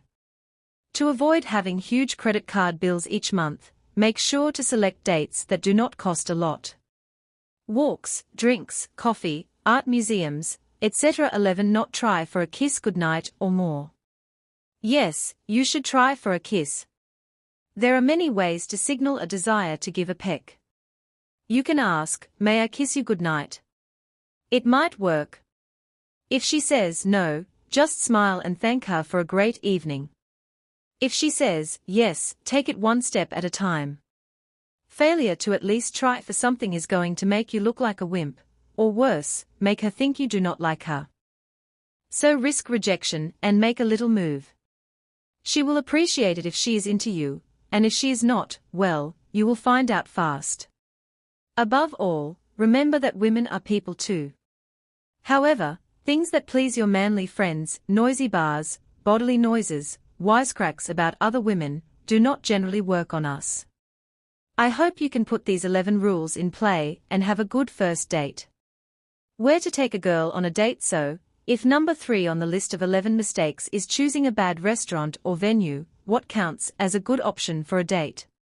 In fact, tons of men ask me, where should I take a girl on a date? My answer to them is always the same, where do you want to go on a date?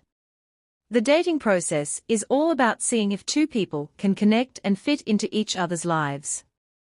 Therefore, I feel that in the early stages it is important to stay true to yourself, so she gets an honest impression of your world. Bring her into your world and see if she can handle it. A lot of men try too hard to figure out what would impress her, what would she want to do? Or, what will make her want to be with me more? Remember, in the beginning, you do not know this woman, she is no one to you. At least not anyone whose needs come before yours, right? So, stop focusing on her and start focusing on yourself. If you want to go to a salsa class, take her with you. If you want to go to a comedy show and laugh, take her with you. A first date does not need to be extravagant, expensive, and showy. It has to be real and it has to be you. In fact, I strongly suggest keeping the first date short and sweet with the potential to extend. I do not want you to invest hours of your precious time, that you could be using to meet other women, on someone you quickly know you have no potential with. How to bring up sticky topics, kids, divorce, health, etc. You may worry that a woman will discount you because you have bad skin, a job that causes you to work nights, or because you are a single father. This isn't true.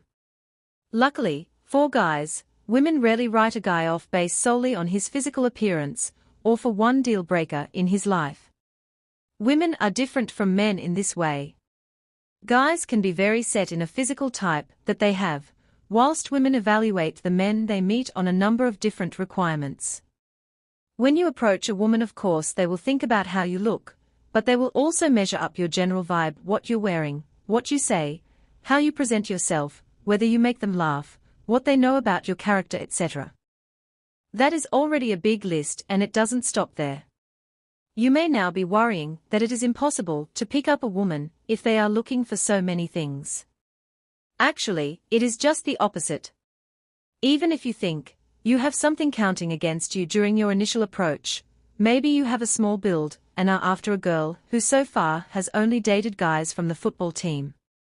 That hurdle can be overcome if you present other aspects of yourself positively. I'm not going to lie to you. Some women are superficial, so they may not initially be attracted to you if you are not their type. Or they may be concerned if you do not have the job or family situation that they would ideally like. However, the easiest way to stop them from judging you on that one thing is to demonstrate all of the other great qualities you have going for you. If you walk up to her worrying that because you are not dressed smartly, she will not give you a chance, then she probably won't. Instead, I want you to say, "Fuck it. I know I'm a great guy," and go after her anyway.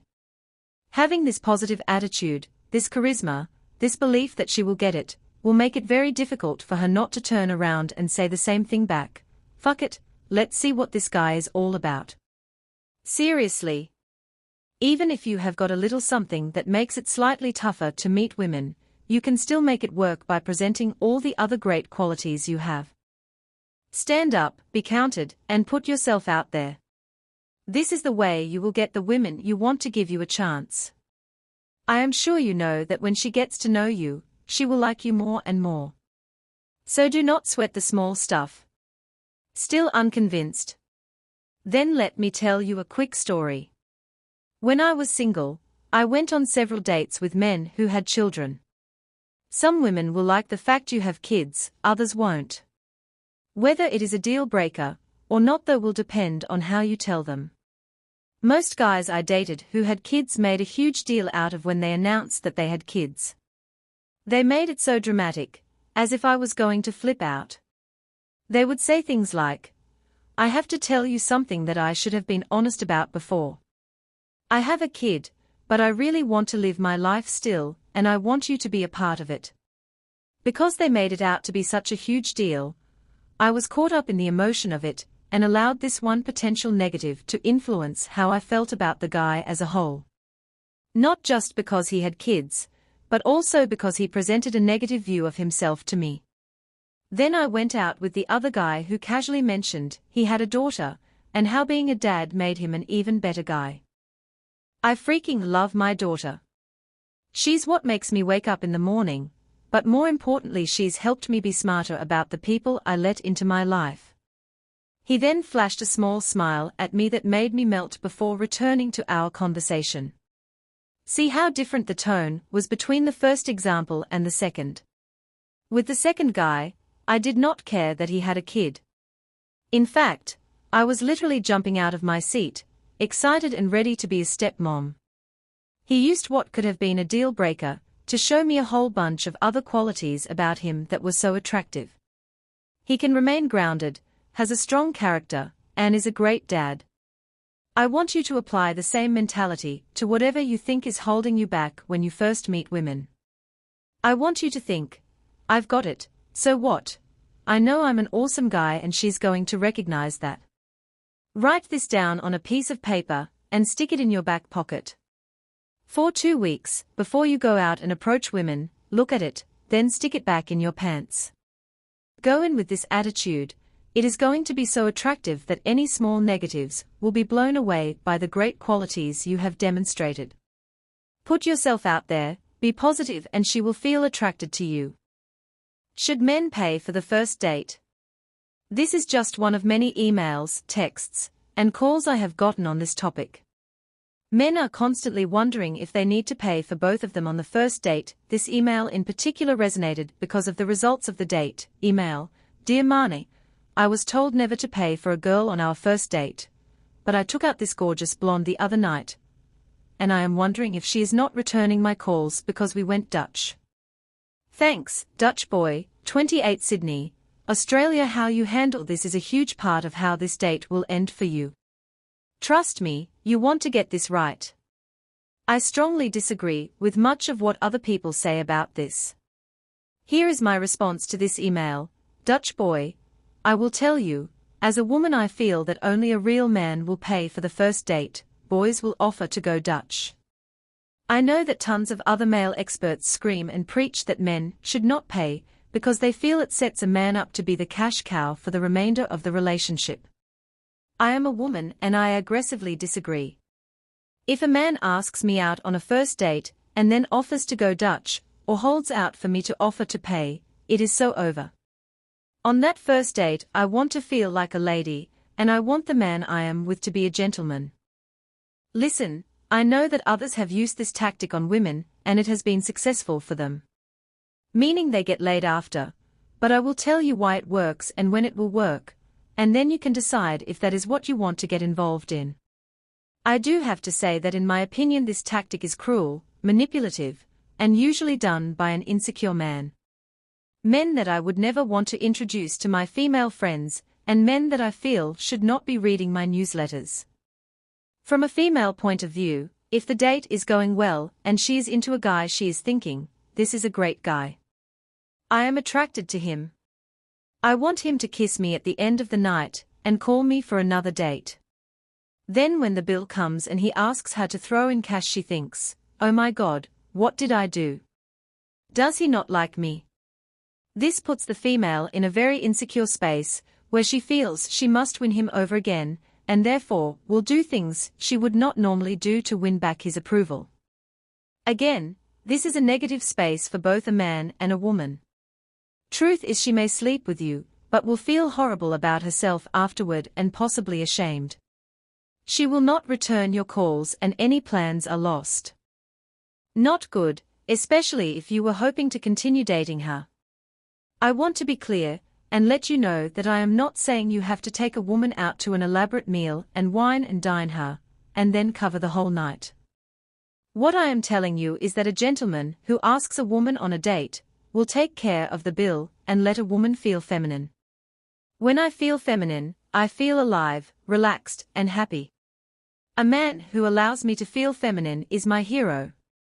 The sexiest thing is when a man plans a date, leads the whole time and then says, "Don't worry, I got it." This is the ultimate manly thing to do. Makes me melt just thinking about it. I always feel bad or uncomfortable with the man paying. However, I would be very disappointed if a man expected me to pay or made me pay on the first date. The only time it may be acceptable is when I ask a man out. This is because it was my invite and therefore my responsibility to handle the bill. Oh, how sexy would he be if he paid anyway? Now of course some of you are reading this and may still be thinking, money-hungry bitch. I know you are. I have many of my clients use this term, and I want to put a stop to it right now. A situation like this has nothing to do with money, it has to do with roles. Here are some other thoughts that may race through my mind if a man did not pay for a date. Is this even a date? Does he just want to sleep with me? Is he a jerk? Can he take care of me? Can he take care of himself? Can I count on him? Is he gay? Is he cheap? Is he driven? Is he a loser? Again, this brings out insecurity or, in a stronger woman, complete distaste.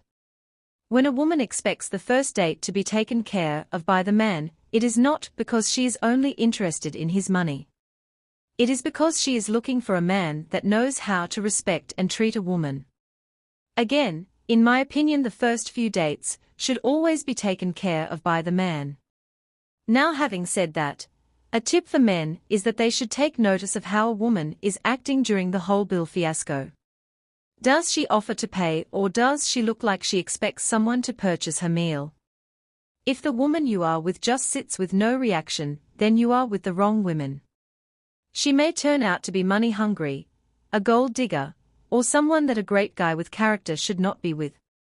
This spells trouble for the future, and I would get out while you still can. Once you are past the first few dates, it means you have entered a new phase, the dating phase. Once you are dating, the rules change a little because this is when both people start to become real. Things are revealed on both sides.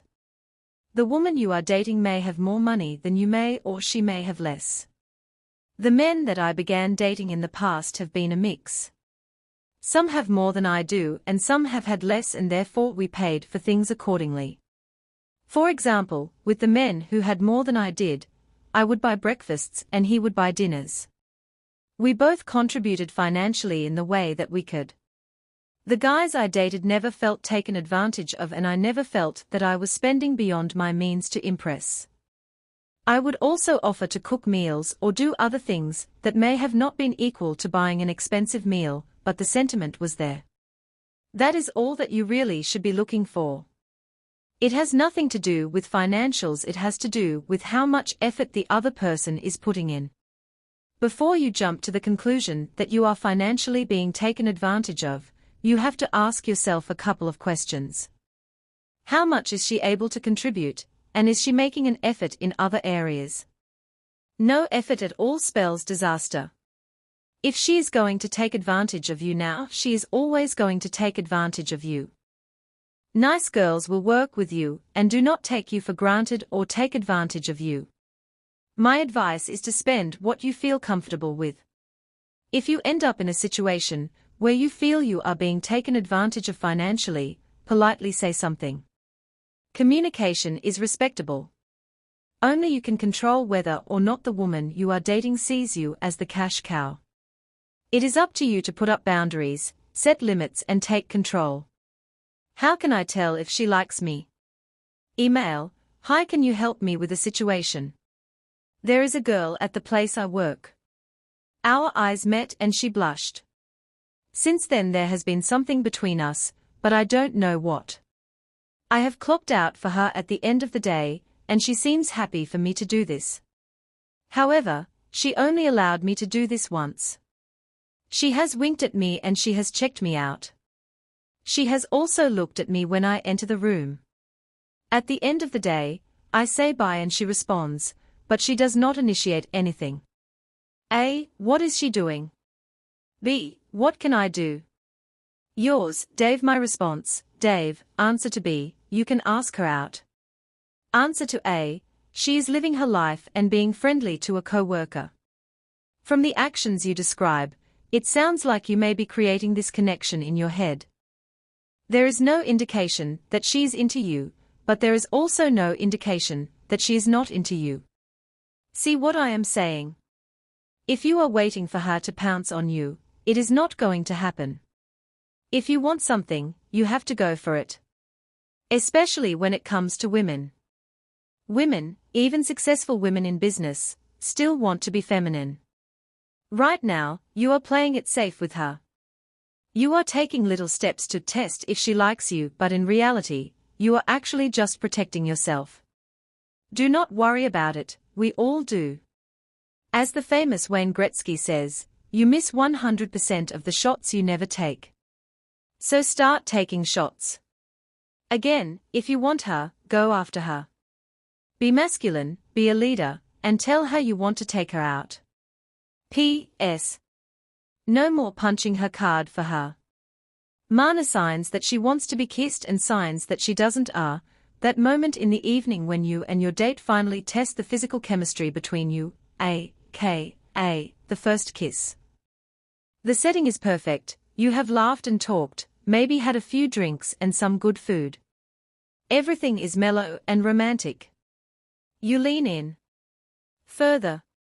Further. Your lips meet, air. On the other hand, only slightly better the smooth cheek of your lady friend. You pull back in surprise. Her eyes are shuttered, her smile embarrassed.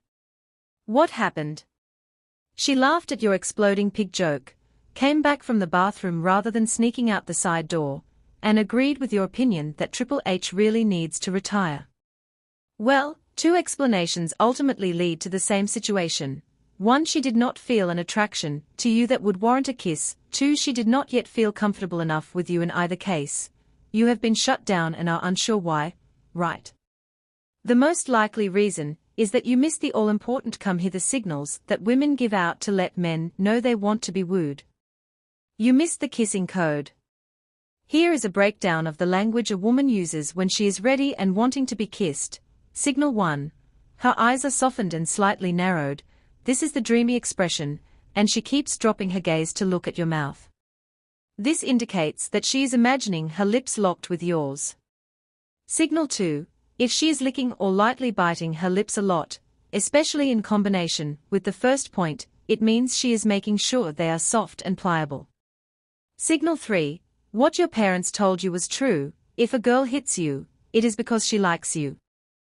Gentle slaps on the arm or leg, and seemingly casual touches to your face or hands all hint at her desire to be close. Signal 4. Listen to her voice. If it dips in tone and becomes slightly breathy, the woman is inviting you into her personal space for a secret. Now that we have covered ways to tell when a woman does want to be kissed, let's briefly look at warning signs that tell you she does not want to be kissed. Warning sign 1. When a woman avoids making eye contact with you, pay attention. It could mean she is just shy and nervous. However, if she looks around the room or over your shoulder, she probably wants to be elsewhere. Warning sign 2. If your date purses her lips frequently, compresses them so they are very thin, or even disappear, she could be displaying irritation, boredom, or impatience, none of which are harbingers of an impending lip lock. Warning sign 3. Keep an eye on her overall body carriage. Is she tense and circumspect with her arms and torso? When a woman keeps her arms folded, holds her hands in her lap, or hugs her arms around the chest, she is attempting to make herself as small as possible to avoid contact. Warning sign 4. As for her conversation, a woman is not interested in a kiss. She purposefully steers talk away from anything personal or intimate. She will speak in a normal voice and keep a fair amount of distance between her body and yours. If you still cannot seem to decipher the kissing code your date is using, settle for a kiss on the cheek, but linger near her face for a moment and allow her to make the choice of taking it a step further. When all else fails, just ask her if she would mind a little lip dancing. Here are a few extra tips for you to keep in mind before you go in for that kiss. 1. Don't surprise her. Want to know why women occasionally duck and weave away from a kiss? It's because they didn't see that one coming. If you are not close to a woman, making good eye contact and speaking seductively, you are doing nothing to communicate that a kiss is coming her way.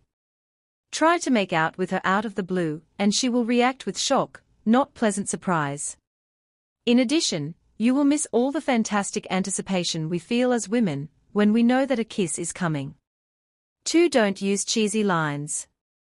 Another great reason for communicating that you want to kiss a woman through your body language and eye contact is that you get to avoid those cringe-worthy chat-up lines.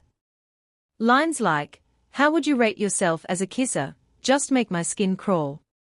Kissing is natural, you do not need to use a line to initiate it. 3. Take it slow. Kissing is an incredibly sensuous act for women and is amazing foreplay. It also gives us a little hint about how we might get on with you as lovers. Just like how you would not dive straight into sex without the foreplay, you also want to take your time with a kiss. Start slowly and gently, then gradually build up to a more passionate kiss. Here's a secret move you can do before going in for the kiss. Get close to her, softly stroke the side of her upper arm while making eye contact, and then make a triangle with your eyes from one eye to the next and then to her lips. You must have built a connection with her for this to work. 4. Touch her. When a woman kisses a guy, she will start to feel turned on. You want to make the most of this by gently touching her at the same time as you kiss her. Again, rather than grabbing her or rushing things, it is good to start slow. She will let you know how far she wants to go. So do not just keep your arms glued to your sides, embrace her, stroke her arms, run your fingers through her hair, and give her a supersensory experience. 5. Make her feel comfortable. After the kiss has ended, take a moment to pause, smile, and relax. If it is a first kiss in a public place, you may want to switch back to normal conversation and take some more time to get to know her. Let her know that you are not just pushing for one thing, and that you are into her as a person. Remember, the more relaxed and happy you are, the more she will feel the same. Follow these tips, and while you may not have an Oscar-worthy first kiss every time, you are more likely to get another one. What should I do when a woman flakes on me? Email: Hey Marnie, my name is Matt. Let's get to the question. I have known this girl for about 14 years, since 8th grade pretty much. We used to hang out all the time, but I never made a move on her, even though I wanted to. Eventually she ended up dating another guy for a few years. We lost touch after high school for a little while, and then a few years back reunited and see each other every so often around town. I asked her to go with me to a wedding last year, about 3 months before it happened so we could RSVP. She said yes and even found out that her sister and her best friend would be bartending at the wedding so we would be hooked up if it were cash bar. Then finally 2 hours before the wedding she texts me and says she is not feeling good and cannot make it. Then later that night my date and I went out to the bar, and she was sitting there having a drink with some people from work. She saw me and kind of turned away when I walked by. I didn't say anything to her and sat on the patio outside. I waited for a little while and Jamie walked out and told me that her friends forced her to go out and drive them around. I was a little pissed off to say the least, so all I really said was, "I'm glad you're feeling better," somewhat sarcastically. So now a year later a mutual friend of ours from high school is getting married on Friday, and I asked Jamie to go with me about a month or 2 ago, and she said yes. She wasn't invited originally, so she has to be a +1 to get in.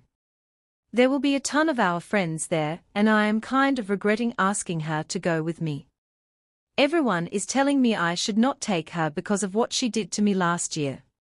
Just wondering why she did not come to the first wedding, and should I blow her off for the next one? Thanks. Matt. My response: Matt, this girl is not into you, so let's get that out of the way. If she were, she would not have disrespected you and then blatantly shoved her disrespect in your face. Did she apologize or even acknowledge her behavior? I hope so, because if not then she is no good in my book. Please keep in mind that I am not saying X is mean or a bitch. I am saying she is immature or uncomfortable, and this led to her selfish, hurtful behavior. X was not able to give you an honest answer. She had no guts to properly say no to the date, and then didn't respect you enough to apologize for her actions. Again, no good. Which leads me to, why would you want to ask her out again? Think about it. Now you can stand up and realize what happened last year, or you can relive the same situation again. I would say be strong, be a man, and show her how confident, strong people handle things. My advice is to call her up and calmly tell her that you are going to need to break your plans with her and hope she understands. No need to explain. If you do want to explain, you can say that last year's situation left a bad taste in your mouth, and that you respect yourself too much to put yourself in that situation again. Reliability and honesty are very important to you, and she showed that she had neither. Your re-invite was a lapse in your judgment. If you are able to express this to her calmly and comfortably, it will actually drive her crazy. She will doubt herself, and she'll actually become very attracted to you. I swear. In the future, if someone does this to you and you find yourself in a similar situation, here is what you should do when you see your ex-date sitting at the bar after telling you she was sick 4 hours earlier. You walk up and say, "Can I talk to you for a minute?" Then you lead her away from the group. You do not yell at her or act immaturely sarcastic, but you let her know that you are the leader, and that her actions disappointed you. You frown on childish behavior. Do not say this, but imply it with your tone. Be firm but kind. You tell her, in the future, if you get yourself into situations you don't want to be in, just be honest with people, and tell them. Dishonesty is not an attractive quality. That's all you have to say. Note, she has absolutely no respect for you, seeing that she showed up to the event. As long as you stay composed and know in your head that her actions were childish, you can feel proud that you did not invest more time in her. So again, cancel this date with her. Do not be mean, or rude or spiteful. Just let her know it is not what you want anymore. Mana, did I ruin my chances by getting too cute too soon? Email, Hey Mana, if it is okay, may I ask you a question about a situation specifically, if there is any way to recover from this? I met a girl at Whole Foods last week. We have been trying to make plans to meet up for lunch, and with her moving into her new place and things being hectic for her, and myself going home for the week to see my family, we agreed that it would have to be sometime the next week. Anyway, I think I got too cute on a text sent this morning. Hey, how do you like your new place? Are your stuffed animals on the bed unpacked yet? Yes, even though you are this strong athletic girl, I can totally picture you keeping at least one stuffed animal. I didn't hear back from her, and I am a little concerned that my attempt to be funny might have been too much. She's a tomboy, and she admitted when we met that she swears when she drives. Nevertheless, she does seem somewhat feminine underneath. She also said it was hectic setting things up with the move. So maybe this text was off. My plan is to call her Sunday night. How does that sound? Meanwhile, I hope you are well. Mike. My response, Mike, I will be honest with you. The text was a little creepy. The joke was not conveyed properly, and it gave me an icky feeling. The text seemed a little premature, and too cutesy to be texting to a girl you just met. It sounded like a boyfriend-a-girlfriend text. However, from a new guy it is just creepy. In the future, think before you text and think to yourself, am I texting to actually say something, or am I texting to make sure she doesn't forget about me? Texts that come from that, I hope she doesn't forget about me place always fail unless she is already into you. The one thing to point out is that you guys had already said you were going to talk or hang out next week. Therefore, there was no need to contact her. If you wanted to be sweet, you could have sent a simple text saying something like, so how did the move go, or, successful move, or, enjoying your new place. If there was a connection with this girl, she should be able to shake the text and move forward to actually meeting you. Make sure you pull back a little and understand that just because a girl is into you and accepts an invite does not mean she is your girlfriend. Mana, should I call or text after a date? Email, Hey Mana, I have a question on calling the next day after a date. I met this great woman and had a great time with her. At the end of the night, she hugged me and said that she never kisses on the first date. I gave her a few kisses on the cheek, and she gave me a few back. I got a great vibe off the whole thing. I am confident that it was not a cop-out, and we talked about seeing each other again. I want to text or call her and tell her that I had a great time, and set up the second date. I am thinking that I should highlight some of the things that were great in getting to know her on the date, and then take the same approach of the first date, and tell her I want to see her again, and give an agenda for the second date. Does this make sense? Should I call or text? Any advice you have here will be golden as always. I hope all is well, and I look forward to hearing from you. Take care, Randall. My response, hey. My belief system is that you can do whatever you want, as long as you are doing it with the right intentions. So, if the reason you are texting or calling is to calm you, then do not do it. If it's to make her think you are nice, don't do it. However, if you genuinely want to text her to say you had a great time, do it. Leave it at that.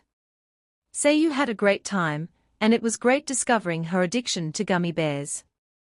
Something cute. Alternatively, If you had a strong connection and talked on a deeper level, let her know you find it refreshing to meet a woman who does XYZ. After dates, I want you to take time for yourself to process, get back to your life, and then you can reach out again to set up another date. A good statement to use: I had a great time with you, and would like to take you out again next week. Are you free Wednesday? It's a hard statement to say no to. It's direct, it's clear, and it's confident. Mane 10 reasons why being unhealthy can affect your dating life. This is something we need to address, because your appearance and general health can have a huge impact on your ability to meet and date women. Even if you kill it in the approach, you may not have the energy, level of attraction, or follow through to show her a good time if you don't take care of yourself. That crispy creme may look innocent, but think again. Being unfit and out of shape can have a detrimental effect on your dating life. From the dates you go on to your confidence both in and out of the bedroom, how fit you feel will affect your love life. If you still cannot see the link between hitting the gym and hitting on gorgeous women, here are my top 10 ways that being unfit or unhealthy affects your dating life. 1. Dating is tiring. Even if you do not lead a Sex and the City-inspired love life, dating takes time and energy. Rushing out to dinner after work, long nights spent wide awake laughing and kissing, are exhilarating but also exhausting. Make sure you have the fitness level to burn the candle at every end during the honeymoon period. 2. Dating involves activities. Whether you want to swing by a salsa class, go for a bike ride in the park, or take a long stroll across the beach, some seriously romantic dates also require you to be active. Get fit and do not limit yourself to a night out at the movies. 3. Dating involves dining. Of course, the classic date is over dinner, not brilliant if you feel self-conscious about ordering that lobster mac and cheese due to your waistline. Do not restrict where you can go to eat, or feel guilty when you get there. Hit the gym pre-dinner and work up an appetite. 4. Dating means approaching. Before you get to go on any of these amazing dates, though, you need to meet the people to date. Walking up to the cute woman at the bar is not always the easiest thing in the world, especially if you feel self-conscious. Boosting your BPM will also mean a boost to your self-esteem and give you the confidence to say hi. 5. Dating means choice. Dating is all about exploring different people and finding someone who is a great fit for you. You do not just want a woman who you find attractive, you want a girl who is fun, smart, and totally gets your impersonation of Steve Carell. Do not limit the kind of women you think you can approach by having poor self-esteem. Get fit, get confident, and go for the women you really want, not just the ones you think you can get. 6. Dating means dress code. Just like how you do not want to restrict the women who you think you can approach, or the dates you can go on, you also want to be able to wear clothes that are both stylish and appropriate. In fact, you want to feel sexy, so that means getting to a fitness level where you are happy to wear a well-tailored suit, feel great in a pair of swimming trunks, and amazing in the nude. 7. Dating means first impressions. Just how you would not walk into a job interview unprepared and ungroomed, you want to go out to a date feeling as if you are presenting your best self to the world. So do not look back to your high school photo and wish you still looked that good. Present yourself at your fittest and happiest today. 8. Dating thinks sexy. Yep, going on a date with someone means that you are both considering a physical relationship with each other. If you go into this sexually charged environment feeling self-conscious, then you will not feel sexy. Moreover, if you do not find yourself sexy, how is anyone else going to find you sexy? 9. Dating feels sexy. At least it should do. The problem with poor fitness and diet is that it significantly dings your immunity and your libido. So despite the candle at dinner, red wine, and gorgeous woman, you may just not really feel like it. This would be a big shame. 10. Dating is sexy. A few great dates should end up with you being able to form an electric sexual connection with someone. Being unfit may mean that your nights of passion do not last as long as you would like though. Having great sex is not just awesome for your health either, the endorphin releases also means you will feel happier all the way through to the morning after the amazing night before. Therefore, if it came down to a choice between a donut and dating, or a mid-afternoon sugar fix and sex, I know which one I would choose. How to avoid the friend zone urban legend. The man who went from friend to lover just by waiting. Have you ever heard the story about the wimpy guy who was in love with a girl for 2 years? Well, what happened was this. He focused so much attention on this girl, listened to her complain about boyfriends, went shopping with her, was her shoulder to cry on and was there for her whenever she needed him. He was so focused on one girl that he totally ignored other potential women, because he was sure one day she would come around. Well, turns about that she did. Moreover, he didn't even have to say anything. One day the girl turned to him and said, "Oh my God, why hadn't I ever noticed you before? You are exactly the man I want and have always needed. I love you and want to have sex with you every day to make up for lost time." You want to know why you have never heard this story before? Because it did not happen and never will. That is not how women work, and using this semi-manipulative tactic of back-routing to attraction will always fail. Do not ask to be a friend if what you want is to get busy. Ask to get busy. The difference between a friend and a lover. I have an exercise for you. A guy that wrote into me asking about the friend zone and how to get out of it inspired this one. I told him that the only one who is responsible for you being in the friend zone is you. Then I gave him an assignment. I told him to write me 2 lists. One list is a list of characteristics of a friend. The other is a list of characteristics of a lover. I told him that once he wrote the list it would be obvious to him where he was going wrong. Here is his list. Characteristics of a friend. 1. Trustfulness. 2. Can talk to during times of emotional needs. 3. Be there for personal advice and personal support. 4. Can talk about anything together. 5. Fiercely loyal. 6. Defend my friends no matter what the odds or the enemy. 7. Regularly staying in contact. 8. Defending my friends' names. 9. Willing to talk anytime when your friend is in trouble. 10. Do anything for your friend. 11. Defends friends' honor. 12. Forgiving. Characteristics of a lover, partner. Sexual option. 1. Confident. 2. Shows commitment. 3. Crazy fun. 4. Very unpredictable. 5. Shows loyalty. 6. Willing to go beyond to prove I am worthy. 7. Be very proactive for her. 8. Put a smile on her face no matter what. 9. Defend her honor. 10. Be very challenging. 11. Can connect emotionally. 12. Brilliant sense of humor. Great list in my opinion. Do you see the subtle difference between friend and lover? Many guys end up in the friend zone because they simply don't present themselves as anything other than a friend. Actually, what I think a lot of men are doing is attempting to show the woman what a great boyfriend they could potentially be. But ultimately this behavior ends up backfiring, because while they've been on their best future boyfriend behavior, they've also been failing at showing these women the real them.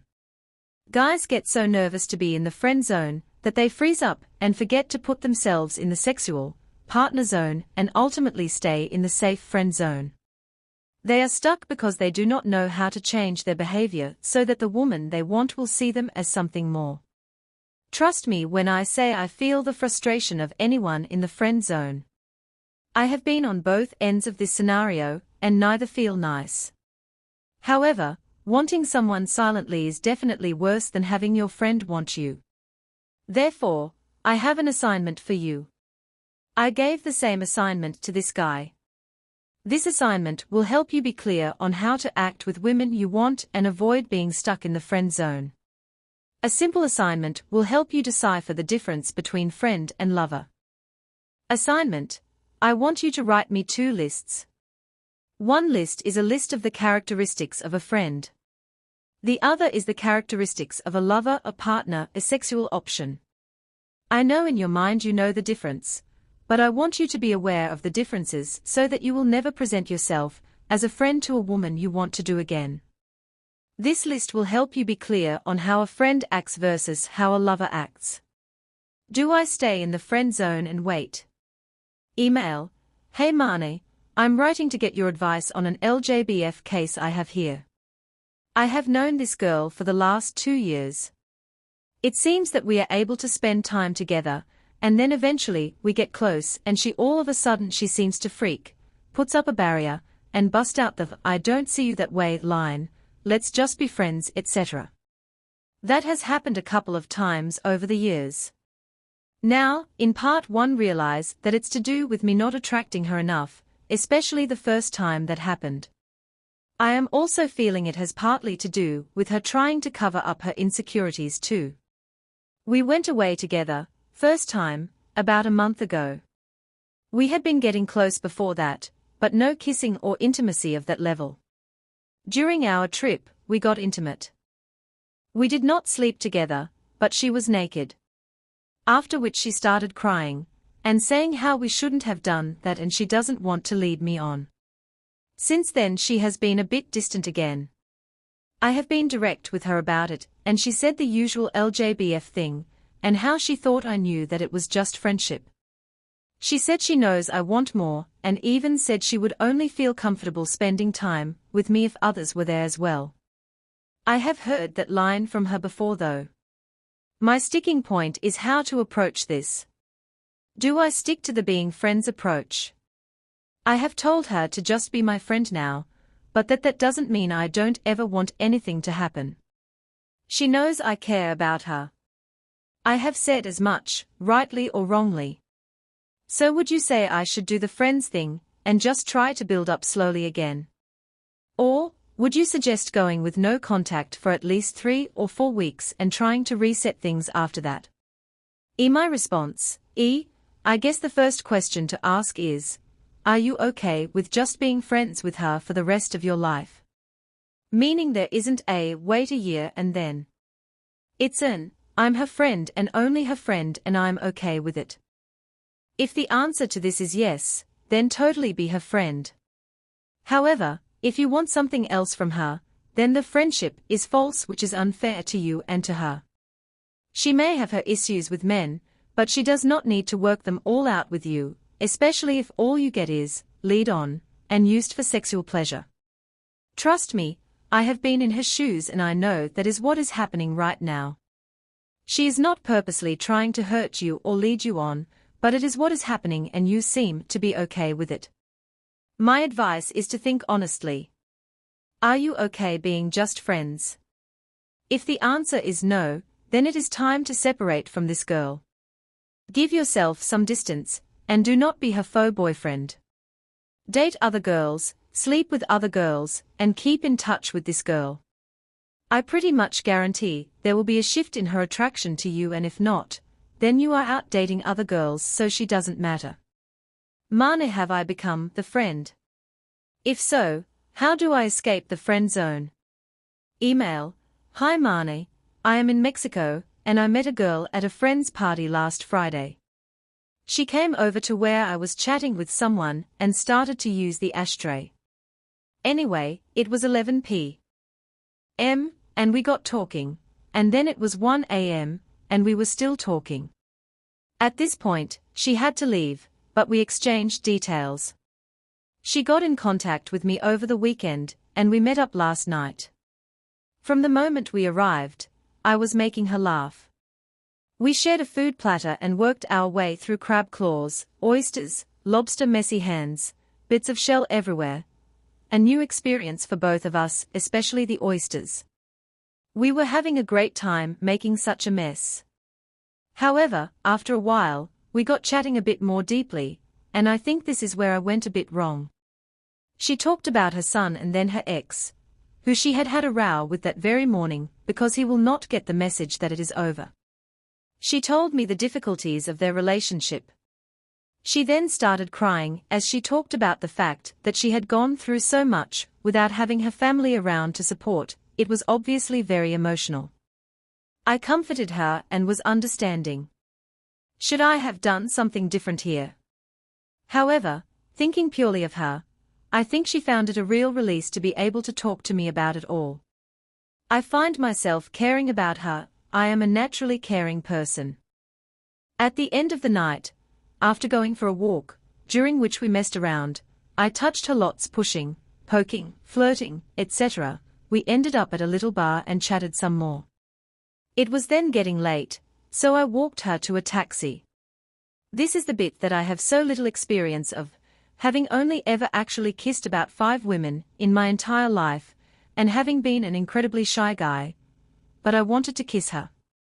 I went for the kiss and she went straight to the side of my face and said to me, into my ear, "Please don't take this the wrong way, but I'm not in the right place for this right now. It's nothing about you."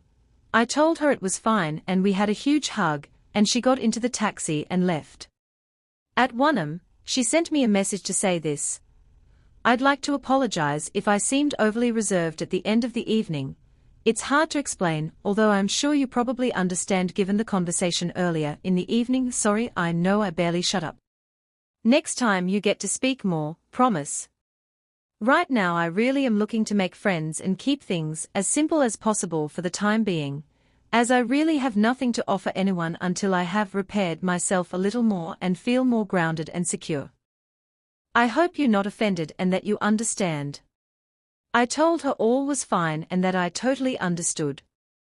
The frustrating thing is that I know exactly how she feels because I have been in the same place, but I haven't actually had the opportunity to tell her that yet. I told her my heart had ruled my head in that moment, hence, I went for the kiss. She then replied, "Phew. Was quite worried I had offended you for a moment there. I'm glad you understand, because I really enjoyed the time we spent and I'd love to undertake more adventurous ramblings, as it was definitely a lot of fun and really made me feel good. We are going to meet up again on Friday."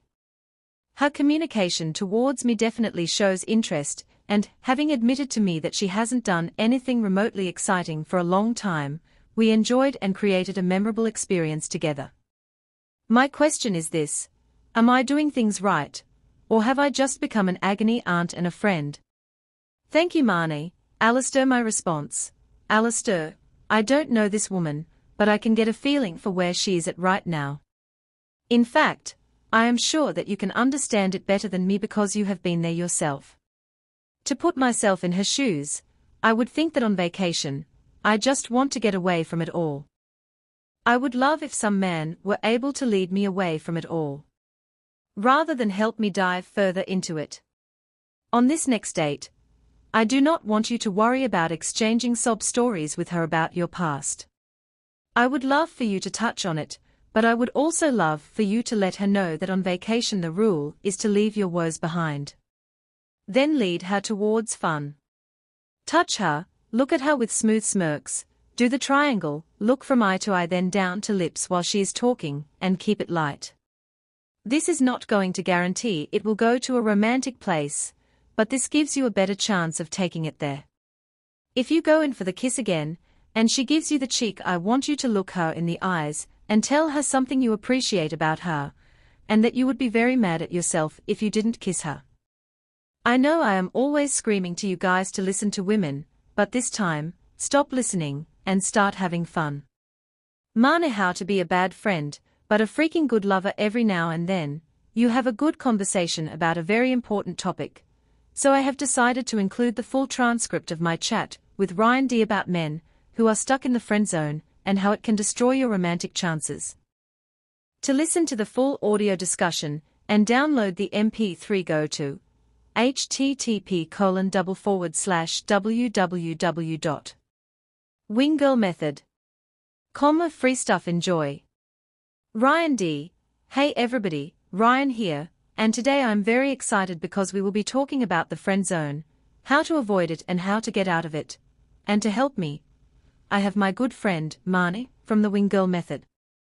Marnie, how are you doing? Marnie Kinrys, I'm doing very well.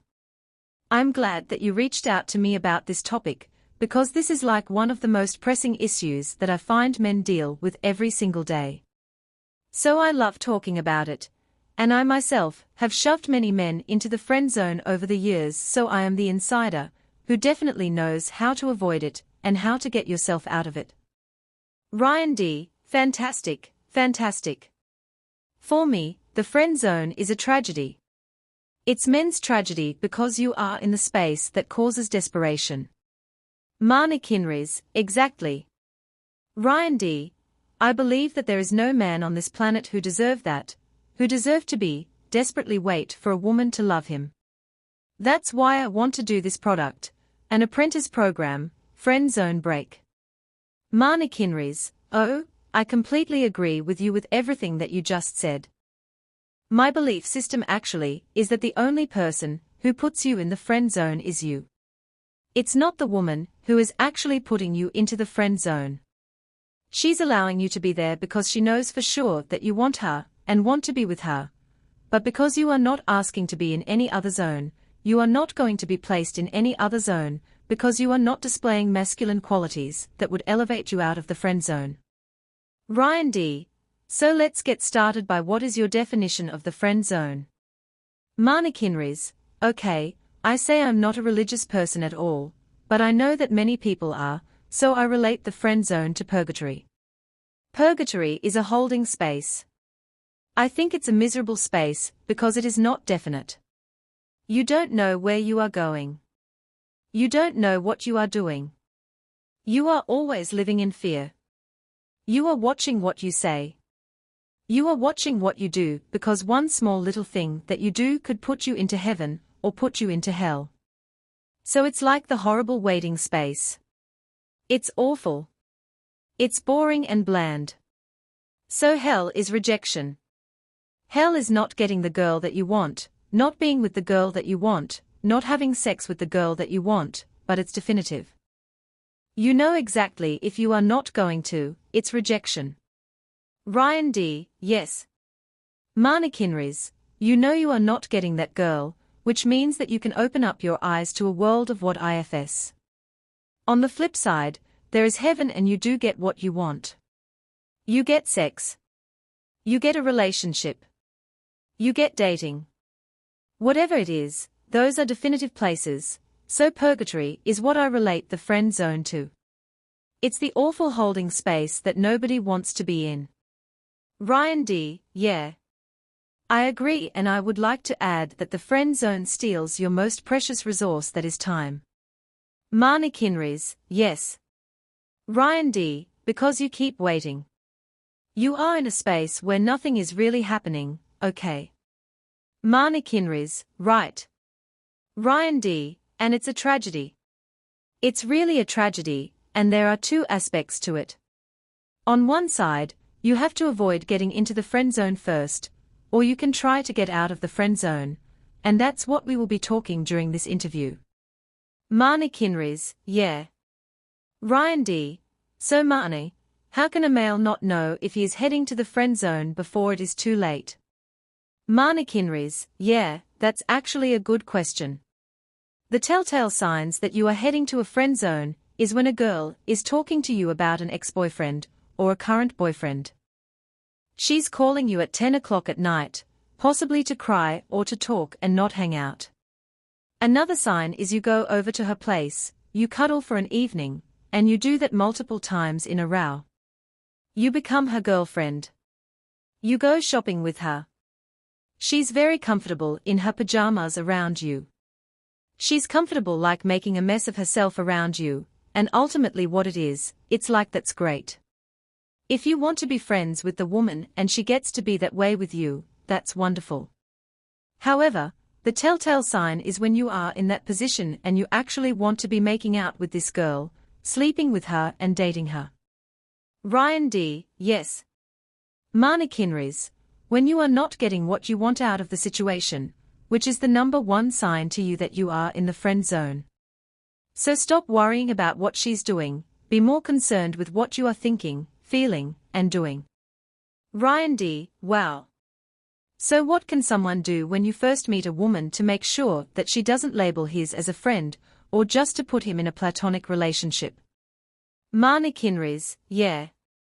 I would say the best thing to do is, number 1, not allow yourself to become a friend, and when you notice yourself doing friendly things, like she starts talking about her ex-boyfriend, for example, you can put a stop on it and you can say, we all have baggage, absolutely.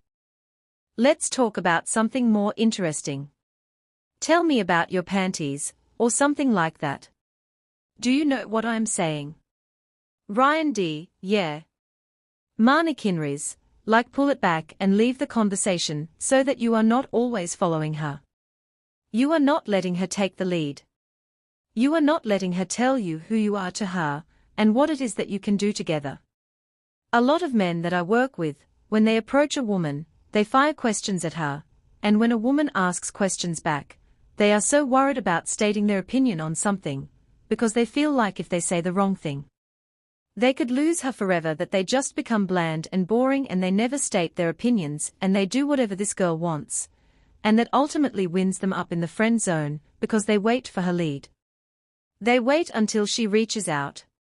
They wait until she initiates something. They wait until she invites them somewhere. They wait until she wants to do something. When, in fact, what would get you out of the friend zone is doing the exact opposite by telling her what you want and acting accordingly.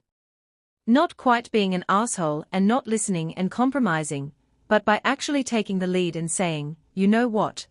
I want to go to this place. That's great that you want to go there, but let's go there after. But I want to take you to this place and I want to show you why it's so great, rather than, sure, I'll do whatever you say. Ryan D., got it? Got it. So Marnie, do you think that most women make a quick, or a rapid decision about men in terms of bad guy friend, bad guy potential boyfriend, bad guy potential lover, or it's more something okay? Can you tell me more about that? Marnie Kinrys, yeah, well, absolutely. I can tell you that it also changes over time, depending on the actions that the man takes. Ryan D., okay. Marnie Kinrys, so I'm going to tell you a story about one woman that I know who is a penthouse pet actually. Ryan D., okay. Marnie Kinrys, so she's a very beautiful woman. She's a model. She's a sex icon for millions of men around the world, so she's wanted basically, and she met this one guy. She flew to LA. She met this one guy. She was there for a week and they just hit it off. They had the best times.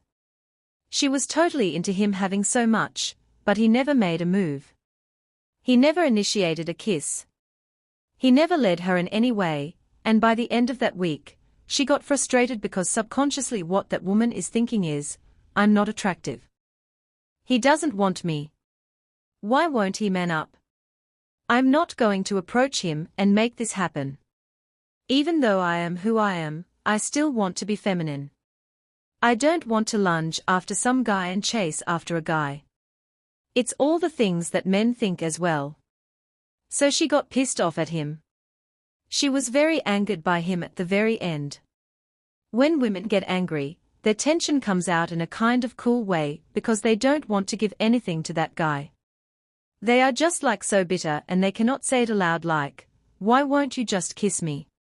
Because they don't want to be the aggressor and they don't want to be the man, so at the very end, she basically ended up treating him horribly because she was so angered by him. Then he would still reach out to her all the time in New York, and every time that she would get a text or an email, she would say, what do you want from me? Why are you reaching out to me if you are not going to take action and do something? So she went back to New York and he came back to Los Angeles a few months later. They were still in touch, and she was so angered and actually felt bad about herself in this situation. She had him pick her up from the airport, not that she took advantage of him, but that's the way that her discomfort and anger were shown, where she was like, I'm going to be around you and I'm going to kind of treat you horribly.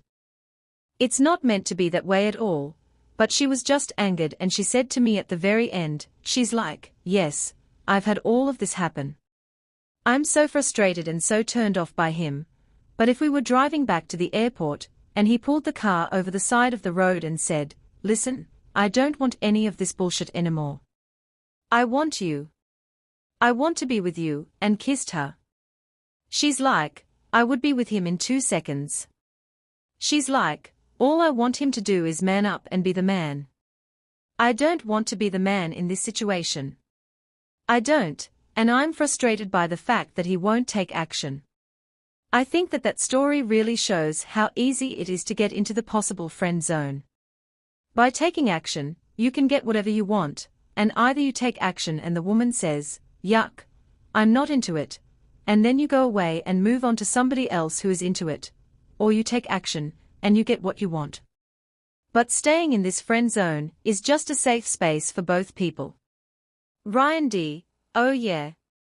Marna Kinrys, the woman gets the guy around her that she knows like he loves her, and she gets wonderful admiration and attention, and the guy gets to think that, one day, we will be together. Ryan D. Yeah. Marna Kinrys, that's a wonderful feeling.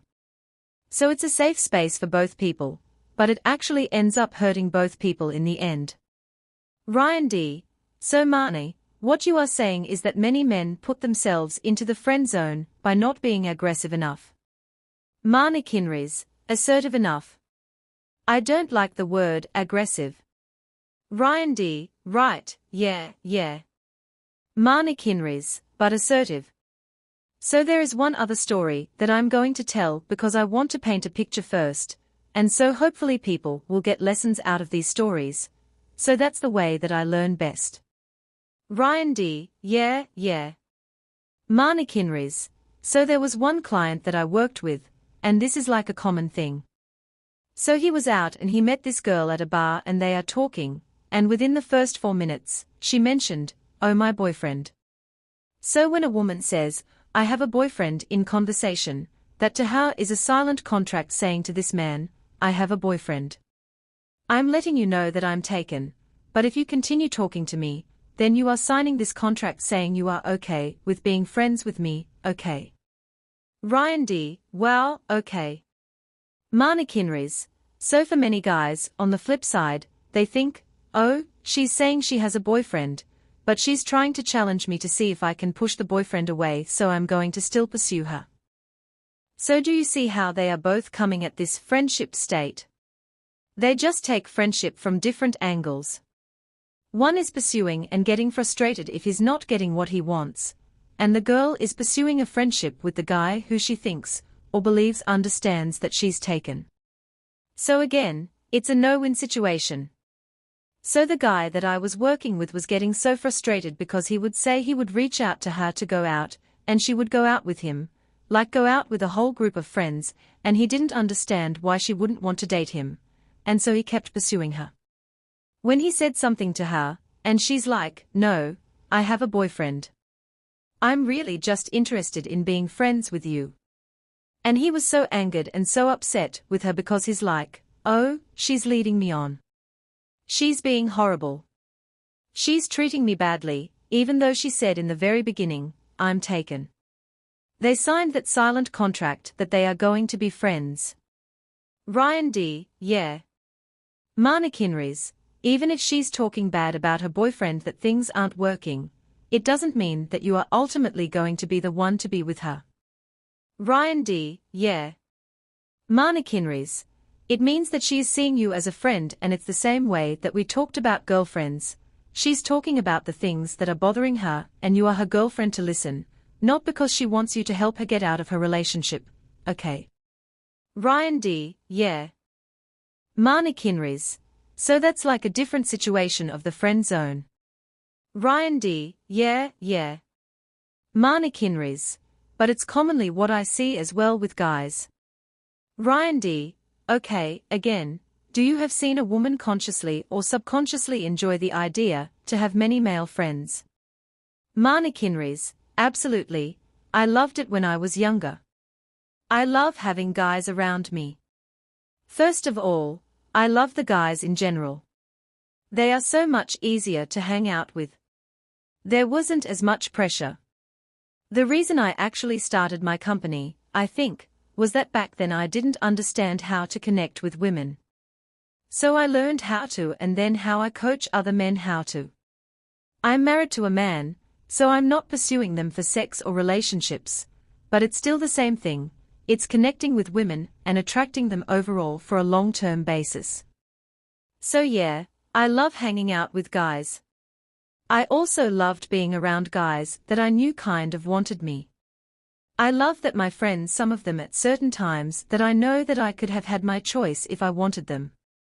But the truth is, that any of my guy friends, if they actually would have said something to me and they would have said, I want to be with you, and they rose up on the masculine scale, I would have been with one of them. But nobody ever said anything, so it was like a nice feeling to be around where I would go up to my friend's cottage, and I loved his cottage. I feel so much at home. We were great friends, but we would sleep in the same bed with each other, and it was fun. We would talk all night, and I had loved it. I loved that I had a fake boyfriend, and then I would go fool around with other jackasses, or have sex with other jerky guys and hate me and be miserable. And my guy friends will be upset, too, because they weren't with me. Ryan D. Wow. Marnie Kinrys, again, I'm going to repeat, if one of them has said to me and or taken action sexually, I would have done it because I loved every one of them. Ryan D. Wow. Marnie Kinrys, but they weren't displaying that masculinity that I wanted and needed by taking action. Ryan D. Yeah, it is very ironic that the guy that you kind of like lost you because he doesn't make a move. Marnie Kinrys, yeah. Ryan D. And the guy who is a jerk actually got you because he's confident enough to go after what he wants. Marnie Kinrys, exactly, and then you get rid them afterwards. Ryan D. Yeah. Marnie Kinrys, because that's what it really do with you. Actually, I have one girlfriend now who just started dating a guy, and she said that the first time that they hang out, he said something very attractive to her. He said, I'm going to be honest with you. He's like in his mid-30s, so I'm going to be very honest with you, I don't play games. I'm done with all of that stuff, like I'm going to go after what I want. I don't know if I want you yet, but just to let you know, I'm not in this to mess around with your head or mine. And she really appreciated that. She was like, oh, that was super sexy that he said that comment. And since then, for the past 2 months, he has been quite aggressive with her, but aggressive by calling all the time and contacting and wanting to go on dates, but not very assertive and masculine with her. He's actually quite effeminate. It's kind of turned her off a little bit, but she likes him and she's enjoying him, and so recently, she said he did step it up, and she is being more assertive and respectful of himself, valuing himself more by taking the lead. And for a while, she was questioning whether she could be with him, even though she really liked him. So it's sort of like the friend zone that I was talking about before. Even though they were being intimate with each other, but she wasn't really enjoying it and she wasn't sure, but she liked him. She wants to keep seeing him to see if there was something there, and now that he's being assertive, she's totally into it. She really likes him. He's taking the lead. He's making decisions. He's planning things for them, and he's letting her know that he wants to ravage her. He wants to be sexual with her. He doesn't just want to hang out with her and take her to places. She said that was important to her. It's like a big flip in her attraction levels, because it makes her want to continue seeing him, because she was saying she's a very assertive woman as well. She's like, I'm quite assertive, and sometimes people do see me as being more masculine. Even though she's like stunning and beautiful and the least masculine person ever, but she's like, I need somebody that is more masculine than me. I don't want to be with a girl. She's like, that's why I'm not a lesbian. So I want to be with a man, and a man is somebody who is masculine. Ryan D. Right. Do you think that there was a point of no return where if a man is not assertive enough and don't make a move, it's lost, and he's going to be put in the friend zone? Marnie Kinrys, no, I don't believe that. Women aren't like men, so from my research and my information, like, I know that men make decisions based on experience, right? Ryan D. Yeah. Marnie Kinrys, and I feel like women do as well, but women more importantly make decisions based on emotions and feelings. Ryan D. Yes. Marnie Kinrys, so they can be quickly erased and replaced with new emotions, new feelings, and new memories, but they have to be consistent and congruent. Whatever direction you choose to change with, it has to be consistent and congruent. So for example, even in the friend zone for 3 years, like for my guy friends, we were friends for very long time, and if suddenly, the guy, something switches in him and he says, okay, I'm done with the friend zone. I don't want to be friends with this girl anymore. I realized now I want to be with her, and I have to say something. So if one of my guy friends, for example, would have said to me, you know what? I realized recently I want to be with you. I don't want to be friends with you, and I won't allow myself to be friends with you. So if you said that to me and I said, well, I really see you as a friend, which is me saying, great, you are making this statement. You are being masculine for this split second. But this is after 3 years of being in a situation, and not 2 weeks, so 3 years. So I would think like, okay, well, it doesn't really mean anything. You are not really stepping up and being that guy yet. So in order for that to be effective, so it's what I was saying before about consistent and congruent, that man actually has to step away and say and have the boundary to say, I will not be your friend. So stepping away from the friendship and not giving me friendship, so he actually has to cut me off in a certain way, or set the boundaries that if he's going to hang out with me, we are going out to date. I cannot sit around my pajamas with him that we are going out at 8 o'clock, we are going for dinner, there is going to be making out at the end, like it has to be pursuing me on a non-friendship level. And that's up to him. If still I don't want to switch around, then he has to cut me off, because it's not healthy for either of us, and ultimately you are not getting what you want. If you want something more from me and I only want a friendship, then that's a relationship that doesn't work, whether it's a friendship relationship, or a relationship, we both want separate things. It's same thing in a marriage.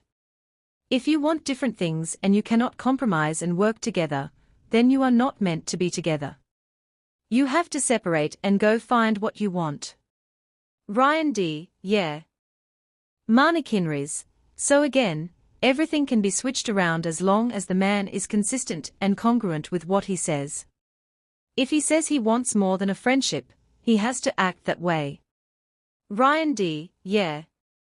Marni Kinrys, he cannot fall back into the friendship again thinking, oh well, I said it once so she knows what I want. It doesn't work that way. Ryan D., I agree with you. I agree with you. So it's very interesting because as you were talking, I realized that the man has many responsibilities in this friend zone thing. Marni Kinrys, absolutely. Ryan D., and it's not just, oh, that woman put me in the friend zone, he kind of put himself in the friend zone by not doing what he's supposed to be doing. Does it make? Marni Kinrys, absolutely, nobody puts you anywhere. It's the same thing when people say things like, oh, they made me feel this way. Nobody made you feel that way. You made yourself that way. The action that they were doing made you feel that way, but you are responsible for your own feelings. Nobody else is responsible to your own feelings. If you keep returning, it's like an abused wife. You keep going back to the guy that's hitting you. Yes, the guy is at fault for hitting, but you are responsible for taking yourself out of your home, and even though it's difficult and challenging, it's your responsibility to remove yourself from that situation, to do everything you can to not be in that situation. So if a woman says to you, no, I just want to be friends. I really like you that way. I don't want to ruin our friendship. You say, okay, I'm sorry, but I can't be friends with you, and you are going to have to respect me, but I'm going to need to take some space from you for all that. I'll cut it down to maybe an hour a week of hanging out with you or whatever. Whatever you feel comfortable with in the very beginning, that still establishes yourself as a non-friend, but you can say during that hour, I'm going to be pursuing you. I'm pursuing you for a relationship, and I'm going to show you that we are meant to be with each other. But if you then go back into the same routine like cuddling and sleeping over at her house, and not doing anything or being there and listen to her cry about her boyfriend, then you just said something. But you are not really taking action to following up on your words. So it's kind of like a fake statement. A woman is not going to take the lead. She will never take a lead. It's the same thing when you approach a woman cold, She is not going to suddenly open up and try to make you comfortable in conversation. In the very beginning, if you've approached a woman, it is your job to tell her what you want, either subconsciously or non-verbally. Ryan D. Oh, wow. I really agree with that. Okay, so let's get to how to turn her into a girlfriend level. We will be talking about it apparently, but let's get more into that. Let's say someone is a friend with a woman for a long time. It was like a year now. Marnie Kinrys, okay. Ryan D. How can he change the perception that this woman has of him? Marnie Kinrys, exactly everything that I just said to you. It's like to change the perception, you have to change the perception of yourself, right? Ryan D. Yeah. Marnie Kinrys, so I'm not going to see anything unless you show me it. So if you have changed your point of view in the fact that you want to have a relationship now, then I need you to show me that. I need you to step up and be that guy. I am not a mind reader, so I am not going to be able to subconsciously know what you are thinking and feeling, and vice versa. I am concerned with myself. I'm not concerned with other people. I'm a caring person, and most women are as well, but more importantly, we are concerned about ourselves until we are in a relationship, or a friendship, or related to somebody where we do grow to care about somebody, then you are concerned about other people as well. But yeah, if you need to express these changes, then you have to express the changes and then stick with what you've expressed. Ryan D. So you are saying that the men should express verbally his intention? Marnie Kinrys, absolutely. Ryan D. Or can you just start to blend, where he can non-verbally blend the idea, it was more than a friendship? Marnie Kinrys, well, I guess, the thinking is that I always say if you want something, you have to ask for it. Ryan D. Okay. Marnie Kinrys, so yes, you can sneakily plant the seed. I don't really know what that would even look like if you secretly planted the seed, like suddenly like grab her boob. I don't know what like the moves that you can make, but I would say, at some point when you are in a calm setting, probably not when you are out of the bar drunk and like fighting, you want to be in a calm space. It's the same thing when you are in a relationship, you don't want to bring things up when other things are going on. So you say to the girl, hey, look, I want to talk to you about something. And if she says okay, and then you say, here is what I'm thinking, this is what I've been thinking recently. I realized that we get along really well. I am very attracted to you, and I don't want a friendship with you. I actually want to pursue you. I don't know if we are meant to be in a relationship with one another, but I want to date you. That's what I want. And then she can give her response whatever it is, like it can be, me too. I really want to be with you. Or it will be like, no, I don't want to ruin our friendship. That's sometimes fear, or maybe she's not attracted to you at that point, then okay, and so whatever it is that she says. So if she says no, I don't want to that. And then you say to her, okay, that's okay. I do want that. So I'm going to have to take a step back, because I have to reevaluate and think about what I want. But I cannot stay in what we have right now. It's not healthy for me and it's not healthy for you. It's not fair to either of us. So then you take a step back, or you say, if we are going to hang out, then I'm going to pursue you. So then when you are pursuing her, then you do sexier things, more dating things. You don't go over to her house at 11 o'clock at night, and sitting in your pajamas, and like fart in front of her. What you do is at 9 o'clock at night, you say, all right, we are going for a drink now. Put on a nice dress, and we are going out. I'm taking you out. And when you are there, you touch her. You don't talk about any ex-boyfriends, or about other things. You talk about more fun-like things and you kiss. You are going for the kiss at the end of the night, and if still she doesn't want that and it feels uncomfortable after a couple of weeks, then you say, okay, obviously, this isn't something that you want, it's something I want. So we kind of have to break up for a bit. Ryan D. Is it like pressing the reset button on the friendship, from the relationship? Marnie Kinrys, absolutely, because you are going in a new direction now. You can still have your friendship there, so you will have that comfort level, but friendship is very different from a relationship. Ryan D. Yeah. Marnie Kinrys, like with my husband, I have a friendship with him, but we are in a relationship definitely. We are very comfortable with each other. We share a bathroom, so there are non-sexy things that are involved in our relationship, but we are intimate with each other. We are sexual with each other and sexy around each other, and there are moments of friendship, but if I ever felt that we were in a straight friendship, oh well, that's not a relationship. That's a friendship. So you have to draw that line, and sometimes for people, they have to decide what the difference is for them, like what it looks like. If you need to make a list, jot down what a relationship means to you. So you can say dating means this, dating means you go out on dates, dating means you make out at the end of the day, dating means you sleep with somebody, so that you have those things in mind as to what dating is and a friendship is. Ryan D. Right, okay. If a romantic relationship is not possible, do you think that the man should just cut off the relationship? Marnie Kinrys, absolutely. It doesn't mean you have to be a jerk because you can say to a woman, look, this is what I have to do because this is what I want. So can you please respect me and give me some space? I cannot give you the friendship that you want right now, because I have to take care of myself. And most likely a woman is going to reach out to you and text you most likely when she's drunk, because it's a good thing. You were in a relationship of some sorts, so suddenly there is a void in her life. There is a void in your life, too. So just like most relationships where you go back for like breakup sex, it's going to be the same thing with that friendship.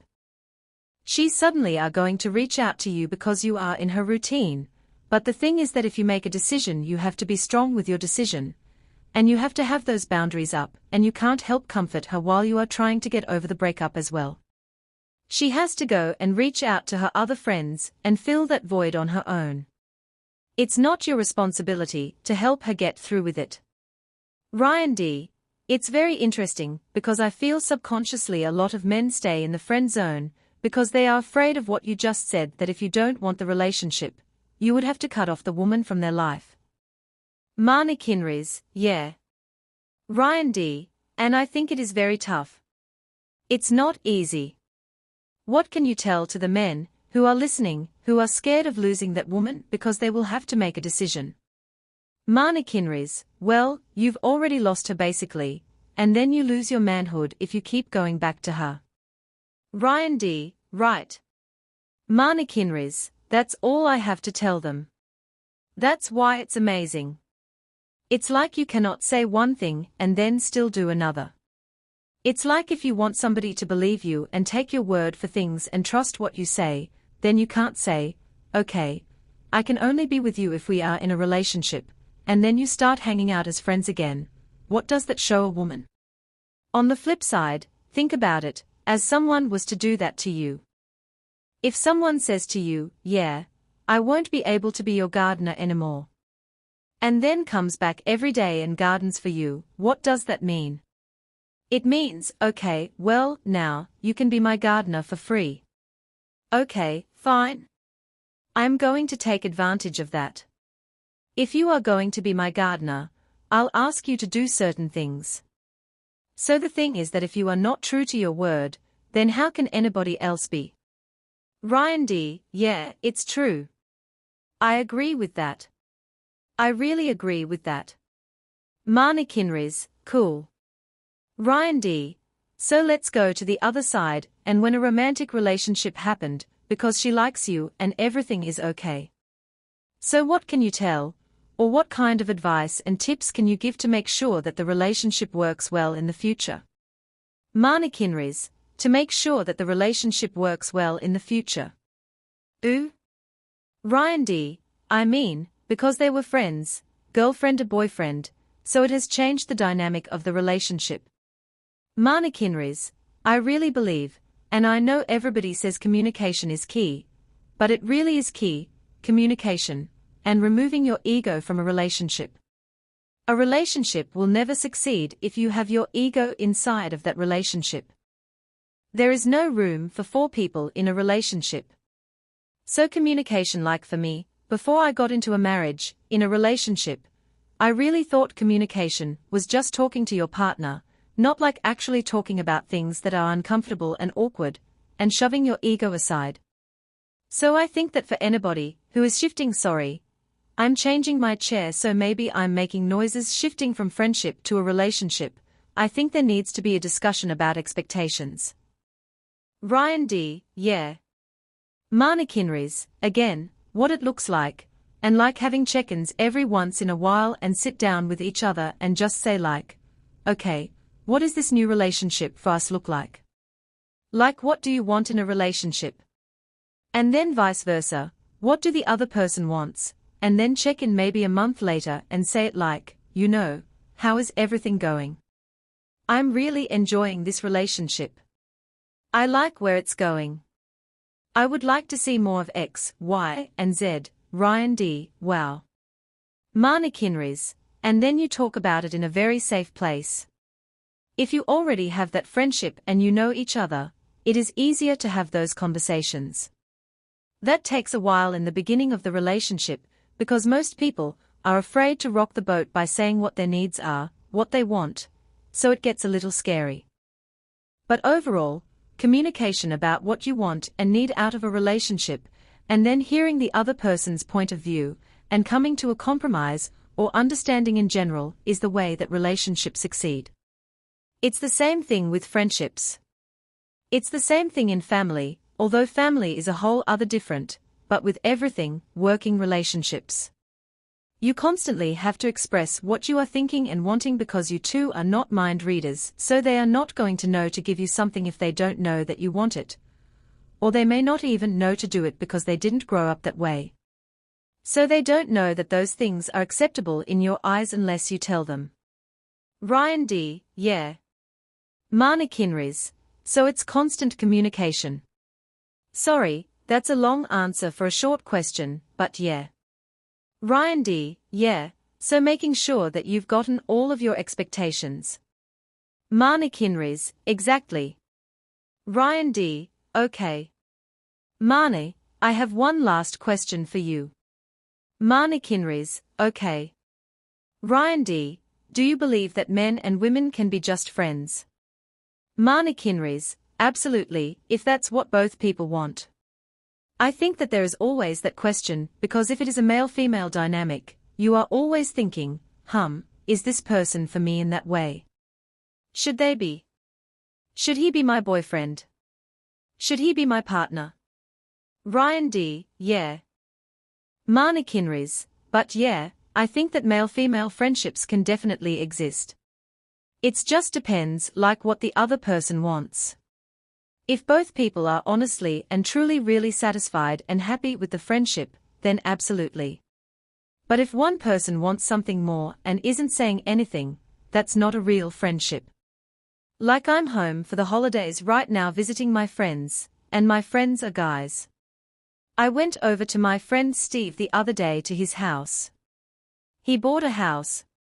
It's like a block and a half away from my parents, so I went over to his house. And at that time, I could question, should I go to Steve?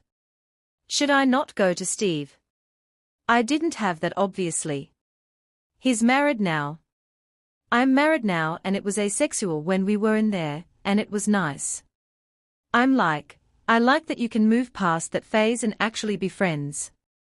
And I know that if I ever did need anything, he would be there. He is my real friend, and vice versa for him.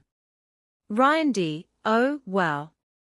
Marna Kinrys, so yes, I do believe that men and women can be friends as long as both sides are honest about what they want. Ryan D. Wow. And I would like to add that it's always sane to have female friends, just platonic female friends. Marna Kinrys, oh yeah. That's the base of my business. If you can have a female friendship that is a real friendship, oh my God, you have like magic at your fingertips. As long as you tell your girlfriends, and I say this to everybody because my company is the Wing Girl Method, you can have your own wing girl at any point in time. If you tell your girlfriends, I want the truth from you and I want you to give me real information, even if it hurts my feelings, and tell me everything that women wants to do and say, don't want.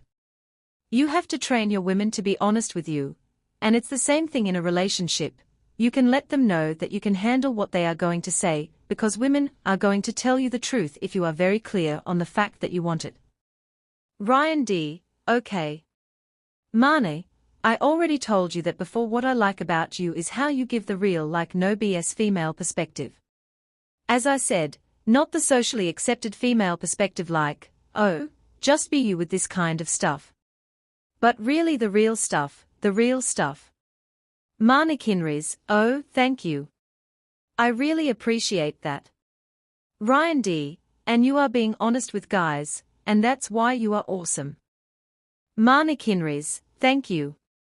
Ryan D., so guys, go to http://www.winggirlmethod.com if you want to have Marnie as your wing girl and to have all the free stuff, free articles and her newsletter that you get from her website. Marnie, thank you very much. Marnie Kinrys, oh, thank you. Ryan D., I hope we will have you again for another interview. Marnie Kinrys, oh, definitely, anytime. I love talking with you. For some reason you give me good energy. Ryan D., thank you. Marnie Kinrys, so I always feel like I give valuable information when I talk to you. With other people that I talk to sometimes, I don't deliver the same. I have like a nice connection with you. So anytime that you have a question, ask me. Ryan D., thank you. I will for sure. Okay. Talk to you soon. Thank you very much. Marnie Kinrys, oh. Ryan D., talk to you soon, guys. Bye. Marnie Kinrys, thank you. She's just not that into you. Don't mistake emotional banter for flirtatious banter. Women give guys loads of signs when they are interested in them. In fact, you can learn more about these on my Science She's Into You list. But want to know one sign she's not interested? When she complains about her boyfriend, even if she tells you, I would love to date you if I didn't have a boyfriend, she is not looking for a date, but for an emotional crutch. She does not want to cheat on her boyfriend, or ditch him, in the end. Instead, she is just looking for a short-term quick fix of attention. The woman you like probably is not doing this harmfully, or even fully consciously. All she's aware of is that her boyfriend is not giving her all of the validation, attention, and security that she needs. So she is spreading her wings and seeing if she can plug that gap elsewhere. She may have just had a fight with him over his boys' night out, be pissed that he hasn't texted her back that evening, or be feeling insecure after she found out that her guy's ex was a swimwear model. It really could be any number of reasons, small or large, but it is far more about her relationship with him than her attraction to you. I know this is not what you want to hear, but you may just have been in the right bar, at the right time, to be on the receiving end of her fishing for attention. She wants to feel appreciated, however, now, you are not the person she truly wants to feel appreciated by. Therefore, your flirting with her will act like an emotional band-aid for now. But as soon as her boyfriend heals the rift, she will not need your attention, dates, or flirtation anymore. She may even feel guilty for having looked to you to fill this emotional void, and will back off completely. So even if she is smiling at you, touching your arm and leaning in, telling you that she thinks you are handsome, if it all comes with her sighing, I would love to stay in touch if I didn't have a boyfriend, do not take her signs seriously. It's very easy when a girl is giving you these huge signals to ignore the fact that she has a man, and hope that she will cheat on him with you tonight. While I am not going to pass judgment on any of you guys for thinking that, even if she did cheat, it would create a messy and complicated situation that you would not want to find yourself in. So get out and move on. You can enjoy the flirting in return, but do not get invested. Do not spend hours hanging out with her, listening to her, and pursuing her with endless texts and emails, as this is one clear route straight to the friend zone. So next time you get a girl flirting with you, while telling you she is unavailable. I want you to enjoy the brief flirtation and then move on. Unless you want to be her friend, move on. There will be loads of other women who will want to flirt with you for real. So ditch the emotional banter with taken women, and have flirtatious banter with single women instead. What do I do if she starts talking about her guy problems on a date? Email, Marnie, here's a question I have not seen the answer to. What do I do about a woman who does nothing but talk to a guy about her problems and depressions? How do I handle this in particular, and move things to a more romantic footing, as this is happening to me right now? James. My response: James, friends let women cry on their shoulders. Men lead them away from their problems. What I am getting at is that it is up to you to shake up the situation that is in front of you. If you go on a date and a woman starts unloading her woes on you, quickly nip that shit in the bud. There's no crying in baseball, and there is certainly no crying on dates. I would never want you to do that on a date. Women are going to go wherever they are emotionally led to. So if you are on a date and start talking about the past and her ex, hold her hand for a second and tell her, we all have a past. We all have been hurt. However, tonight is about tonight. Now, what are you going to get? The sirloin looks good. Do this, instead of firing off questions at her so that she opens up and tells you more about her abusive ex-husband or past breakup that left her in shambles. I know you think that this is polite to do because it shows you can listen, but it is the one-way ticket to Friendship Town. So lead away from this conversation. A woman wants a man that can keep her safe and secure. The first step to showing that to her is that you help her avoid her past by showing her what she could have in the future. Marnie, she brought her ex on our date. Email, Marnie, I went on a date with a girl. It was our second date, and she brought along her ex. What does this mean? Is she into me? Confused at what's going on. Any help would be appreciated. Max. My response, Max, whoa, whoa, whoa. She brought a guy, let alone an ex, on your date. Did you make it clear you were asking her on a date? Did she ask your permission to bring someone along? The answers to these questions do not matter, but the message behind them should. If you are not clear with your intentions, then a woman is free to interpret how she pleases. I have to be honest and say she probably knew you wanted to be alone with her, but obviously did not want that. If she were into you, she would not have brought along another dude. To me it sounds like this was her subtle way of saying, I'm not into you, but I am open to being friends. In the future, if this situation happens again, get your self-respect back by saying, I'm asking you on a date and therefore want it to be just the two of us. If she does not feel comfortable with that, then she will tell you. Honesty and being clear on what you want are the best time savers and money savers in the world. Remember, you are always allowed to speak your mind as long as you do it from a calm, comfortable place. As soon as you get defensive or accusatory, you lose. Marnie. 6. How women wanted the how, what, where, when and why behind every female action. 11 things about beautiful women every man must know are beautiful women.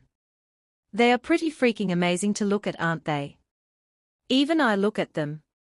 The other day I was in the car with one of my guy friends, having a great conversation. When suddenly, to our left was a beautiful woman getting into her car, tall, long legs, short shorts, cowboy boots, curvy hair, and sunglasses. Both of us instantly stopped talking, looked at her, and then continued on our way. It was insane that a beautiful woman would have that much magnetic power over both of us. It proved to me that everyone loves looking at beautiful women. However, not everyone understands beautiful women. For most, beautiful women are what they see in magazines, or from a social distance. They do not get to interact with them on a personal level. Today we give you the tools to make things happen.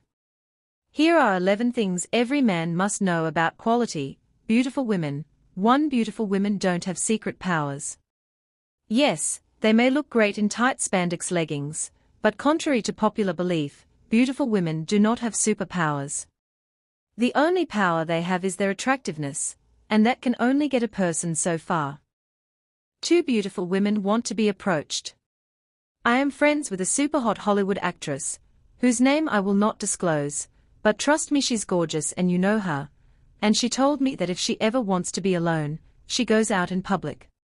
No one looks at her, no one talks to her, and no one approaches her. The funny thing is she would love to be approached. Most of my girlfriends say exactly the same thing. Their main complaint is that they never are approached. If they do, it's by arrogant, stuck-up jerks. So next time you talk yourself out of approaching a beautiful woman, remember, she wants to be approached. You are not bothering her if you are a solid, amazing guy. 3 beautiful women have insecurities too. Oh my God, do they have insecurities? Yes, there have been areas in their life that may have been easier because of their looks. However, when it comes down to it, beautiful women have the exact same insecurities running through their head as the rest of the world. Am I good enough? Am I a loser? Am I fat? Is my skin bad? My thighs are horrible. Will they like me? Will they like me for more than my looks? 4 beautiful women are guarded and have baggage. Just like you, they have been hurt, bruised, and wounded from past relationships. I hear many beautiful women say that sometimes people forget that they have feelings and that they are real people. Some men want to date me so they look better, and they don't care about me. I have had this happen to me many times and it hurts. It hurts to be used for your looks, says my female friend who is a model. 5 beautiful women want a good man. Do you know how often normal women are approached by huge D-bags? Well, multiply that by 50. Because that's how many approach beautiful women. Why? Because most of the good guys are too afraid to approach. Beautiful women want to be with a good man, not an asshole. 6 beautiful women are not necessarily superficial. Some are, yes. Some aren't. You do not have to have Einstein's brain, George Clooney's looks and Bill Gates' money to attract, date and get a beautiful woman. You have to have all those things if you want to date a superficial money grabber. 7 beautiful women aren't a bunch of stuck-up bitches. At least not all of them. Like everything else, you come across some good ones and you come across some bad ones. I know it's easier to think all beautiful women, or people for that matter, are stuck up, but they are not. 8 beautiful women have brains and want to have interesting conversations. In fact, some of my most intelligent friends are ridiculously beautiful women. Beautiful women can also have brains and personalities to match their looks, just like all the 5s, 6s and 7s of the world. 9 beautiful women don't want to be approached with compliments on their looks. Beautiful women do not want to just be beautiful. Like all other women, they want to be heard, seen, and understood. If you want to get a beautiful woman, compliment her on her, rather than the way she looks. She already knows she's hot. Now tell her something she doesn't know. 10. There is no right thing to say to a beautiful woman. I have said this repeatedly, there is no magic panty-dropping line that every man can say that will make a woman want him instantly. Line up 10 guys in front of me, all saying the exact same pickup line, and guaranteed I will feel a different reaction to each of them. Some I will love, some I will hate, and some will creep me out.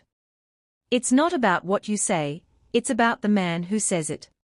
Character, character, character. Like all other women, beautiful women are just people. Not unicorns with breasts. 11. Do looks matter to women? I wanted to share an interesting yet common story about attracting women. I am sure many times in your life you have been walking down the street, saw a beautiful woman with an unattractive man, and said to yourself, something is wrong here. Why is she with that guy? I am sure you could not understand it. It probably frustrated the hell out of you.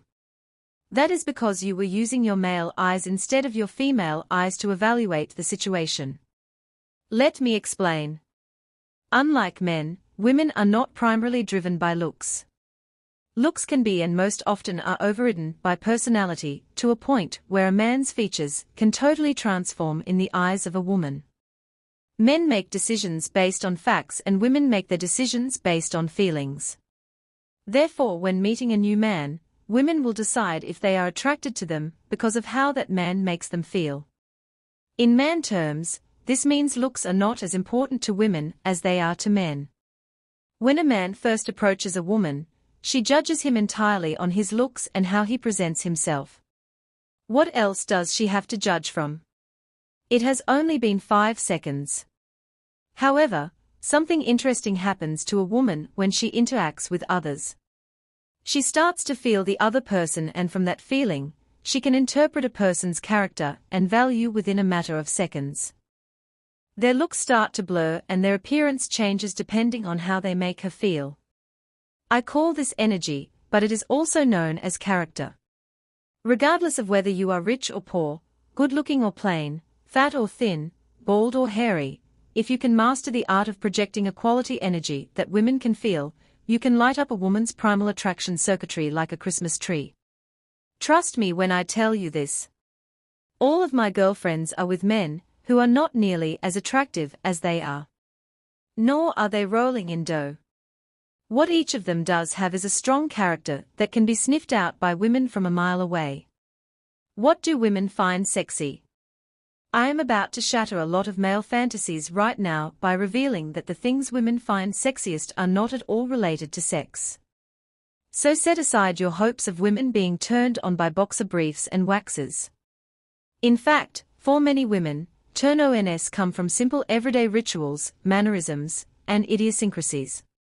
That is because a woman's libido is triggered by her emotions and the way something makes her feel, rather than what it makes her think. I put out a survey to my circle of female friends, confidants, and wing girls, over 200 women. I asked each of them, what do you find sexy? Below are the top 11 responses. 1. Intelligence without arrogance. Intelligence is sexy only when the guy's not attempting to belittle you or be arrogant in the process. It's extremely sexy when a man knows how to maintain his intelligence without riding a high horse in the process. 2. Voice. When I hear a man with a deep voice that comes from his diaphragm, it makes my tingle in areas that may not be appropriate to talk about. Daisy. A deep voice is the ultimate sign of masculinity. 3. Honesty, loyalty and integrity. Overall, these 3 characteristics speak to a man's character. The measure of a man's real character is what he would do if he knew he never would be found out. Thomas Babington Macaulay. Being an honest, loyal man with integrity will not only turn women on, it will keep them coming back. For good credit, probably the most seemingly superficial response from my gaggle of women, but one of the most important. Poor credit can be a huge red flag because it triggers the fear that a man is not reliable, lazy and is not responsible. To save yourself from having your poor rating hold you back from attracting women, it is important to show that you are proactively working on erasing the bad credit and committed to wiping that slate clean. 5. Great smile. Even though recent studies have found that pictures of men smiling can decrease feelings of attraction from women, my survey proved otherwise. A nice, warm smile from a man can melt a woman's heart and instantly turn her on. What's important about the smile is not the actual smile itself, but the underlying intention behind the smile. I love it when a man smirks at me in a way that says, I'm thinking something, but I'll never tell you. Jen 6. A true gentleman. In all my dating years, I have only had 2 men open doors for men. One of those men was my first and only one-night stand. The other is now my husband, Monica. Men. Do not let chivalry die. Open doors, pull out chairs, be polite to everyone. However, do it because you want to, not because you think it will get you something. That's the true definition of a gentleman. 7. Taking out the garbage without being asked. Want to know how to get my panties off in 30 seconds flat? Take out the trash without me having to ask you. Justine. Caring gestures make women feel good. Guys do not realize how important they are for women when it comes to being turned on in the bedroom. To connect physically, they really need that emotional and mental connection. 8. A sense of self. So many men are like Velcro. They just latch onto you. Especially when they are older or divorced, this is not sexy at all. Micah, have a purpose, have an opinion, have a life, and you will always be the sexiest man in the room. 9. Sense of humor. If a man can make me laugh, I'm his forever. Sexy, sexy, sexy. Emily. Before you start signing up for comedy classes, I want to be clear about what "I want a guy that makes me laugh" actually means. What a woman is really saying is, I want a guy that is light, fun, and does not take himself too seriously. Enjoying life always equals sexy. 10. Good communication. They say communication is the essential foundation to all relationships, but is it sexy? If I am talking to a man about something, and he gets emotional and defensive, I am instantly turned off. Seriously. I find it especially sexy if a man can hear me and remain grounded. Erica 11. Confidence. When asked, women often respond that the number one thing they want in a man is confidence. Confidence is nature's signal that I am not weak. No woman wants to be with a weak man. A bald man is just as sexy as a man with thick wavy hair if he loves his head. Jenny. Confidence tells a woman, I'm proud of who I am, I respect myself, and you will always be safe with me. You can see the real turns on for women do not include crazy, unachievable sexual fantasies. In fact, what women actually find the sexiest is you being the best you. Do women want sex as much as men do? Hell yes. Where did the hideous rumor that women do not like sex start? Of course we do, and why wouldn't we? Sex feels good, it is fun, and can release heaps of tension and anxiety. Then why the rumor? Why this belief that women are not sexual and don't want sex as frequently as men, when there are hundreds of studies that prove they do? When it comes to sexuality, I can tell you as a woman that I feel most liberated when I am in control of the choice to be sexual. Women don't want to feel used, taken advantage of, or empty, as if they could be replaced by anything with breasts for your enjoyment. We want to be part of the experience. We want to be part of the choice to have sex. We do not want to feel that because we are women we owe someone sex, or that sex has been forced upon us, or that we owe sex in exchange for a meal. We want to own the decision, and enjoy every second of the experience. I am going to share a story with you. When I was younger, I was a huge prude. I had tons of guy friends who would take advantage of women and lie to get them in bed. Now, even though these guys never treated me this way, it caused me to put up barriers, fearing that all men would do the same thing to me if I let them.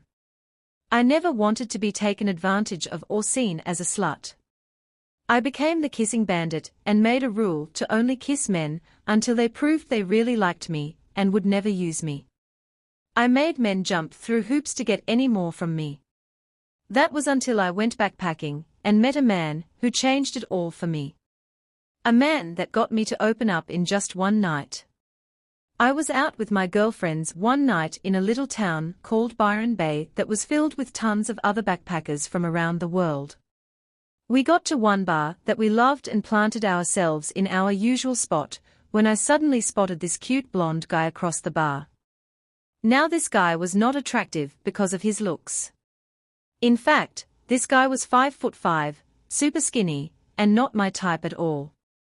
I found him attractive because of the way that he was acting.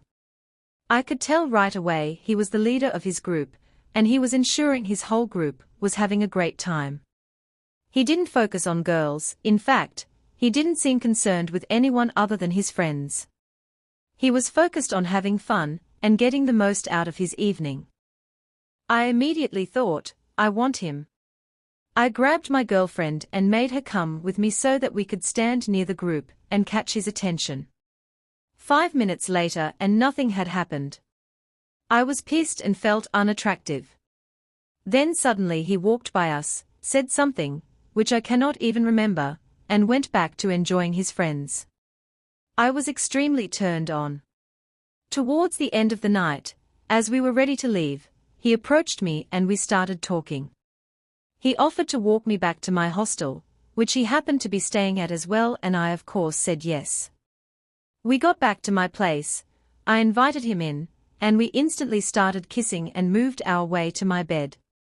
Then as soon as he tried to go further than kissing, I immediately tensed up and got scared. That is when he did the best thing any guy had ever done with me. He stopped, looked at me, and said, "If you are uncomfortable with anything we are doing, I want you to slap my hand and we'll stop immediately." He literally took my hand and slapped his own. Just hearing those words immediately calmed me down and got me to open up like I have never done before. That was my first ever one-night stand. So what is it about those words that got me to throw away all my boundaries? It occurred to me that this guy understood women, something that I had never encountered before. With just a few simple words and a little eye contact, this guy was able to communicate 4 things to me.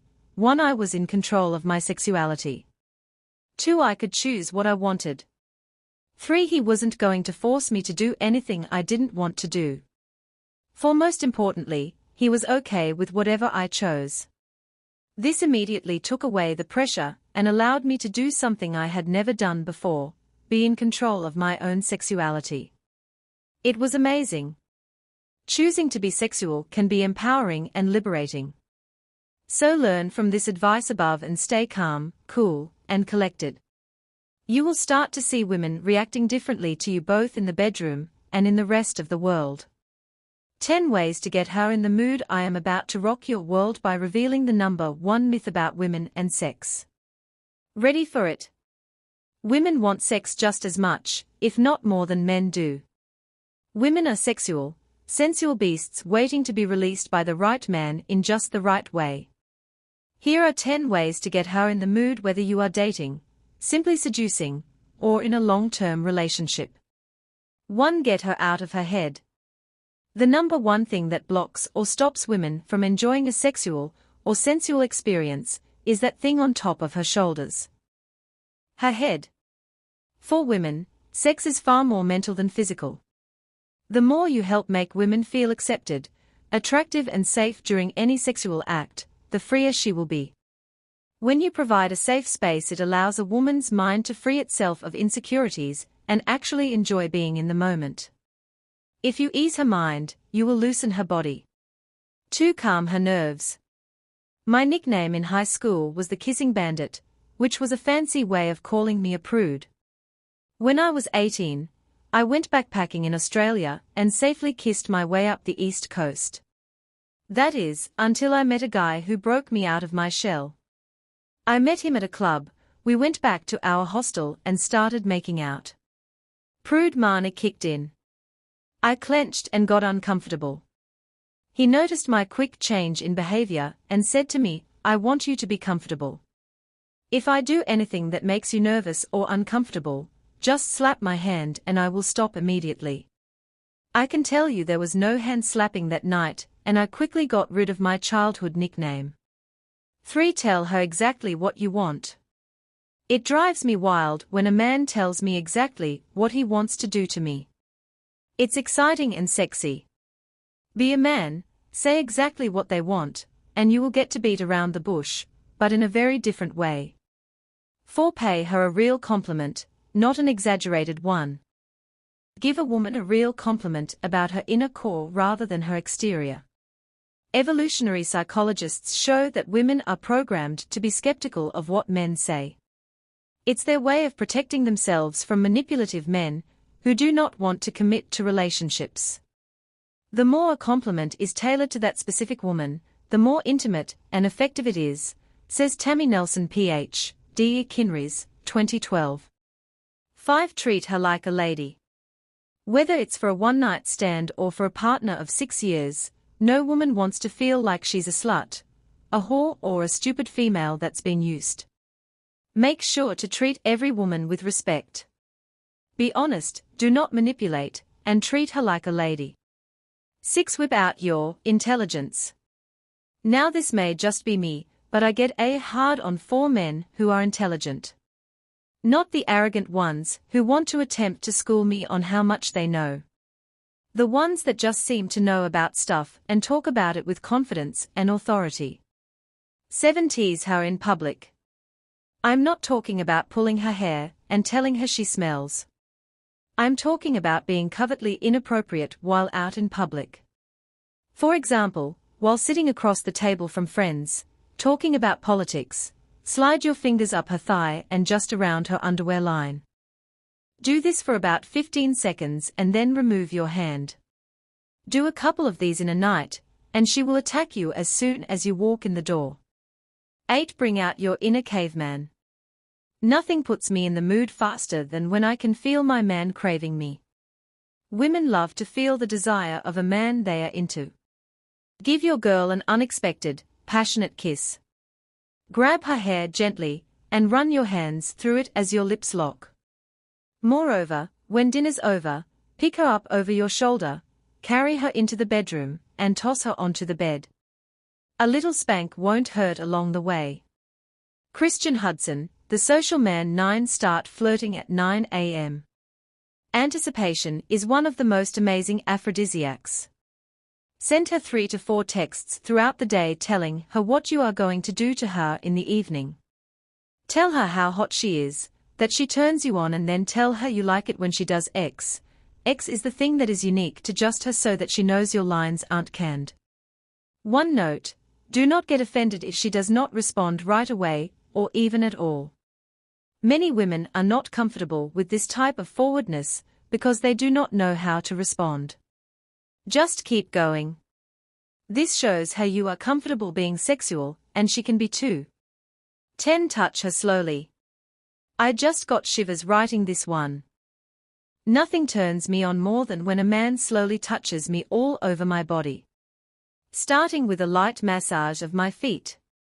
Then working up the leg to the inner portion of my thighs. Moving on to caressing the sides of my belly and chest, and ending by brushing my back and neck with his lips. Amazing. 8 signs that she is flirting with you. Want to know 8 easy ways to spot if a woman is flirting with you? Now, I do not believe in waiting for signs before you take action. When you consider approaching a woman, the only thing you need to think is, I am interested in her and want to know more. Once you get into a conversation with a woman, it can be difficult to spot her flirting signs. First, here are some signs she is not interested. No eye contact, body shifted away from you, arms crossed, leaning back, looking around the room while you are talking, instead of looking at you. Nodding instead of responding, giving one-word responses, being overly friendly. If you see these signs, run. Get away and get over this woman. She is not into you. Now on to signs you should be looking for. 1. The smile. Remember, do not wait for a smile. You like her, you approach her, and then you decide. If you have a situation where the woman says, "Whoops, thought you were someone else," let her know it was okay for her to make that mistake, but you are still sticking around cause you want to know more about her. "Whoops, I think you're hot and could have a good personality that I may like. Let's see if you do." 2. The hair. This is something that I do when I am into a guy and want him to be attracted to me. I twirl my hair, touch my lips, and bat my eyes. All very feminine, flirty things that, as women, we feel will turn a man on and make him more attracted to us. 3. Change in appearance. It is definitely a sign when she returns from the bathroom with new lip gloss applied, her hair tossed, and a one less button done up. 4. Asking for help. I, like many women, have asked for help when it was not needed, just to catch someone's attention. "Can you help me lift this heavy chair for me? I do yoga and weight training and could totally lift it myself, but why do it yourself when there is a cute guy that could do it for you?" 5. Body language. When I am attracted to someone, I stumble over my words and fidget. We all get nervous. Look for where those feet are pointing. 6. Conversation. I have done this myself when I am attracted to a guy. I will be fascinated by anything that comes out of his mouth. Remember, If a woman is not interested, she will give you single-word answers and nod. If you have a woman engaged, but you can tell she is slightly nervous, it is a sign she is into you. 7. Openness. This is a tricky one, because most women, who are that comfortable with you right off the bat, are usually not attracted to you. Therefore, they may freely reveal lots of private information with little worry because there is no attraction to be lost.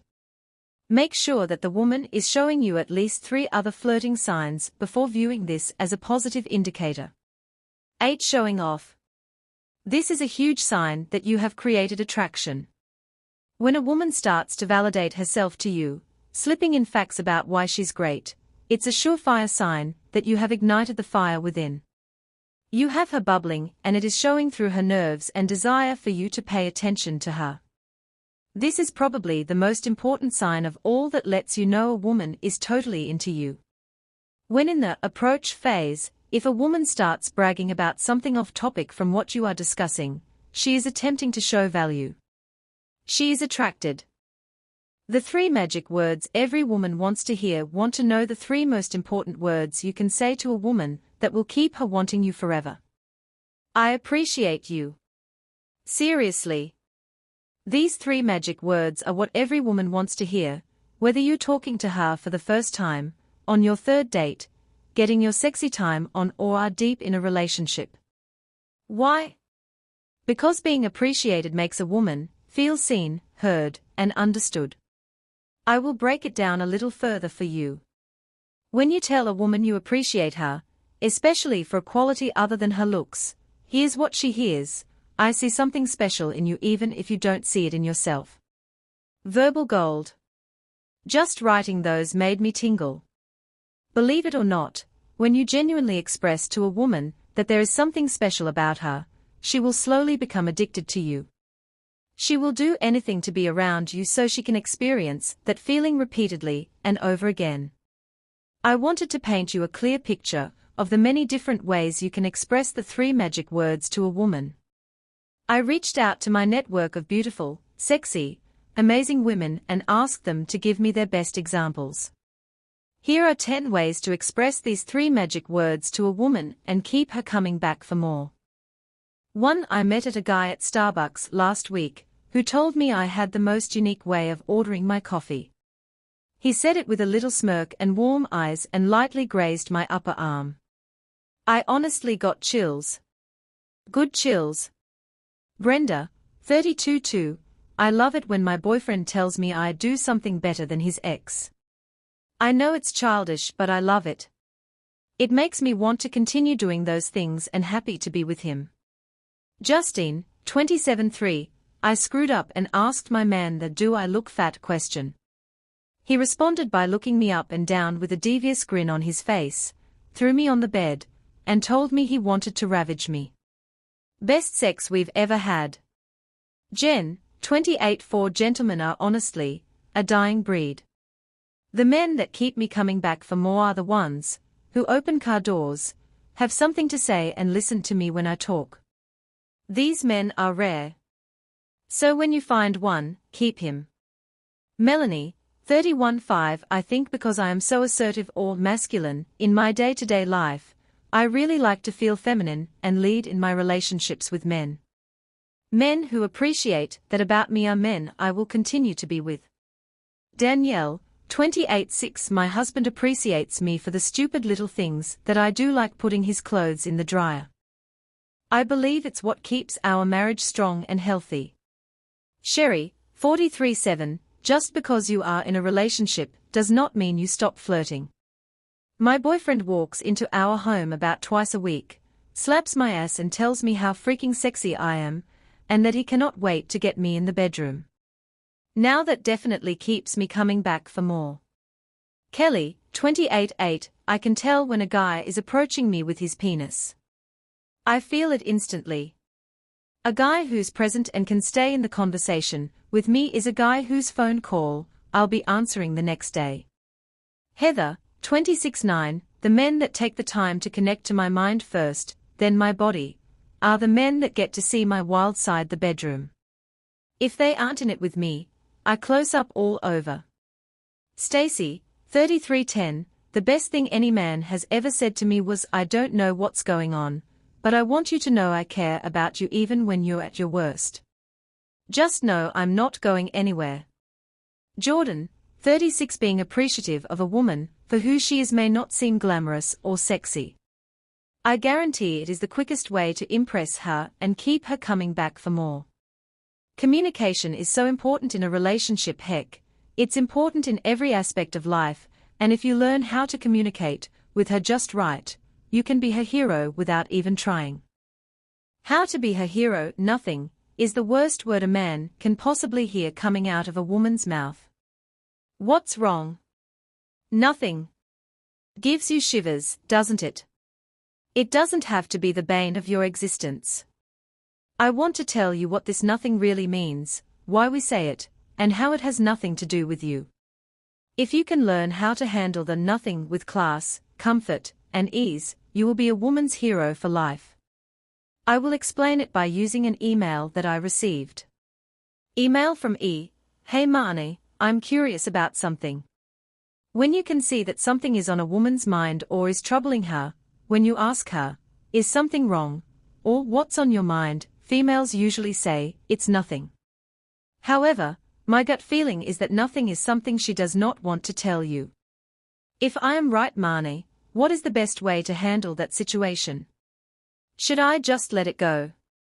What's really happening here? My response, the dreaded nothing statement I have made oh so many times. This nothing is actually quite loaded, but not in the way you think. I have heard many men label this as a test or a way for women to manipulate. It is neither. What it actually is a statement stemming from discomfort. Nothing means either, "You should know and I can't believe you don't," or "I am mad at myself for being this mad about X and need your help calming down. I don't want to be this upset, but I am." Both come from a place of caring about you, feeling alone, and discomfort. Both should be handled in the same way. Let me back up for a minute and tell you something about women. Women tend to think they are in control at all times. They also aim to be an ideal woman, especially in the eyes of the man they are seeing. When they get into situations where they begin to feel less than ideal, it creates anxiety that is uncontrollable and so uncomfortable. When she is seemingly sitting and stewing, this is the moment where you can be a woman's hero, or you can be her punching bag. Ultimately, this choice is up to you because it is really in your control, not hers. If you wish to be the punching bag, engage her defensively, and tell her that what she is feeling is irrational or crazy or unacceptable. No good. Gets you nowhere but the doghouse for a full week. If you wish to be a woman's hero, stay strong, listen, be patient, and understand that it's not about you. Next, you engage her in a warm way. Not defensive, not attacking, and not afraid. The last one is most important. If you show any indication that you are afraid or that for 1 minute you are thinking in your head, "This chick's crazy," game over. You say to her, "I can tell something is bothering you and I want to talk about it with you." Then you listen to her. If she still does not budge, you say, "Listen, I want you to be comfortable telling me things. If I have done something to upset you, I want to know what, so that I can try to not do it again." Give her a hug if needed. If she still sticks with the huffing and puffing, that is when you have to have a boundary and you say to her, "I can tell something is wrong, but I am not going to push it out of you. I will be in the other room and when you are ready to talk, and I will be ready to listen to you. Then leave." Most likely, she will calm down and eventually work up the courage to speak with you. Still be strong, patient, and understanding and listen to what she is saying. These are her feelings. They are not meant to hurt you or attack you. They are meant to show you what she is feeling so that you can grow together. Sometimes in relationships, your partner can make mistakes, or they can have a moment of weakness. These are the most important times to show her you still care, and can handle her imperfections. If you handle these situations with class and calmness, these situations will happen fewer and farther between, and you truly will be a woman's hero. Trust me. Minor situations like the one described above can either hurt a couple or bring them closer together. Next time you encounter the nothing situation with the girl you are dating, take it as a compliment. Seriously. Understand that she cares about you enough to feel stress, anxiety, and discomfort over you. If she did not care about you and if she was not invested, then these things would not matter to her. How to win over a bitch. Want to know how to win over a bitch? From the pretty girl that punched you on the playground in first grade to the model type that gave you a blank stare when you tried to buy her a drink last Friday, I bet you have encountered a pretty girl who just happens to be a total bitch. At least you think she is, and you have no idea how to handle her tantrums, mean remarks, and cold silences. She only seems capable of being nice to her girlfriends or real players, and you have no idea how to show her you are a decent guy who deserves a lead role in her life. Frustrating, huh? Well, I know you might not believe me when I say this, so bear with me, but sometimes it's not that easy being super hot.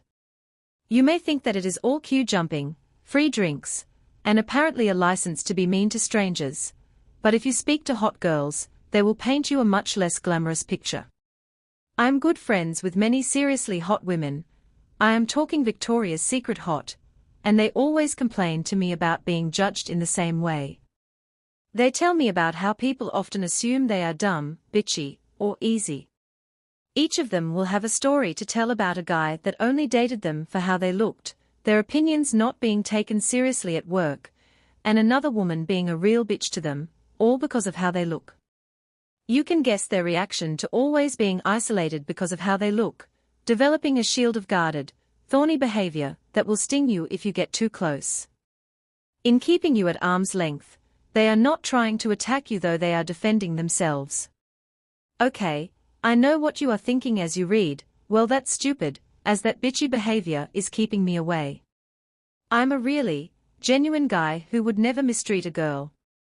Yes, you are right. The only guys that tend to break through a bitch woman's defenses are usually exactly the kind of guy that she would want to keep away, the total idiots. It would be great if these gorgeous girls realized that bitchiness is not a brilliant way to meet cool guys, but this is just how things are. I know it's not very logical, but this behavior is often an unconscious choice. It's just a knee-jerk reaction. Snapping at you to get out of their way is often no more of a well-thought-out response than when you were caught sneaking out of school and just said the first words that came flying out of your mouth. Knowing why a hot girl sometimes acts like a bitch, though, will help you figure out how to break down that barrier. You won't be able to soothe it by being the ultimate Mr. Nice Guy, because if you pander to her bad behavior by doing whatever she wants, she's not going to respect you. Moreover, these girls need a strong man they can trust to protect them, so that they do not have to do the hard work themselves. I want you to show her that you are not fazed by her bitchiness, and that you can see beyond their tough exterior shell. Next time you get a bitchy response from a woman, let it wash over you. Do not react in an overly emotional way. Instead, try to see her behavior for what it really is, a defense. Be super cool, ignore her low blow. A great technique to do this. Start interpreting her bitchy swipes as charming and endearing, instead of cruel and evil.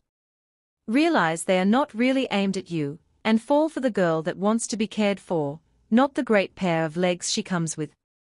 Remember, I am not here to tell you how women should do things. I'm here to tell you how they do things so that you can be ready to win every time. Why do women flake on plans? Have you ever made plans with a woman and then 30 minutes before meeting she sends you a text saying, "Totally forgot I have plans to meet my grandmother and can't make it." Or, "Seems work has called me in last minute. Can we reschedule?" I can tell you that this woman did not just remember she had plans. She is flaking. She is a female flake. When a woman likes a man, there is no way she would cancel plans on him for something else.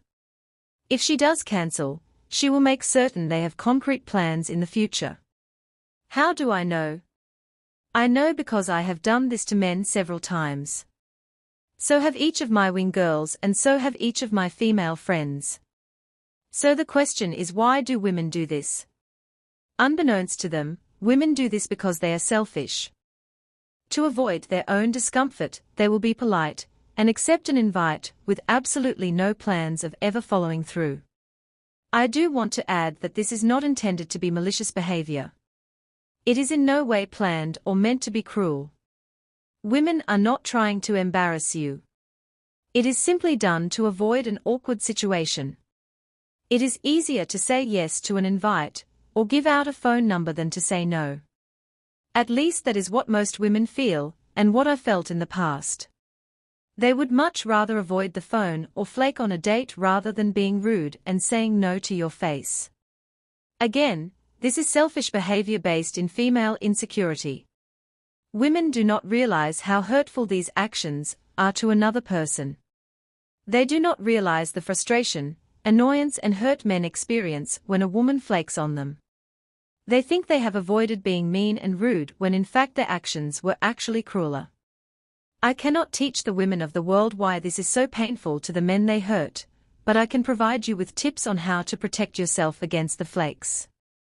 These tips will help you ensure you do not waste time, money, and energy on women that are not into you. Tip 1: Don't get angry when a woman texts you 15 minutes before your date that she forgot she has another obligation. Understand that this means she is not into you. Instead of being angry or hurt about her flaking, feel sorry for her because she was not mature enough to be honest. This will create a calmness in you because you will realize that this is the type of woman that is not worthy of being with you. A woman who cannot speak the truth is not worthy of your attention, nor is she mature enough to handle you. If you like, you can express your disappointment in a mature manner that lets her know you will not accept this behavior. Again, do not be a dick, but maturely express that flaking is not cool. For example, write something like, "Totally understand that things can slip the mind. In the future, it would be best to check your schedule so that you are aware of your commitments. My time is very valuable to me, and I hope you will respect that in the future. No hard feelings. Have fun at your event." It's firm shows you have respect for yourself, and is soft at the end to let her know you are still safe. I hope that she will learn that her behavior was not cool and either correct it with you or correct it in the future. Either way, a good deed has come out of the situation. Tip 2: Do not leave the house before confirming. To save yourself a drive, text her before you leave your home about an hour before you are set to meet. Say, running about 10 minutes late. Hope that is still cool.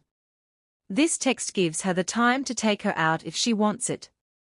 Truth is, if a woman is going to flake, she is going to flake, but at least with this move you can save yourself time, money, and energy.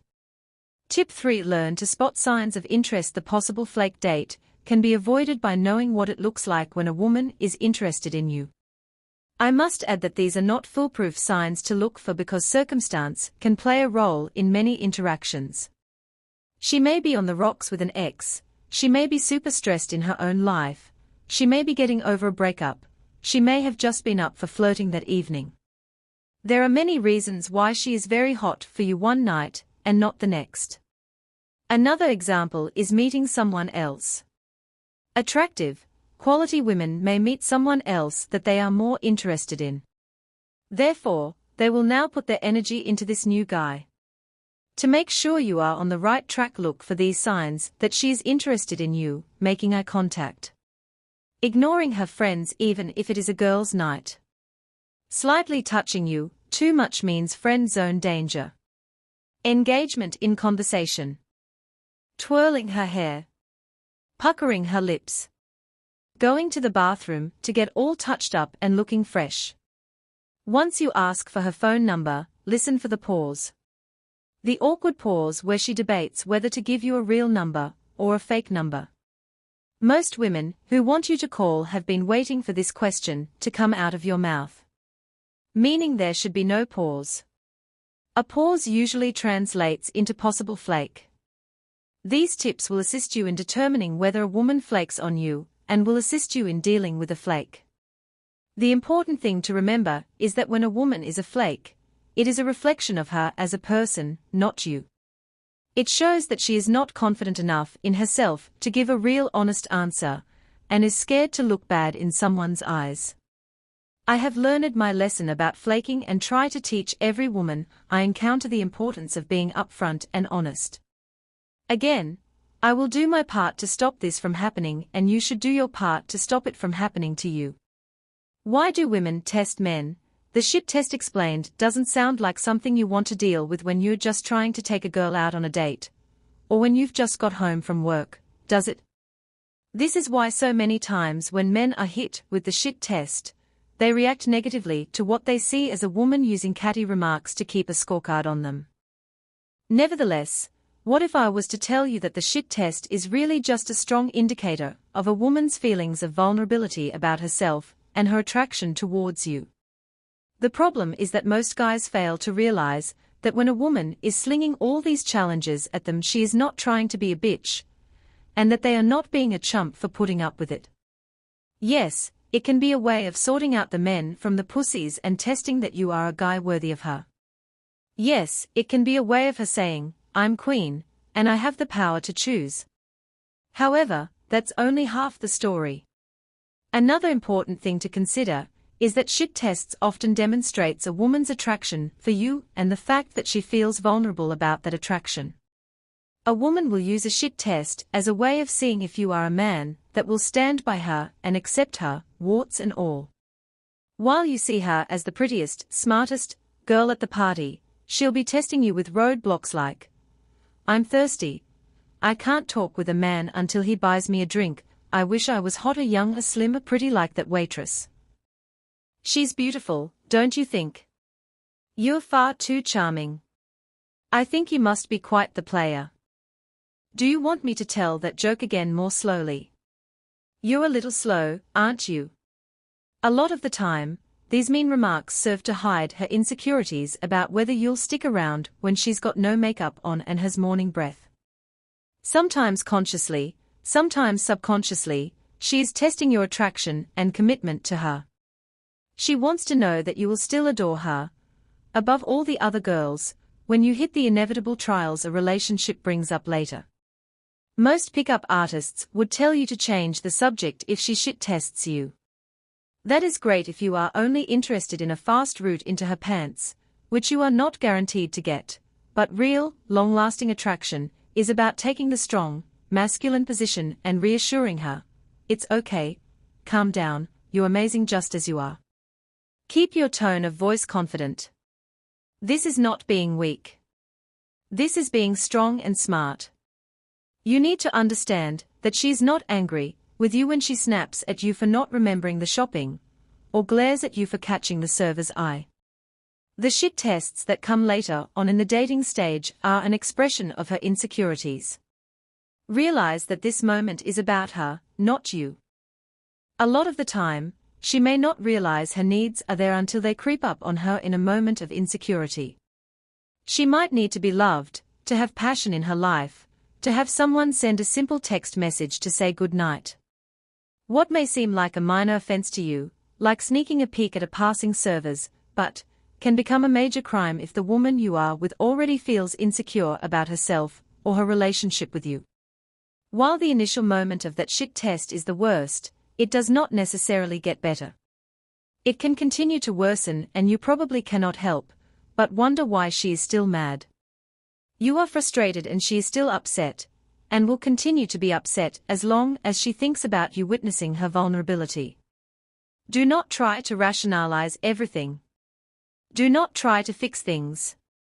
Just be there for her. Be masculine and show her the strength she needs for stability. Defensiveness, apologies, or arguments only worsen the situation. Even the shit test lines you get early on can often be handled the same way, by not reacting negatively, but by being sure enough of yourself that you can provide support to her. By having that strength of masculine presence to resist the challenges she throws at you.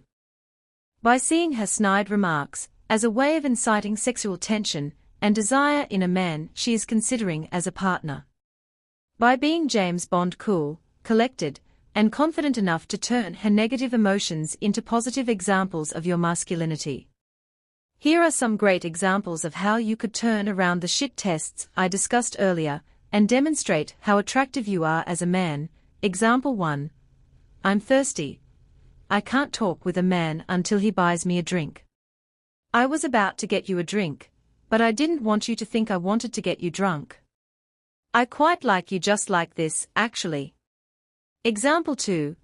I wish I was hot, young, slim, pretty like that waitress. She's beautiful, don't you think? The waitress is okay, then look at your date with desire, but you're the hottest girl here, watch her blush. Example 3. You're far too charming. I think you must be quite the player. Of course I'm a player, just looking for the right woman to reform me, wink. Example 4. Do you want me to tell that joke again more slowly? You're a little slow, aren't you? I guess I'll just have to prove you wrong about how smart I am though when we have our first date next week. Just remember, if you can maintain the strong, masculine position in her life, while she has a full-blown meltdown, it will not only stabilize your bond with her, but also create more attraction. Recognize that shit tests often come from her vulnerabilities, and not your mistakes. Sail over these obstacles and she will find you even sexier.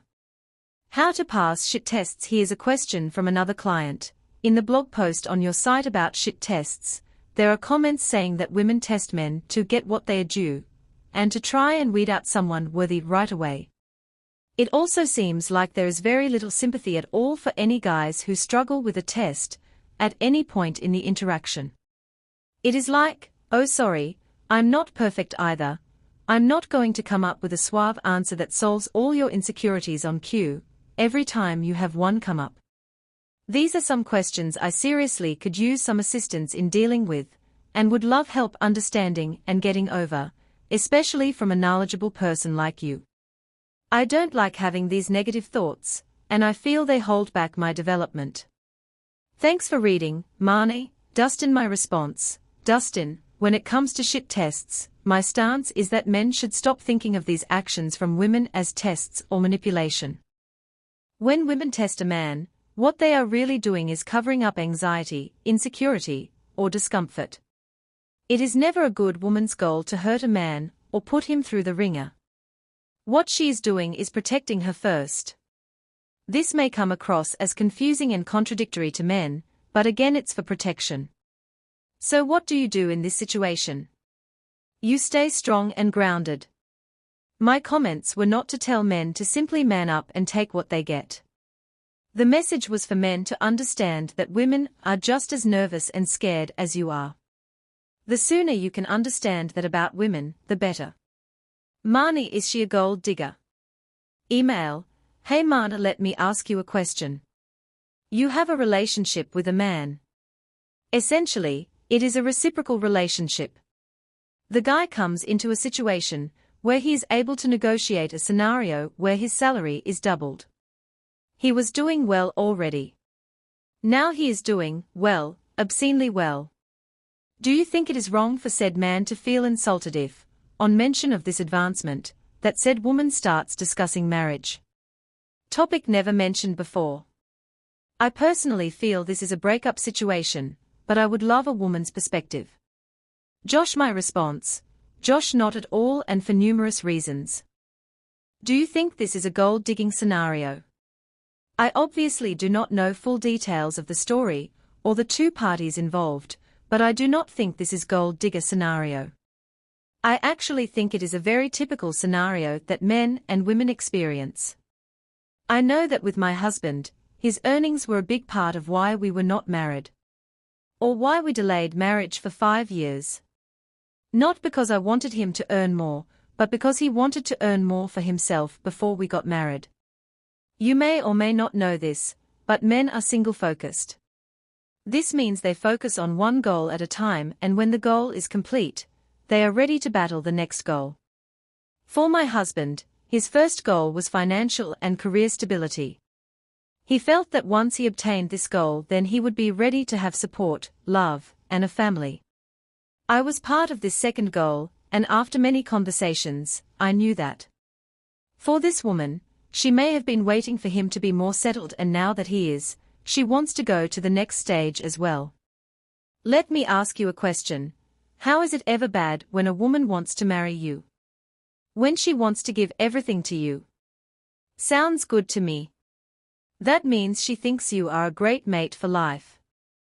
Having everything balanced just makes her more confident in her choice for a partner. It's not always black and white, Josh. If these gold digger qualities have never appeared before, then most likely she is not a gold digger. You have to also evaluate character, and really try to understand where someone is coming from before jumping to conclusions. That is why communication, real communication, is so important. I must add that your conclusions were defensive, protective conclusions. Be careful of those, as they can get you into trouble.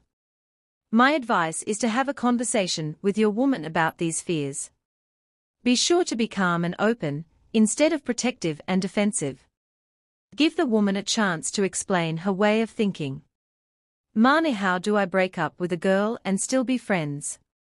Email: Hey Marnie, I have been through your materials and newsletters, which have been impressive, and it would be a great idea to get to know woman's perspective on this. There are many personalities out there teaching how to get girls, but hardly anyone who mentions anything regarding how to break up with a girl without causing any heartbreak. It feels great to be in control of your love life, that is what we are taught, but I find myself clueless when the situation demands a breakup. Say, for instance, I am moving away to a new place and not really in favor of a long-distance relationship. My question is, how do I break up with a girl and still be great friends, following which I can move into a new relationship with happy memories of previous one? Raj, my response: Raj, great question. The first thing I want to tell you is that no matter how hard you try to be good in a breakup, becoming friends has to be a decision made by both people. I just want to set correct expectations by letting you know that that outcome may not be achieved. However, to break up like a great man, it's best to just do it. Be honest and clear, and do not say things that may lead the girl in a direction that makes her think, I can get him back. Be very clear on the fact that it is over, but you have appreciated and enjoyed your time together. You just feel and think that the relationship has run its course. One note: do not be her shoulder to cry on. This is where it can get very confusing for women, and for men. When you break up, you cannot be there for her to cry to or to talk to about you. She needs to access her support system, and that system cannot be you. That is where you have to be strong. Even if you want to listen to her because you care, you cannot. It is misleading and hurts her more in the end. Marnie, how do women evaluate the men who approach them? Email: Hi Marnie, my name is Scott. I just turned 37 in mid-July. The biggest thing I am trying to understand about women is what sort of criteria women tend to use as a guy approaches them to determine whether she is going to give him a chance rather than writing him off before he even opens his mouth. I really have no idea how to even choose approach and open with a woman to get past the initial 15 seconds where physical appearance makes the impression. I'm in decent shape, but I'm just scared to death of being shot down constantly because of my birthmark and my inability to choose suitable women to approach and get past that initial moment of contact. Any form of assistance you can provide would be greatly appreciated. Thanks, Scott. Marks my response: Hey Scott, totally get where you are coming from with that question. Please know that women evaluate on many levels when selecting men. It is very different from men. Therefore many things come into play: how he looks, how he feels, what he is wearing, image, what he says, what he does not say, how he presents himself, his character, is he funny, etc. As you can see, it is a big list. Now, I am not going to lie to you. Having this birthmark on your face can make things a little tougher on you if you do not have anything else for a woman to evaluate you on. Nevertheless, hopefully you do, and judging from your email below, you do. Some women are going to be superficial, some are going to judge, but the best thing that you can do is say, fuck it, approach, and go after any woman you want. If you have this attitude, it will be difficult for a woman not to say the same thing back. Fuck it, let's see what this guy is all about. Therefore, for you, I want you to apply the same mentality to your birthmark. I have it and I like it. Mane, why do women give out their number and not answer the phone? You are at a bar talking to a girl you really like and think, she's totally into me. I am going to ask for her number. You, can I get your number so we can hang out again sometime? Huh, sure. You, great. I will give you a call. You go home all pumped up, excited, patting yourself on the back. Then 2 days later, you call. No answer. Of course, you try it again because with modern technology, wires are crossed and messages are erased. Still no answer. Then you think, what the hell is wrong with women? Why do they do this? Why do they give out their phone number and not answer their phone? Do they know this at the time? Or do they decide later? I have been in the situation many times and the answer is usually I did not intend to ever answer the phone. I was not interested and just being polite. It's easier to say yes to your face and then dodge your calls later. Women are taught to be proud, polite, respectful ladies. It's not ladylike to hurt your feelings, especially not directly to your face. I know it sounds mean, but it's not. Honestly, it's just immature and a little selfish. In that moment, we are not thinking about you, we are thinking how to make it easier on ourselves. Even knowing what I know now, I still selfishly choose my own comfort over someone else's feelings. It's horrible, I know, but it's what we all do. It is so much easier and less awkward to give out my number than to say, sorry, I'm so not into you, and I will never answer my phone when you call. I do not want to go out with you. Listen, when I go out I enjoy talking to people. I especially like talking with men, but usually within the first 2 minutes, actually it's more like 30 seconds. I can tell if I am going to want to see a guy past that evening. However, I still enjoy my conversation with him. Does this mean that I have to cut off the conversation with him? Should I be that presumptuous that he is into me and that I should cut it off before I hurt his feelings? I usually continue talking because I am enjoying myself, and then the awkward moment comes when they ask for my number. I freeze up, get nervous, and give out my phone number feeling guilty the whole time. It's horrible, I know, but it's what I do. It's what all of my girlfriends do, and what most women in the world do. I don't know many women that can be strong enough to say, you know what? I had a great time with you this evening, but I think this is the end of the road for our relationship. It was nice meeting you. Goodbye. Doesn't happen often. What I am telling you is that a number does not mean success. The real success is when you actually get that woman to answer the phone and go on a date with you. So what can you do to fight against this? Honestly, nothing. Because no matter what, I want you to always take chances and put yourself out there. What does it mean when a woman says, you don't listen unless I yell? Email, this has happened to me twice in 5 years. A girlfriend gets upset over something and yells at me. I respond by asking, why are you yelling at me? Both girls' response was, because you don't listen unless I yell, which is bogus. My question, what would be a proper response? That is not true, does not seem to work. Rob, my response, the best response is to acknowledge that something is going on that she is worked up about, and does not properly know how to express it or state her needs. Take a breath. Think, this is about her, not me, so that you can stay calm. Don't attack or get defensive. Say to her, let's talk about this. Touch her in some way so that she feels comforted. If she still is bitchy or pushy, let her know you want to help, but it's hard to talk with her when she is all worked up. If she needs a minute alone, you will give her that and then you can talk. Mane. 7. Conclusion. When you wake up tomorrow, how will you feel about yourself? Will you replay a conversation over and over again you had with a woman who rejected you, or will you feel amazing knowing that you put yourself out there and walked away with all of your limbs intact? Listen, there is no perfect formula. I cannot give you a magic line that will get her in bed with you or make you glow when you walk into a room filled with beautiful women, but I can tell you this. Women want a lot more than you have been led to believe. The checklist here is your checklist: self-assured, calm, cool, collected, confident, direct leader. Where is rich on the list? Good-looking, muscular, tall. Not there, and for good reason. The successful, gorgeous guy stumbling out of his Porsche in his Prada loafers will be dumped, for there is just something boring about him. You can find him any day of the week, and twice at cocktail hour. My goal with every man I meet in person, on the phone or through email, is to give him that something. It's confidence. It's the ability to cater to a woman's raw, primal desires, not the superficial ones TV makes you think she wants.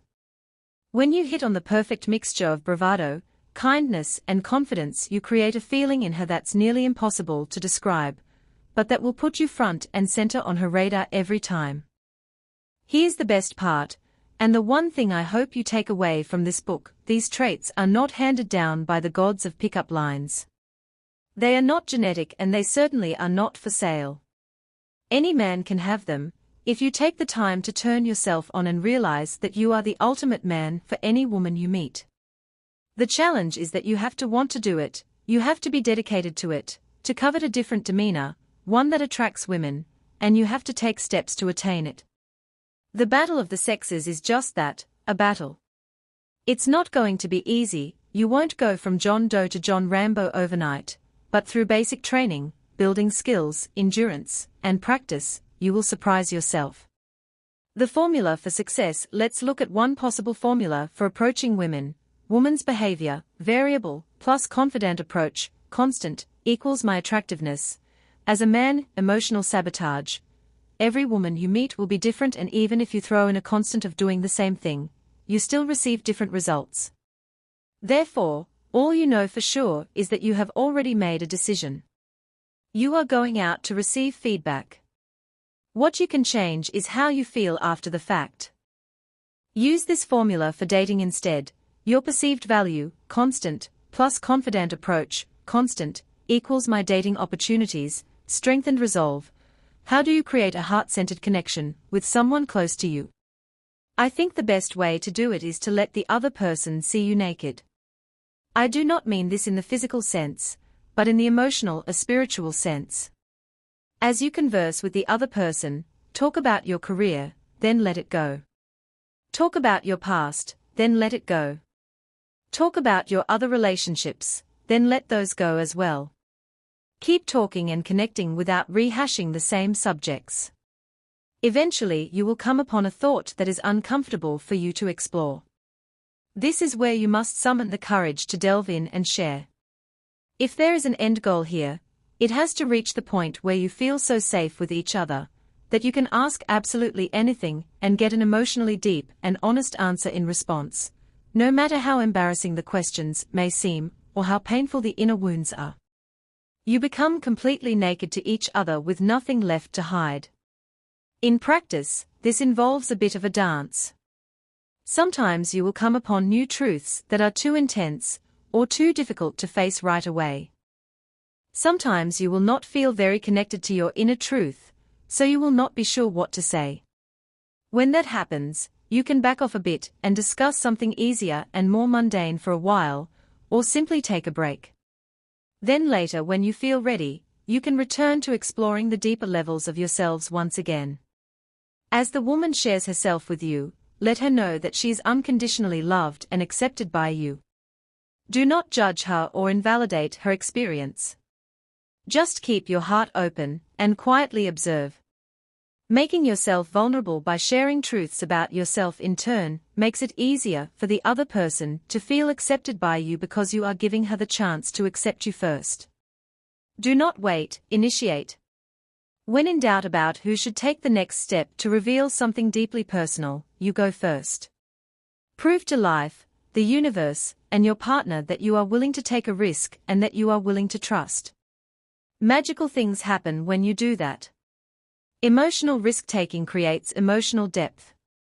When you open your heart to someone and share the deepest truths about yourself, and they do the same, you gradually strip away layers of falsehood and self-deception, aligning yourself with ever deeper truths. Doing this with someone else creates an amazing sense of connectedness. It is a life-changing experience to see another human being as she really is and to allow her to see the real you, to see your inner beauty and magnificence reflected back to you in the eyes of another. The happily ever after everybody always says that when they finally hear the words, "Will you marry me?" it is the happiest moment of their lives. I want to let you in on a secret. It was not exactly like that for me, and I do not think it's fair to make you believe it will be for you, at least not for sure, but we can hope. I finally received my proposal after 5 years. I had just heard that my best friend from childhood was mad at me and debating continuing our friendship. I was also at home visiting my family, who I love with all my heart, but I moved 5,000 miles away for a reason. When these words were said to me, I honestly did not even hear them. I was off in my own world and had no clue that a proposal was happening right in front of me. My magic moment, that I had been waiting over 5 years for, was finally happening and I was missing it. It is not that I was not madly in love with fiancé. It is that I have a problem being present and noticing what is going on around me. Moments like these seem to escape me all the time. It did not hit me that I was engaged until later that evening when I was scarfing down a whole marble cake my mother had made. I was not nervous or worried. I was happy. In fact, when I went to sleep that night, I woke up 10 times, looked at my hand and then giggled to myself. I was definitely happy. I had finally gotten what I wanted. I was engaged. Cut to 2 weeks later. My fiancé and I were home in Los Angeles and I started to notice that I was looking at him differently. I was watching him like a hawk and evaluating. I had never done this before. How will that characteristic play out with our children? Or, does he have to make that noise? All things that had never crossed my mind in the past. Then it hit me. I was evaluating whether or not my fiancé was a potential life partner for marriage. Something I should have been doing during our courtship, an entire relationship. I was doing what Jordan had been doing our whole relationship, being smart, and thinking about a lifelong commitment. I did not realize until that moment just how focused I had been on getting the person. I met him when I was 23, he was 33, and from the beginning of our relationship, I wanted to hear that I was the one. No need for marriage, just the professions that I was more special than others were. I spent our whole relationship in "why won't he marry me" mode that I forgot to ask myself, do I want to marry him? Well, the next few months were a bit of a roller coaster. Decisions are not my strong suit, and the constant questions thrown my own way were driving me crazy. What will that mean for us in the future? I felt like an insane person. I did not know if I was alone in this, so I reached out to a few friends and they told me that they experienced something very similar post-proposal. Some of this questioning even went deep into their marriages. I did not want these questions to linger past today, let alone to our 5th wedding anniversary. I talked to Jordan about it. I am sure many would have advised against it, but I believe in open communication. In fact, that is exactly what I teach the hundreds of thousands of men I coach around the world to do. I sat down and had open communication about what I was going through. Of course, he was panicked at first, but once we got past those ego-hitting moments, we really talked. Talked about everything we should have been talking about: fears, worries, questions, happiness, our idea of partnership and commitment. That conversation was what made me realize that I did want to marry him, and he was most certainly the one for me. Not because he answered everything openly, but because he made me feel secure. It was in that moment that I knew we were a good team. We could overcome things, and that made me happy. Jordan and I have now been married for just a little over 2 years. He is a great husband, and although we still have up and down moments, I know that he is the man that I want to go through each of those moments with. While marriage may be a long way from your life, do not make the same mistakes I did. Start asking yourself those all-important life questions now. It will help you in situations you never thought possible. From screening the women, to knowing when you find the one, by putting the patience and practice into what you want from life, you can enjoy the process a lot more. Always remember that dating is fun, that you have the option to say no at any time, and never take rejection as anything less than a reflection of someone else. Not all people who connect will fall in love. That's what makes it so darn special for those who are willing to look and embrace. Those who find it, look for it. I wish you every success on your journey. Marnie Kinrys.